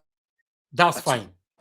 That's fine, sir. If you watch me, I hardly discuss personalities, except where it is practically impossible to discuss the issues without mentioning the person. That is fine, sir. Permit me Let us move on. not to comment on the war of words between Ahmed Datti on television and what Wole Soyinka said. Both of them are great, respected Nigerians. They are entitled to their opinions, just as I have been expressing my opinion tonight. Not everybody agrees with me, but the beauty about life is that you can allow me have my say, but you can always have your way. You can always disagree. So we can agree to disagree and disagree to agree. Otherwise, we engage ourselves in monologue or soliloquy. That is why you will be asking questions. That is why we will be having this interactive session. Because it would have been bad if I simply came here and talked to you people as if I was delivering a lecture. But what we have been doing is an interactive session. You also showing me your areas of worries and what you think in some areas. And I want to tell you, Elvis, I've also learned 2 or 3 things already tonight as a researcher. From angles I never saw some issues from. Some of your talk tonight have activated my thinking card to say when we finish, I'm going to look at those areas again. That is why it is good to interact. Exactly. It's an ongoing conversation, discussing. Yeah. UK is still discussing. European we have only 2 countries are still discussing. Canada is still discussing. Even Rome, the only country within a country, the papacy, is still discussing. Of course, of course. Okay, let's move on, sir. We have only 2 persons left. Tunaja, please go ahead with your question. Good evening to you. Thank you, sir. Yeah, no, Thank you. I have to go, Mr. Elvis, because they are nudging me that I have to go for the other. They are waiting for me. Okay. Can you take this last one? Can we just round it up? Okay, we are rounding. I will always come back. It's an ongoing conversation. Okay. All right. Let me take this last one as the roundup. The roundup. Tunaja, please go straight to the point. Yeah, thank you for coming in, Professor. I don't know that you're a professor, but with all due respect, I support a lot of the things you've said, especially about the military regime and that stuff. But just to make it brief, I've seen you on TV and I've seen you wearing some of those headgears that people in law wear. Have you ever proposed that we get rid of those colonial headgear that we normally wear? Thank you very much. I will not propose that. In fact, one of the reasons I read law, apart from trying to use it as an instrument to fight oppression, was the beauty of the regalia of the lawyer. For as long as we will not discard the suit, many of you there wear suit with a tie. Some of you here, right here, as I'm saying, are wearing suits. Some with ties, some without ties. They are not Nigerian dresses. So the hood does not make the monk. Even in America, you see the judges wear their gowns. They may not put on the wig. In the UK, many of them put on their wig also. So it is not that wig or the gown that makes the monk. We may see it as a colonial mentality, but a culture that we have since internalized, just as the police wear their uniform, which were also colonial concepts. The nurse clothes, the clothes worn by nurses that you see, are colonial concepts. I've never seen a nurse in Nigeria putting on utebe and a woman's native dress or tie wrapper. The soldier you see, the trousers, the dressing, the mode of dressing, the pilots, all these are colonial heritages, which we cannot. We choose our uniform, but that is specifically passed down. Sorry? We choose our own uniform. Nurses, they wear different colors and all the rest, but we are wearing something that was passed down from colonial era. Yeah. But the way they sew the dresses, I'm yet to see a nurse sew a dress like using as a wrapper to tie a wrapper and then tying the head tie. That's our dressing. To be fair, that is very different from a fake thing that is not needed. I wouldn't think that the gown or the wig really matters much. But when the time comes and we feel that we no longer need it, then surely we do away with it. Our reverend fathers, our priests, the imams, all of them dress in this same colonial clothes that we were given. Until we start wearing agbada to court, start wearing beads, and taking a hostage to the court during court sessions, or a soldier going to war carrying a rifle in one hand and they're wearing babaringa in the others, they will say that we cannot do away with all of them. God bless you. Okay, sir. Okay, sir. My own question before you go, my personal question now is that is any part in the Nigeria Constitution that is against ex-convicts in holding or any authority office or as a president or any authority office? Yes, it's one of the disqualifying conditions under the Constitution. Okay. For example, you belong to secret court, or you are an ex-convict, or you have been involved in financial crimes, or matters of breach of trust. There are some of the disqualifying matters within our Constitution. They are there. Or, for example, if you contest an election and it is found that you are not a Nigerian, you are an alien, you are not a Nigerian, but somehow you found your way and you contested, or that you are underage, or that you are a minor, or that you are a lunatic who can run berserk. All these are disqualifying conditions. There are many. Okay, although I'm aware it's there, but I wanted to officially confirm this from you.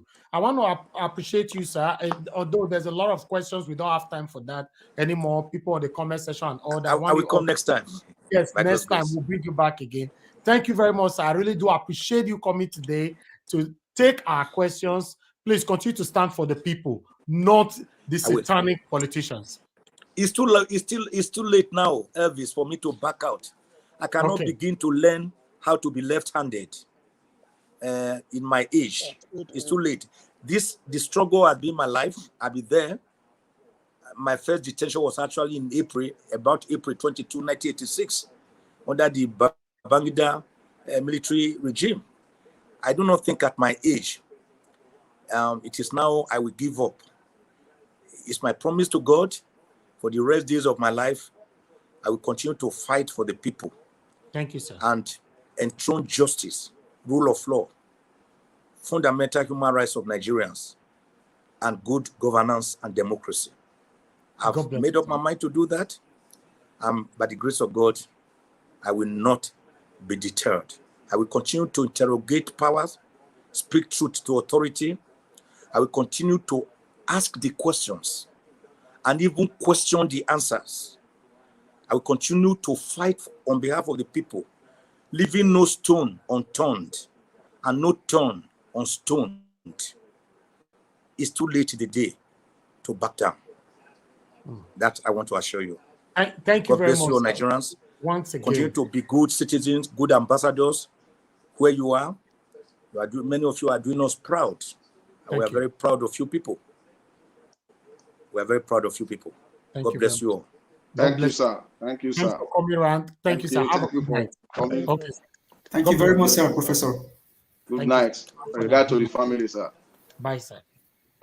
Akpaka Vigi. Good night, sir. All right. Wow. Why are you people just brown nosing, man? This is the problem with our country. The guy wouldn't even get rid of colonial headdress, for crying out loud. Shut up your mouth. You have to just quiet. You have to call your question. That question I don't understand. Which angle are you looking at? And you wonder why we have problems. You have to call your question. Because I was trying to ask a question. Get to the bottom. You don't forget you are asking the question why are you bringing such a question? What does that really concern? The question is a good question. If you want to hear the answer, you wait for the answer. The reason why I ask the question, you need to understand how people think. For now, everybody, the people we are talking about, they still believe on the colonial master. They are still stealing your resources and taking it to the colonial master's country. Everybody, please, everybody, hold on. I have to mute everybody, please. CM, please handle the screen for now. I I will join you guys in the next 5 minutes. CM, is that okay? Okay, let me dictate the order of things. I won't be speaking. Give us our mandate after that, based on the screen. Give us our mandate. Then Nobi, 2 Niger, Emi TV, Aigbe 2023. No, Victor. you are going the wrong way. You are going the wrong way. You are going No, the wrong it's not way. wrong. Listen, it's not wrong way. I'm starting from my left to the right, so that is the way it Just appears let on him my do screen. it the way he's comfortable with So, that, please. no mind them. Go to court if you don't. Go to court. So I will go to court now, no problem. Now, two Nigerians supposed to go to court. May go ask questions where we're concerning that week. You see, to Niger, you wait, just one wasted moment. my space. I left a space for you, and you came here and wasted it. You didn't even ask a question that is relating to the discussion. Please, one moment. If you can, in this case, I believe all of us are matured. So let me read out the order again. Give us a mandate. No, then no be number 2, 2 Niger 3, any TV 4, Aigbe 5, Victor 6, Chooks, Obibo is 7, and then 8, God's power. In that order, just the way it appeared. So, what do you make out of? What can you say about what Ozekhome said? How has he helped the situation in Nigeria? Give us a mandate. Are you thank there? you very much, Mr. CM. The guy from Texas. Yeah, thank you for taking on the moderation now. Thank you so much. Let me just say 5. I think let us agree on 5 minutes with that. Okay. So that 5 minutes. So 5 after 11 now. Okay, carry on. What more can we say? This is very, very excellent and interesting conversation.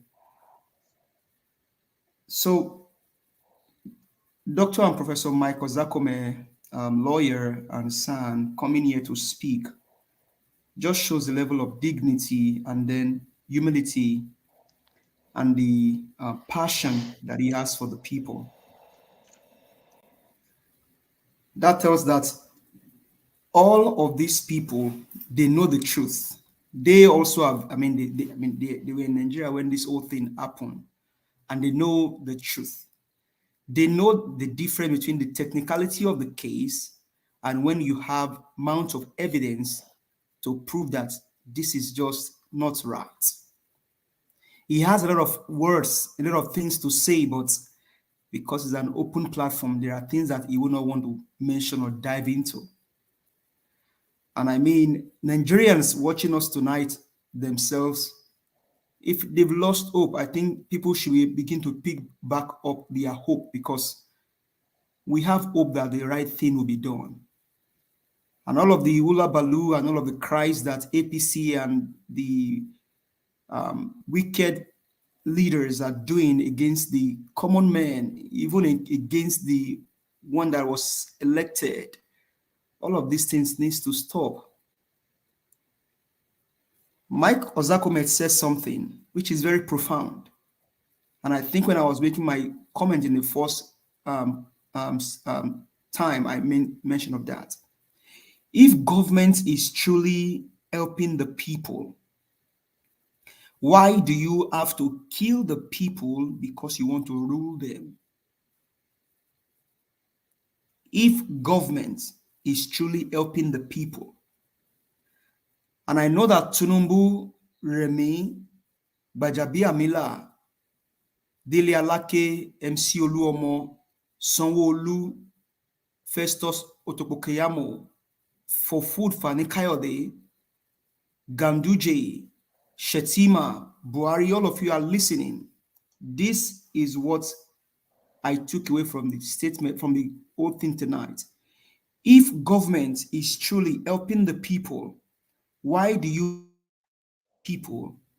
Because you want to rule them.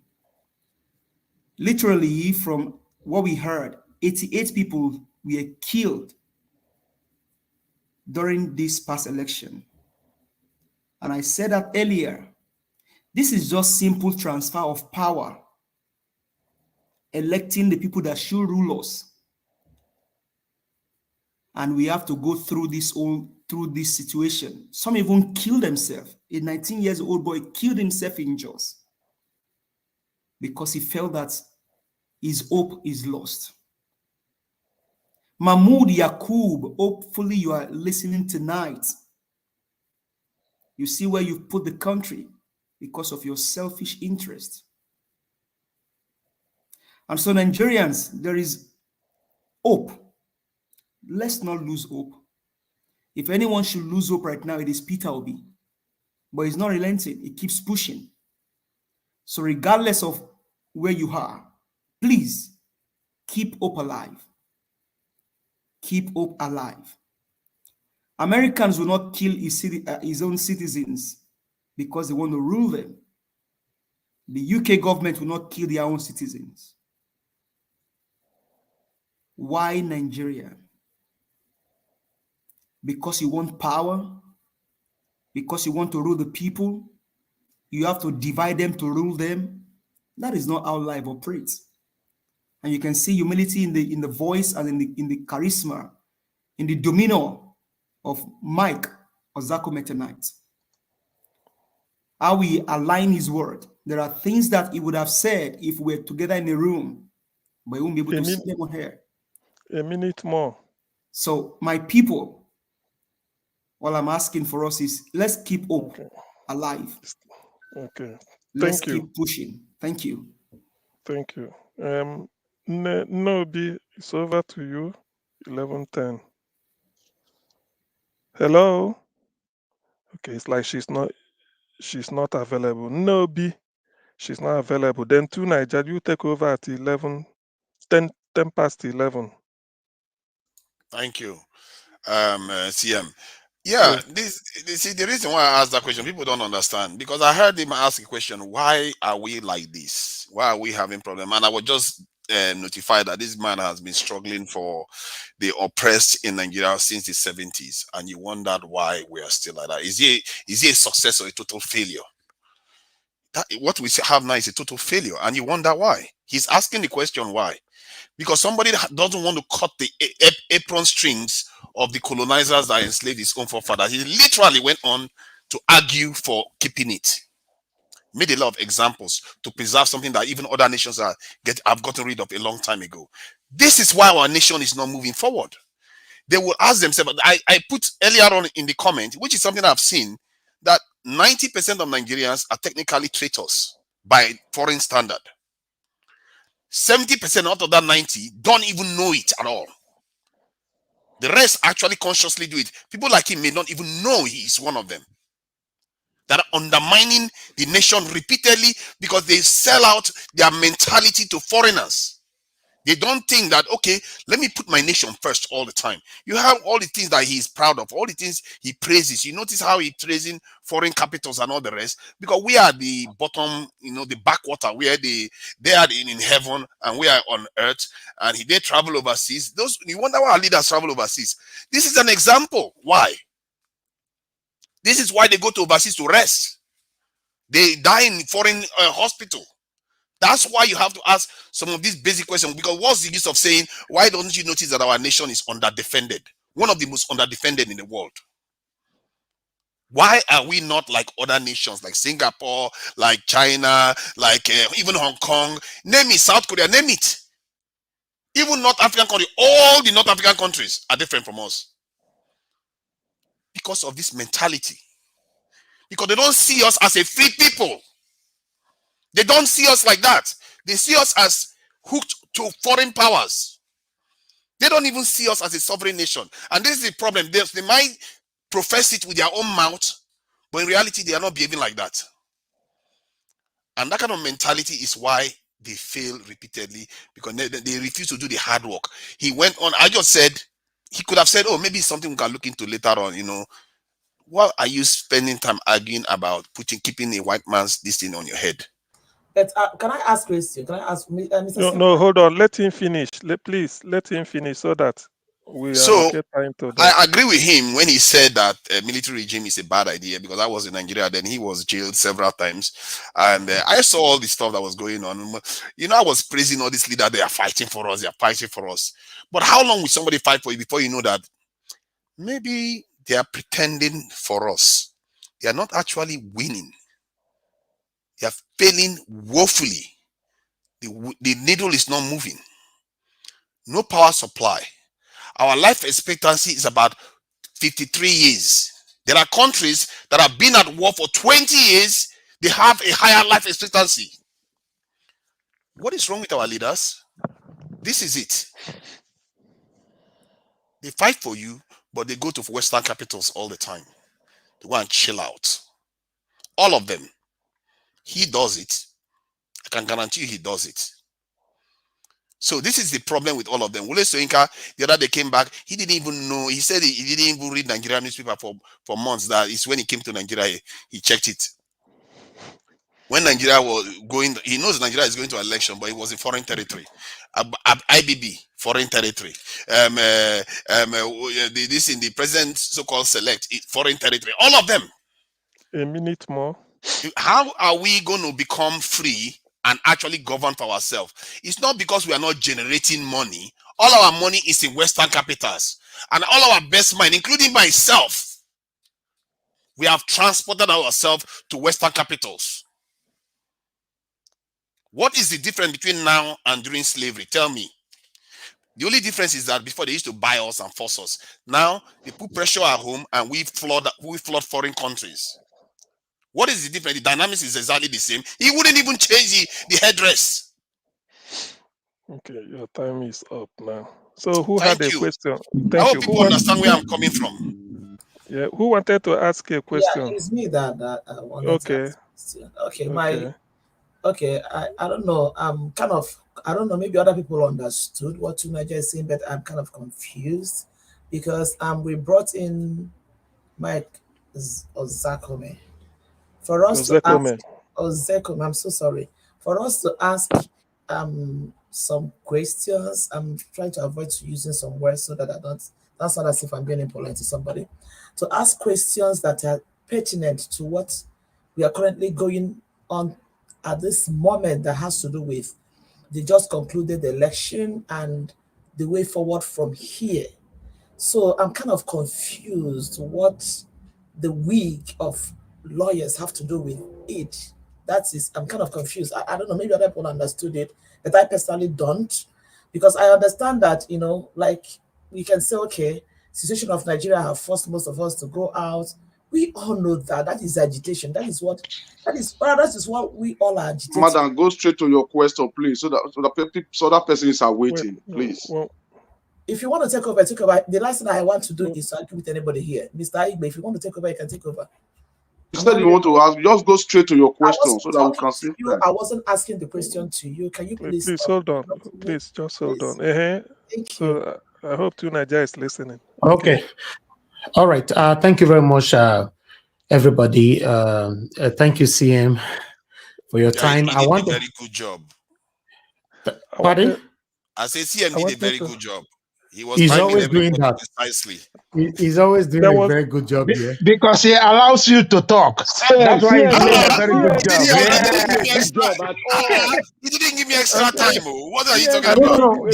But what I want to say is that we shouldn't worry. Don't worry. We're going to pass the time round continuously. We are not going to end the show. Normally, we're supposed to end it in the next 20-30 minutes, but don't worry, everybody's going to have a time until we get tired. If possible, till tomorrow morning we are here. Don't worry. So let's take it one by one. Seeing back to you, but I'm here now. Okay. But back to you. So no, your question was because you wanted to ask a question to Nigeria, probably why he raised this. The question I wanted to ask was the relevance of that question based on what we're discussing at the moment, that is this moment momentarily. Everybody in Nigeria, every sensible person in Nigeria understands the problem of Nigeria. We know there's a lot of things in our country at this point in time. But my point is that with regards to this particular forum at this moment in time, with regards to Professor Ozekhome coming to this show, of what relevance is that question? That's just my question. Okay, Tunaja, can you Can you address the question? Say in a minute anyway, so that we can go over. Yes, I'll make it very brief. It's for you. I see, because I believe that there are things that are more important than the basic. That's what we are currently doing. And besides, I believe that he's actually addressed some of my question regarding military and all the rest of it. But I wanted to go on issues so that I can understand how he thinks. Because this is a big, because if he lives here now, if everybody asks him the same question, he's going to go and think about kids. But now he's going to be forced to think about, okay, what's going on with this head resting? I just spent publicly arguing for this stuff. Because sometimes our problem is deeper. It's within ourselves. And I believe that's why whenever I talk, I say it's for the people. I want to come here and ask deep questions about the way we approach life. Because look at all of us. We've transported ourselves to the West by ourselves. While other people are building their countries, we are abandoning our countries. Can I How does this interject, happen? please? No. Excuse me. No, it's Can I okay. interject, please? No, excuse me, so that we don't lose our trend where we are going. We are not losing our trend. It's a point of correction. We should correct something. Hold on. You see, it's somebody's opinion. When you are correcting, unless he said if today is Monday and Nigeria say it's Tuesday, you can correct that. That is a fact. But this is his opinion. Probably you integrate it when you want to say your own. It's not a question to him. Now, no, it should have been your turn because you were away. So we jumped you to Nigeria. Can we continue, or do you feel you have to still just have? Hold on before you go back to her, CM, please. I have Engineer Ken on the phone. I would have liked him to be on air, but it's on the phone. Engineer Ken, good evening to you, sir. Please talk to us. Good evening, Mr. Nigeria Watch. I've been trying to call in, all day, but yes, the line has been so engaged. Thank you. How are you? Yes, we are good. We are good. Yeah, Thank good you, evening, sir. everyone. Yeah. But before I go further, I want to say hi to Mrs. Obi. Hey, my brother, I hear your voice. God bless you. Yeah. Miss Obi, you remember me, right? I know now. Okay, go ahead, sir. Go ahead. This is a public forum. Go ahead, sir. Go ahead with the question, please. Engineer Ken is always like this. Mr. Nigeria Watch, I've been online almost for the past 3 hours. I heard what everyone has been talking about and has been saying. I somewhat believe on what the vice president says. On the question of when he says that if they should swear in Bola Ahmed Tinubu, democracy would be in danger. Of which it is true in every sense. In every sense it is true, because the man makes a very vital point. So to me, I'm so ashamed to see these old cargos, Nigerian politicians, the way they are fooling themselves, disgracing Nigeria in the presence of the whole world. It's so a shame. And we have a president who called President Muhammadu Buhari that is in charge, is allowing this kind of a thing to happen, in this 21st century. And I believe that Obi mandate is going to be given back to him, in all costs, because that election was so open to the whole world to see. Even the blind can testify of that election.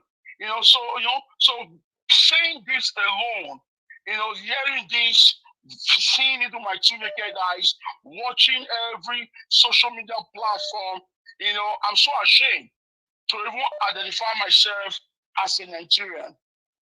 Because I've never seen anywhere in the world that a thing like this has been done in just a daytime robbery. A daytime robbery, a man will stand in Times Square of America, pick up a gun and rob everybody and says, I did it with my face open. And at the end, the mayor of the mayor of New York will now come out and give him a handshake and clap for him. You did well. That is what we just witnessed in Nigeria. country. So I believe what you guys have been saying all day, and I believe that God is going to hear our cry. God is going to hear a lot of the prayers of the Nigerians. Fight for a good governance about this election. Another thing that I want to say is that this thing is bigger. What we are saying is bigger than Tinubu coming in as a president. What was your take? Their deal is this. They want to Islamize Nigeria. They want to change Nigeria to become a Muslim country. I strongly believe that is their mission. Ajina, Yes. What was your take about Michael Ozekome's answers? Or you didn't want to watch him? Fantastic. Yes, of course. I watched in. I was there all through. I was there even though I took my family out for shopping, but I was on my phone all through. I was watching it. It will cause a fight between me and my wife, but it's okay. She loves me. She know that she know that this is Friday. Friday, I'm injected with the Nigerian watch on Friday. I'm in the stage on the back stage. I'm dead. She knows that very well. Michael Ozekhome spoke very well. That's a true good son that he knows that we are not afraid. We will say the way that it has to be said. Michael Ozekhome speaks well as a man. He speaks well as a father, and he also speaks very well as a barrister. He defended why he has been called into the Nigerian Bar Association, and he acted very well. Everything that he said, they were all on point. They were all on point. So to me, I don't see why 60 lawyers or 100 lawyers is standing for this thing. But it's so obvious. It's so obvious. Thank you. And another thing that I have to say is this. It's okay. I want the Igbos should stand up and start developing their states. Okay, let's move on. Okay. Because of time, sir. Try to join the screen if you can. Okay, sir. Please. Thank you. Okay, yeah, thank you. Okay, so if CM, back to you. If you want, it's in normal storm. If she's not there, then any TV can go. Hello, no, be not in normal. Sorry, no be. So what do you make of? Yes, I was going to come to that. So 5 minutes starts now. Okay, it's always refreshing to hear and to see that there are still some men of integrity, people who are ready to stand for the truth, people who are ready to stand for the who are ready to talk from good conscience in Nigeria. It's very refreshing to see that. And Michael Ozekhome happens to be one of those people that I respect a lot. Just like he said, it's too late for him to go back. But it's unfortunate there are still some people, even at his age, people who you see that, even while getting old, instead of them to begin to make amends from the mistakes of the past, that is okay, the things they've done in the past to make amends, you see them still fumbling and still, acting as if they still have like 20, 30 years ahead of them to live, or even 50 years ahead of them to live.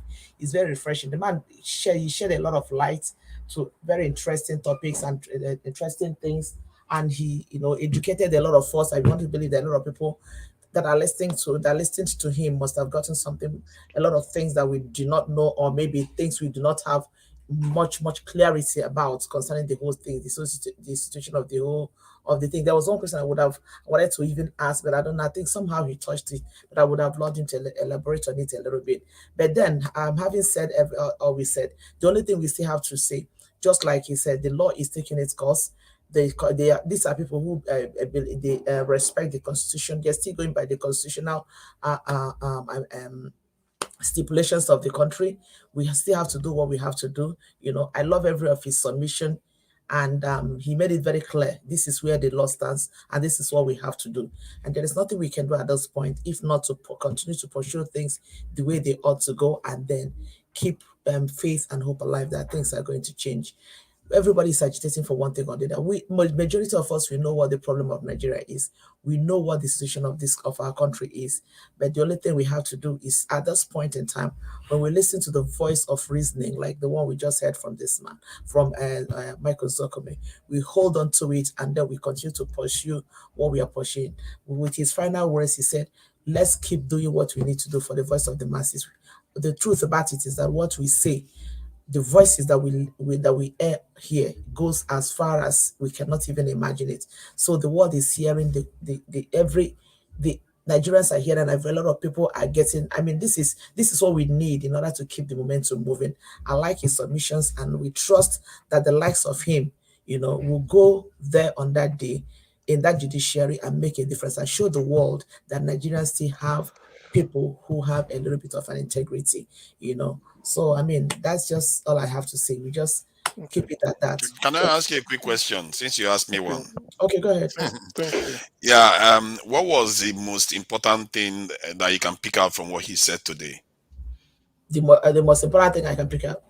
Yes, from what he said today. I have a lot of things I picked out, but one of the things that I picked out from what he said is that irrespective of what we think, irrespective of what we think, the law of the land has to take place. But the point is this: they're still going to make their case. Okay, maybe I will take an example from the question that I asked him about election fraud and how he can describe what happened in Nigeria. He goes to a very great extent to explain to us, making it very clear to whoever that is in doubt that what happened in Nigeria during this election is an election fraud, because everything that the election fraud represents, everything that the election fraud stipulates, we saw everything take place. We saw the beating, we saw the intimidation, we saw the stealing of ballot boxes, we saw everything take place. So at least that is very clear for people who are still in doubt. But people will ask you, well, what is the essence of the obedience? People say that the election was fraudulent. At least he was able to explain it, that everything that happened during that election amounts to election fraud. And for that, that, the election, one can say that it is flawed and it is not something that was supposed to stand. But unfortunately, we have a society where things are not working. And this is one of the things that he said. Things are not working. It is very obvious. Even a little child says it. Things are not working. And that is why we see things play out where they played. And for the first time in history, that a presidential winner, so to say, was declared while people were still sleeping. So all these things shows you that there is something fundamentally wrong with the society that is called Nigeria. I hope I answered your question. Thank you. Well, it's not Thank you. I think she answered it. Okay, well, in this type of answer, we don't score marks. So you see, there's nothing like pass or fail. So it's just that you just have to answer it. Any two TV, the TV chat, your 5 minutes starts now, 11:31. Good evening again. Can you hear me? Yes, we can. Okay. Good evening. It was a very good interactive section, but there was. Let's make it three minutes. Information just came to me now that I have to end this broadcast before that 6 p.m. The video we played earlier on, there's a copyright on it. This is why we don't play it. YouTube just alerted me now. That short video we played when the guy was speaking Yoruba to Tinubu, there's a copyright on it, and unfortunately we cannot let this go far, but I'm going to create another broadcast in the next 15-20 minutes. Go ahead. I'll just talk for two minutes, and then I'm gone. Okay, thank you. I just wanted to talk on the 1999 Constitution. Everybody says the Constitution is bad, the Constitution is this, but I think if we are all truthful to ourselves, the implementation, the Constitution might not be perfect, but the implementation or the way we use the Constitution is also part of the reason why I think things are really bad. Why? Because most of the states now are suppressing the local government. The constitution does not say that. The governors have given themselves a kind of auto power that they are beginning to even question the federal. So I think apart from the constitution being bad, there are two things that I notice. Most of us are, first of all, from the region we are first before thinking about being national. So because of that that is why we are beginning to have a lot of issue with the constitution. That is all I have to say. Thank you. I appreciate. Thank you. The next person is Aibe 2023. Any mute yourself, please. Thank you. If you can. Thank you, Mr. CM. Thank you very much for the opportunity given to me once again. You see, I will just go straight to the point that all that Ozekhome have just said this evening, they are all perfect, you know. You see, sometimes I will not to blame people too much because everybody have a title to his own opinion. And secondly, everybody have his own, you know, way of thinking and his own perspective way of looking things. I don't really think, you see, celebrating the birth of Jesus Christ is something that all Christians come together to put it on the 25th of December, and which the day was not that day. So if everybody come together to be doing one things, for example, I believe that the majority that win the vote. So Ozekhome, first and foremost, when he starts talking, he starts from the question of the Federal Republic of Nigeria. Get listing every developed country or developed nation. It is the power of the constitution that makes it countries to develop. For example, if a constitution is made to favor the citizens, you will see the citizens, the things will be going well. You see, this man, this senior son, I mean, Ozekhome and Femi Falana, these are the two Nigerian advocates, I'm starting to be corrected, that I have seen in Nigeria that's always talking about the constitution of Nigeria. That the constitution is fraud. The constitution is both the one that they amended, both one the military, you know, the one of 1960 and the one of 1999, all of them are in the favor of the politicians, the favor of the military, and the 1999 was in the favor of the politicians. Imagine a constitution that said that when a politician steals money and when he's facing court, I mean when he's in the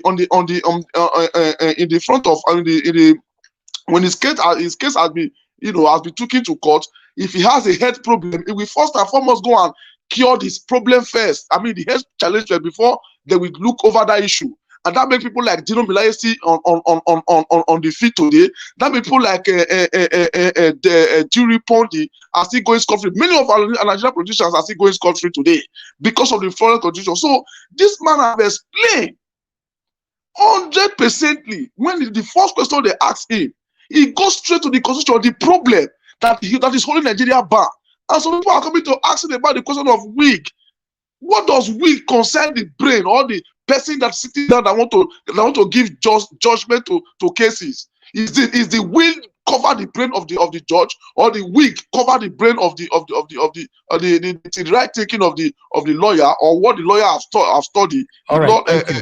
So the issue, the man have dealt with it, and which is our constitution. And I hope and I believe that one day we can have a president who will look under the constitution and amend it to disallow the federal power and give it to the local government, because every development countries today, all are from the powers are from the local government, because everybody start from the local government. Thank you. As I hear the floor back to you. Thank you. God bless you this evening. Thank you very much. All right. Let us just work with this time if possible. Let me see. CM, who else? Victor just finished talking now. There are two Victor. Okay, there's BV Victor. There's another Victor here. Which one? Who came first? I think it's BV Victor that came Be first. Victor. That was why I was telling you that you were going the wrong way. The last there's petition nothing like was wrong way. Let's just I we didn't don't go. have time, sir. Just keep. It's a Niger watch now. It's a Niger watch.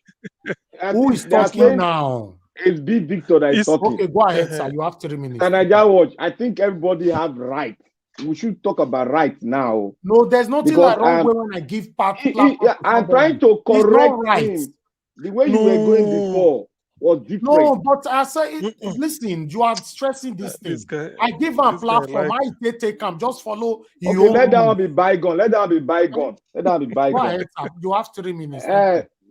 Mr. Ozekhome spoke very, very well, and he spoke in line with what we have in the Constitution, because he's a constitutional lawyer and he's a master and a professor in it. And I believe we should always confine ourselves to the kind of environment we are, and we should not come to a place where we know that this is what we are confined, we are directed to follow this process, and we come in as a superstar and ask something that is not even in the whole thing of, it's not even the subject of matter. I don't know if you people noticed it. It's always occurring here. If we are speaking on a subject, this is a constitutional lawyer, for Christ's sake. We need to dig into the constitutional deficiency of what we are seeing that is happening in Nigeria. We don't need to bring up something that is the fundamental right of the lawyers. So I don't care about that one. We should speak on Nigeria. If we got to go on the fundamental is the Constitution. What hold the country down is the Constitution. I expected Nigeria to act on the Constitution, but not to bring a matter of wig. That is another matter for another day. We should not bring that into this. That is diversionary. We should not bring it into it. We should speak according to the ethics of what we are here for. I love when people are being led by the ethics, not when you come here trying to be. If I have to be a superstar here, I know how to do it. I know how to con it. But you don't come here. It provoked me. They call you, I don't know if you are This professor or whatever. This man was kidnapped. This man was kidnapped. He started a movement in Nigeria, which we guided us and we followed him while we were in Nigeria. And he was kidnapped. He was arrested, being in jail, and you come up to ask him such a question. You should respect this man as a person. He has gone through a lot. Look at all the leaders we have. Look at how they are derailing. This man is 65 years or thereabout, and he's still holding his ground on what is happening here. He's a constitutional professor. You should respect that. He has not deviated. We shouldn't ask him about wig or what. Those are childish things. It's childish to me. It's childish, and it provoked me as a person. Yeah, Thank you very much. It's okay. For me, I was not happy with that question because it was total diversion. Doesn't make any sense to me at all. It wouldn't at this moment. The reason why I asked it was because of what I've heard him say. He kept, he asked the question. There's no need. Why are we like this? Explain. It's okay. We don't have the time. You don't have the time. Next time. And you said, why did I say that? Whatever. Yes, I don't know how to address him because everybody likes to go on, Your Excellency, your this, your that, your that. He's a professor. I don't know him. I don't know him. I don't know. You see, that's the problem. I was struggling to find out who he was. I don't know him, but I know I've seen him on TV before. Okay, that's fine. It's possible. Okay, let's move on. CM, who is the next person? After B Victor, it should be God's power. God's power. Okay, God's power, please. God's power, young. He wears Barcelona shirt like unmute yourself, God's power, please. Your network is always unfriendly. Yeah, are you sure you haven't missed me? Where were you now? Okay, let God's power go ahead, sir. We don't have time now. God's power, we can't hear you. Well, first of all, First of all, can you hear me now? Okay, yes, go ahead.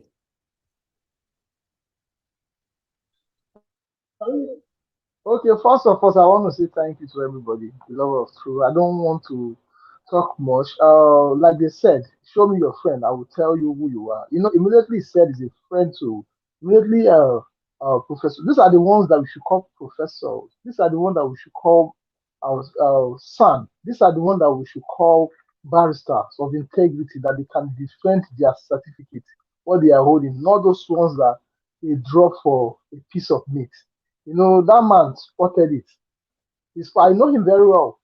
He's an activist. He has been fighting for human rights for long. So I'm so glad and I'm so overwhelmed for me to join the broadcast, to be on live with him. Only that one is give me joy because he hasn't moved away from what he stands for. And I keep praying that God should continue to be expanding such kind of people. Because they used to make a popular statement that all liars are liars, all lawyers are liars. But I stood my ground that not all of them. Some are distinct, just like they said, all policemen are receiver of bribe on the roads or whatever. But I know there's still some ones that stood their ground to have a good integrity. He spotted it all, and he said a lot of things concerning our judiciary.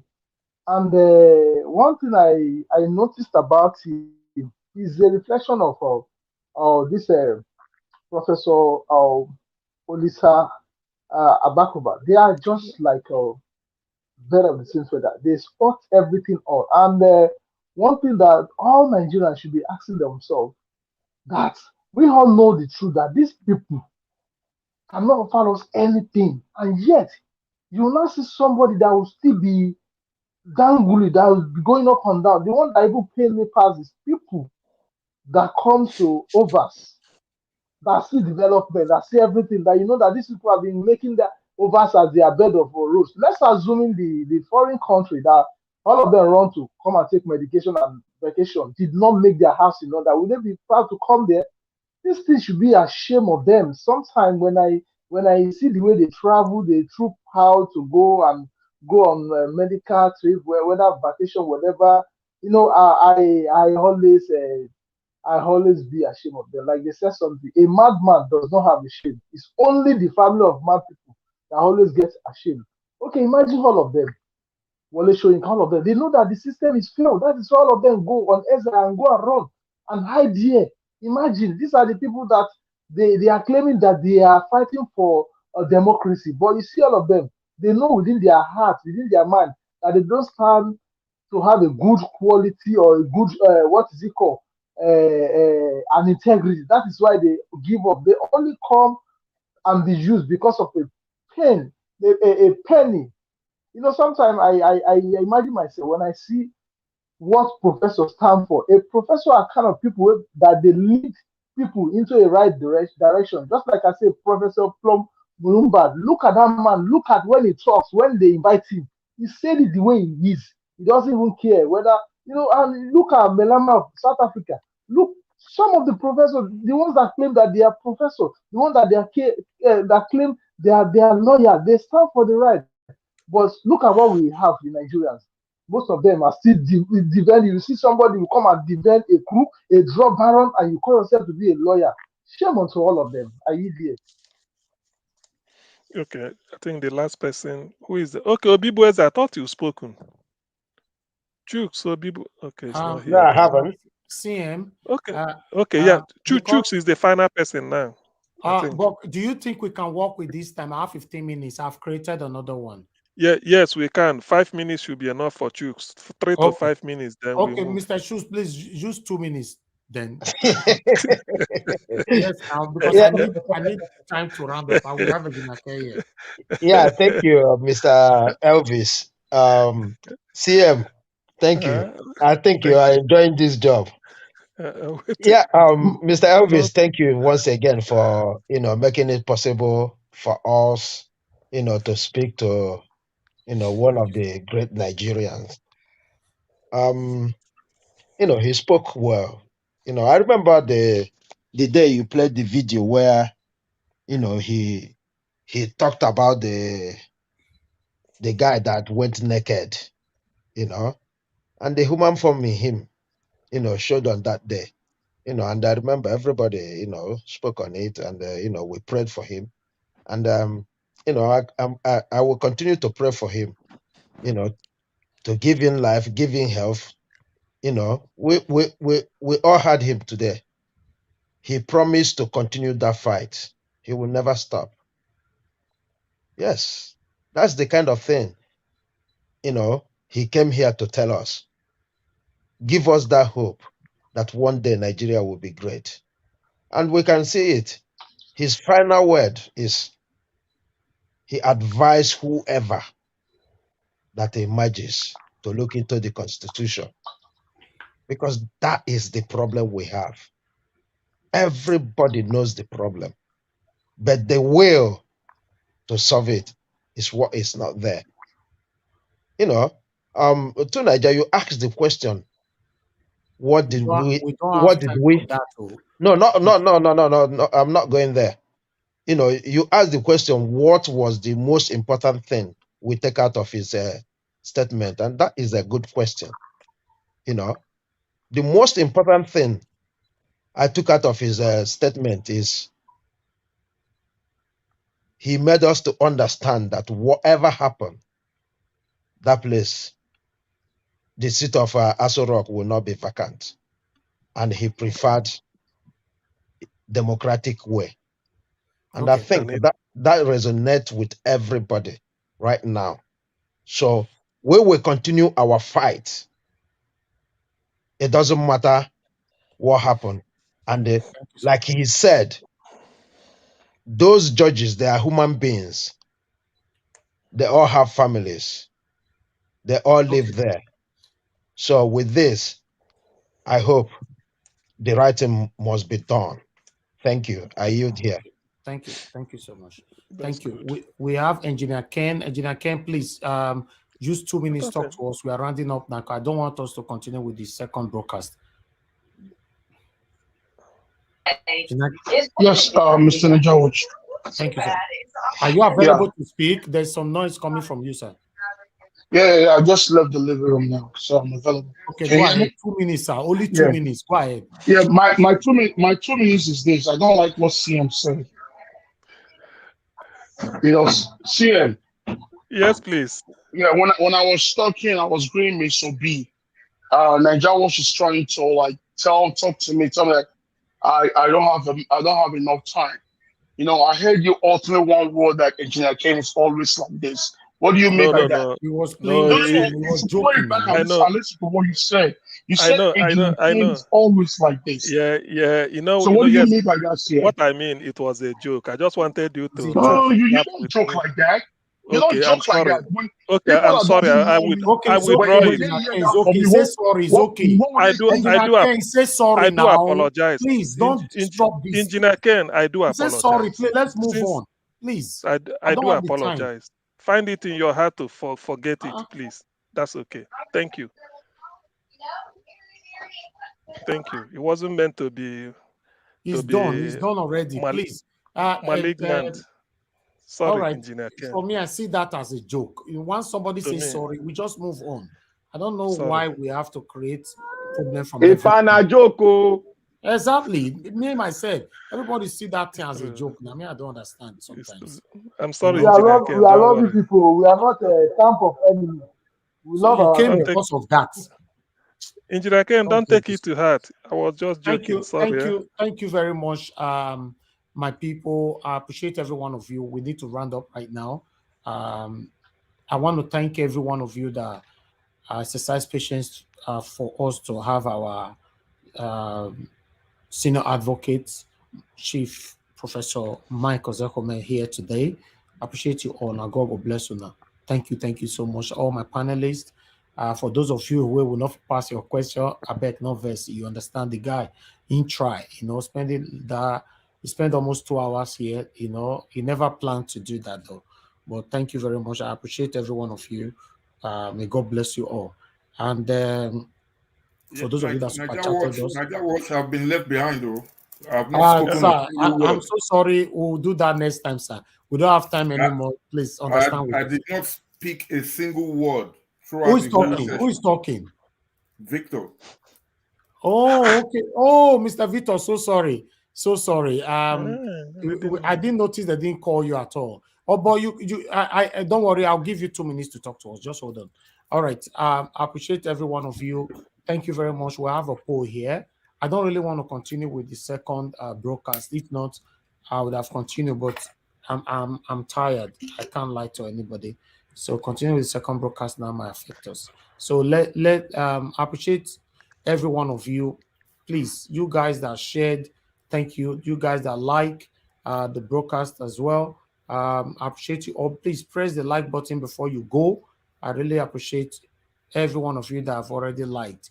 And for those of you that super chatted us, we want to say thank you, thank you, thank you so much. Now God bless you now. We really do appreciate this as well. Let me quickly see if I can mention this. Prophet, thank you so much. We appreciate you. Lady Eugenia, thank you. Janet, Bella, Naomi, Ed Talk Supplement, thank you. Appreciate you all. Jaja, thank you so much. Amadatu Sabi, Saint Gilmed, Dr. Alexander Gomez, thank you very much, my good people. Appreciate you all. Coach, we see you right there. Thank you so much. You know, may God bless you all. I want to be Ferdinand. Thank you, thank you, thank you, my people. And yes, the poll. As for the poll, you know, remember we bring out a poll every day. Yes, this is the poll for today. It's the same question, you know, but I just like to carry everybody along. You know, this is the let me put it on the screen anyway. Just give me, yeah, that is it right there. We got 1,050 votes today. What will happen in May 29 and what will be the court's decision? 79% said the decision will be Peter Obi's favor, and 10% for Tinubu, 7% Italian government taking over, and fresh election will be conducted for 4%. Thank you very much, my people. I appreciate you all. Let me quickly go back to Mr. Victor. 1 minute. Just talk to us to 1 minute. We are closing now. We're working with time. So sorry. Okay, I'll try to be very quick. 1 minute, sir. Yeah, I'll try to be very quick. Someone asked Professor Ozekhome what his opinion was on Wole Soyinka's remarks, and he deliberately did not answer that question, and I understand why. But the reason I want to say that is because he has already answered the question. If you look at what he said when he was mentioning that you have to win 2/3, which is 24 states, and FCT, he even went further to explain that, look, if you want to gain admission to university, and they say you must have mathematics, you need 5 credits from different subjects and mathematics. That means if you have 10 credits even and you don't have that mathematics, that you will have to go and recite the exam again, you know. And then Nneobi's question to him as well, asking him what. Okay, Mr. Victor. Yes, I did not look at the comment section. I can see more people in the likes of Madarita, Pansat, and many others right there. They want us to create another broadcast so that I will not rush you. So let me give you a link now. Join the new broadcast. Let's end this one so that you guys can have the opportunity to speak. Just stay there. I'm going to post a link for everyone here. You know, then I'll not put it on a public space so that Mr. Pansat and Madarita to come in. You know, we can move on. Just hold on. The broadcast have been created. I never wanted to do it, but my attention was drawn to that people in the comment section were responding to my own and others. I not see them at all. You know, see this our work. It's not very, very easy. Please, everyone, just hold on. Hold on, sir. Just hold on, please. Hold on, sir, please. Hold on, because I'm multitasking, a lot to do. Okay, I've posted the link on the private chat. You guys join the new broadcast now. Exactly. But you must know that Nana Americans they wake up for sleep. So no problem. Anywhere where we tire, we'll move on. Sir, hold on. We don't have time for this. Just pause, sir. You can say anything. Hold on, please, everybody, please. You can say whatever you want to say from the other broadcast, please. Click on it, join that broadcast. I want to put it on the public. If you're not wait there, you're not quick click, and I want to put it on the public as well, so that people there can come in. You know, let me put it on the public space. Click on it. CM, I bet click on them and join as well. It's very, very important. 1 minute, my people. I don't join. Okay. I did backstage now for All that right, one. the link have been posted on the public space. Please, guys, you guys use that. Thank you, thank you, thank you. Let me end this one right away, and then let's start the new one so that we can have enough time to talk. Now, God bless all of you. Thank you, my people. 1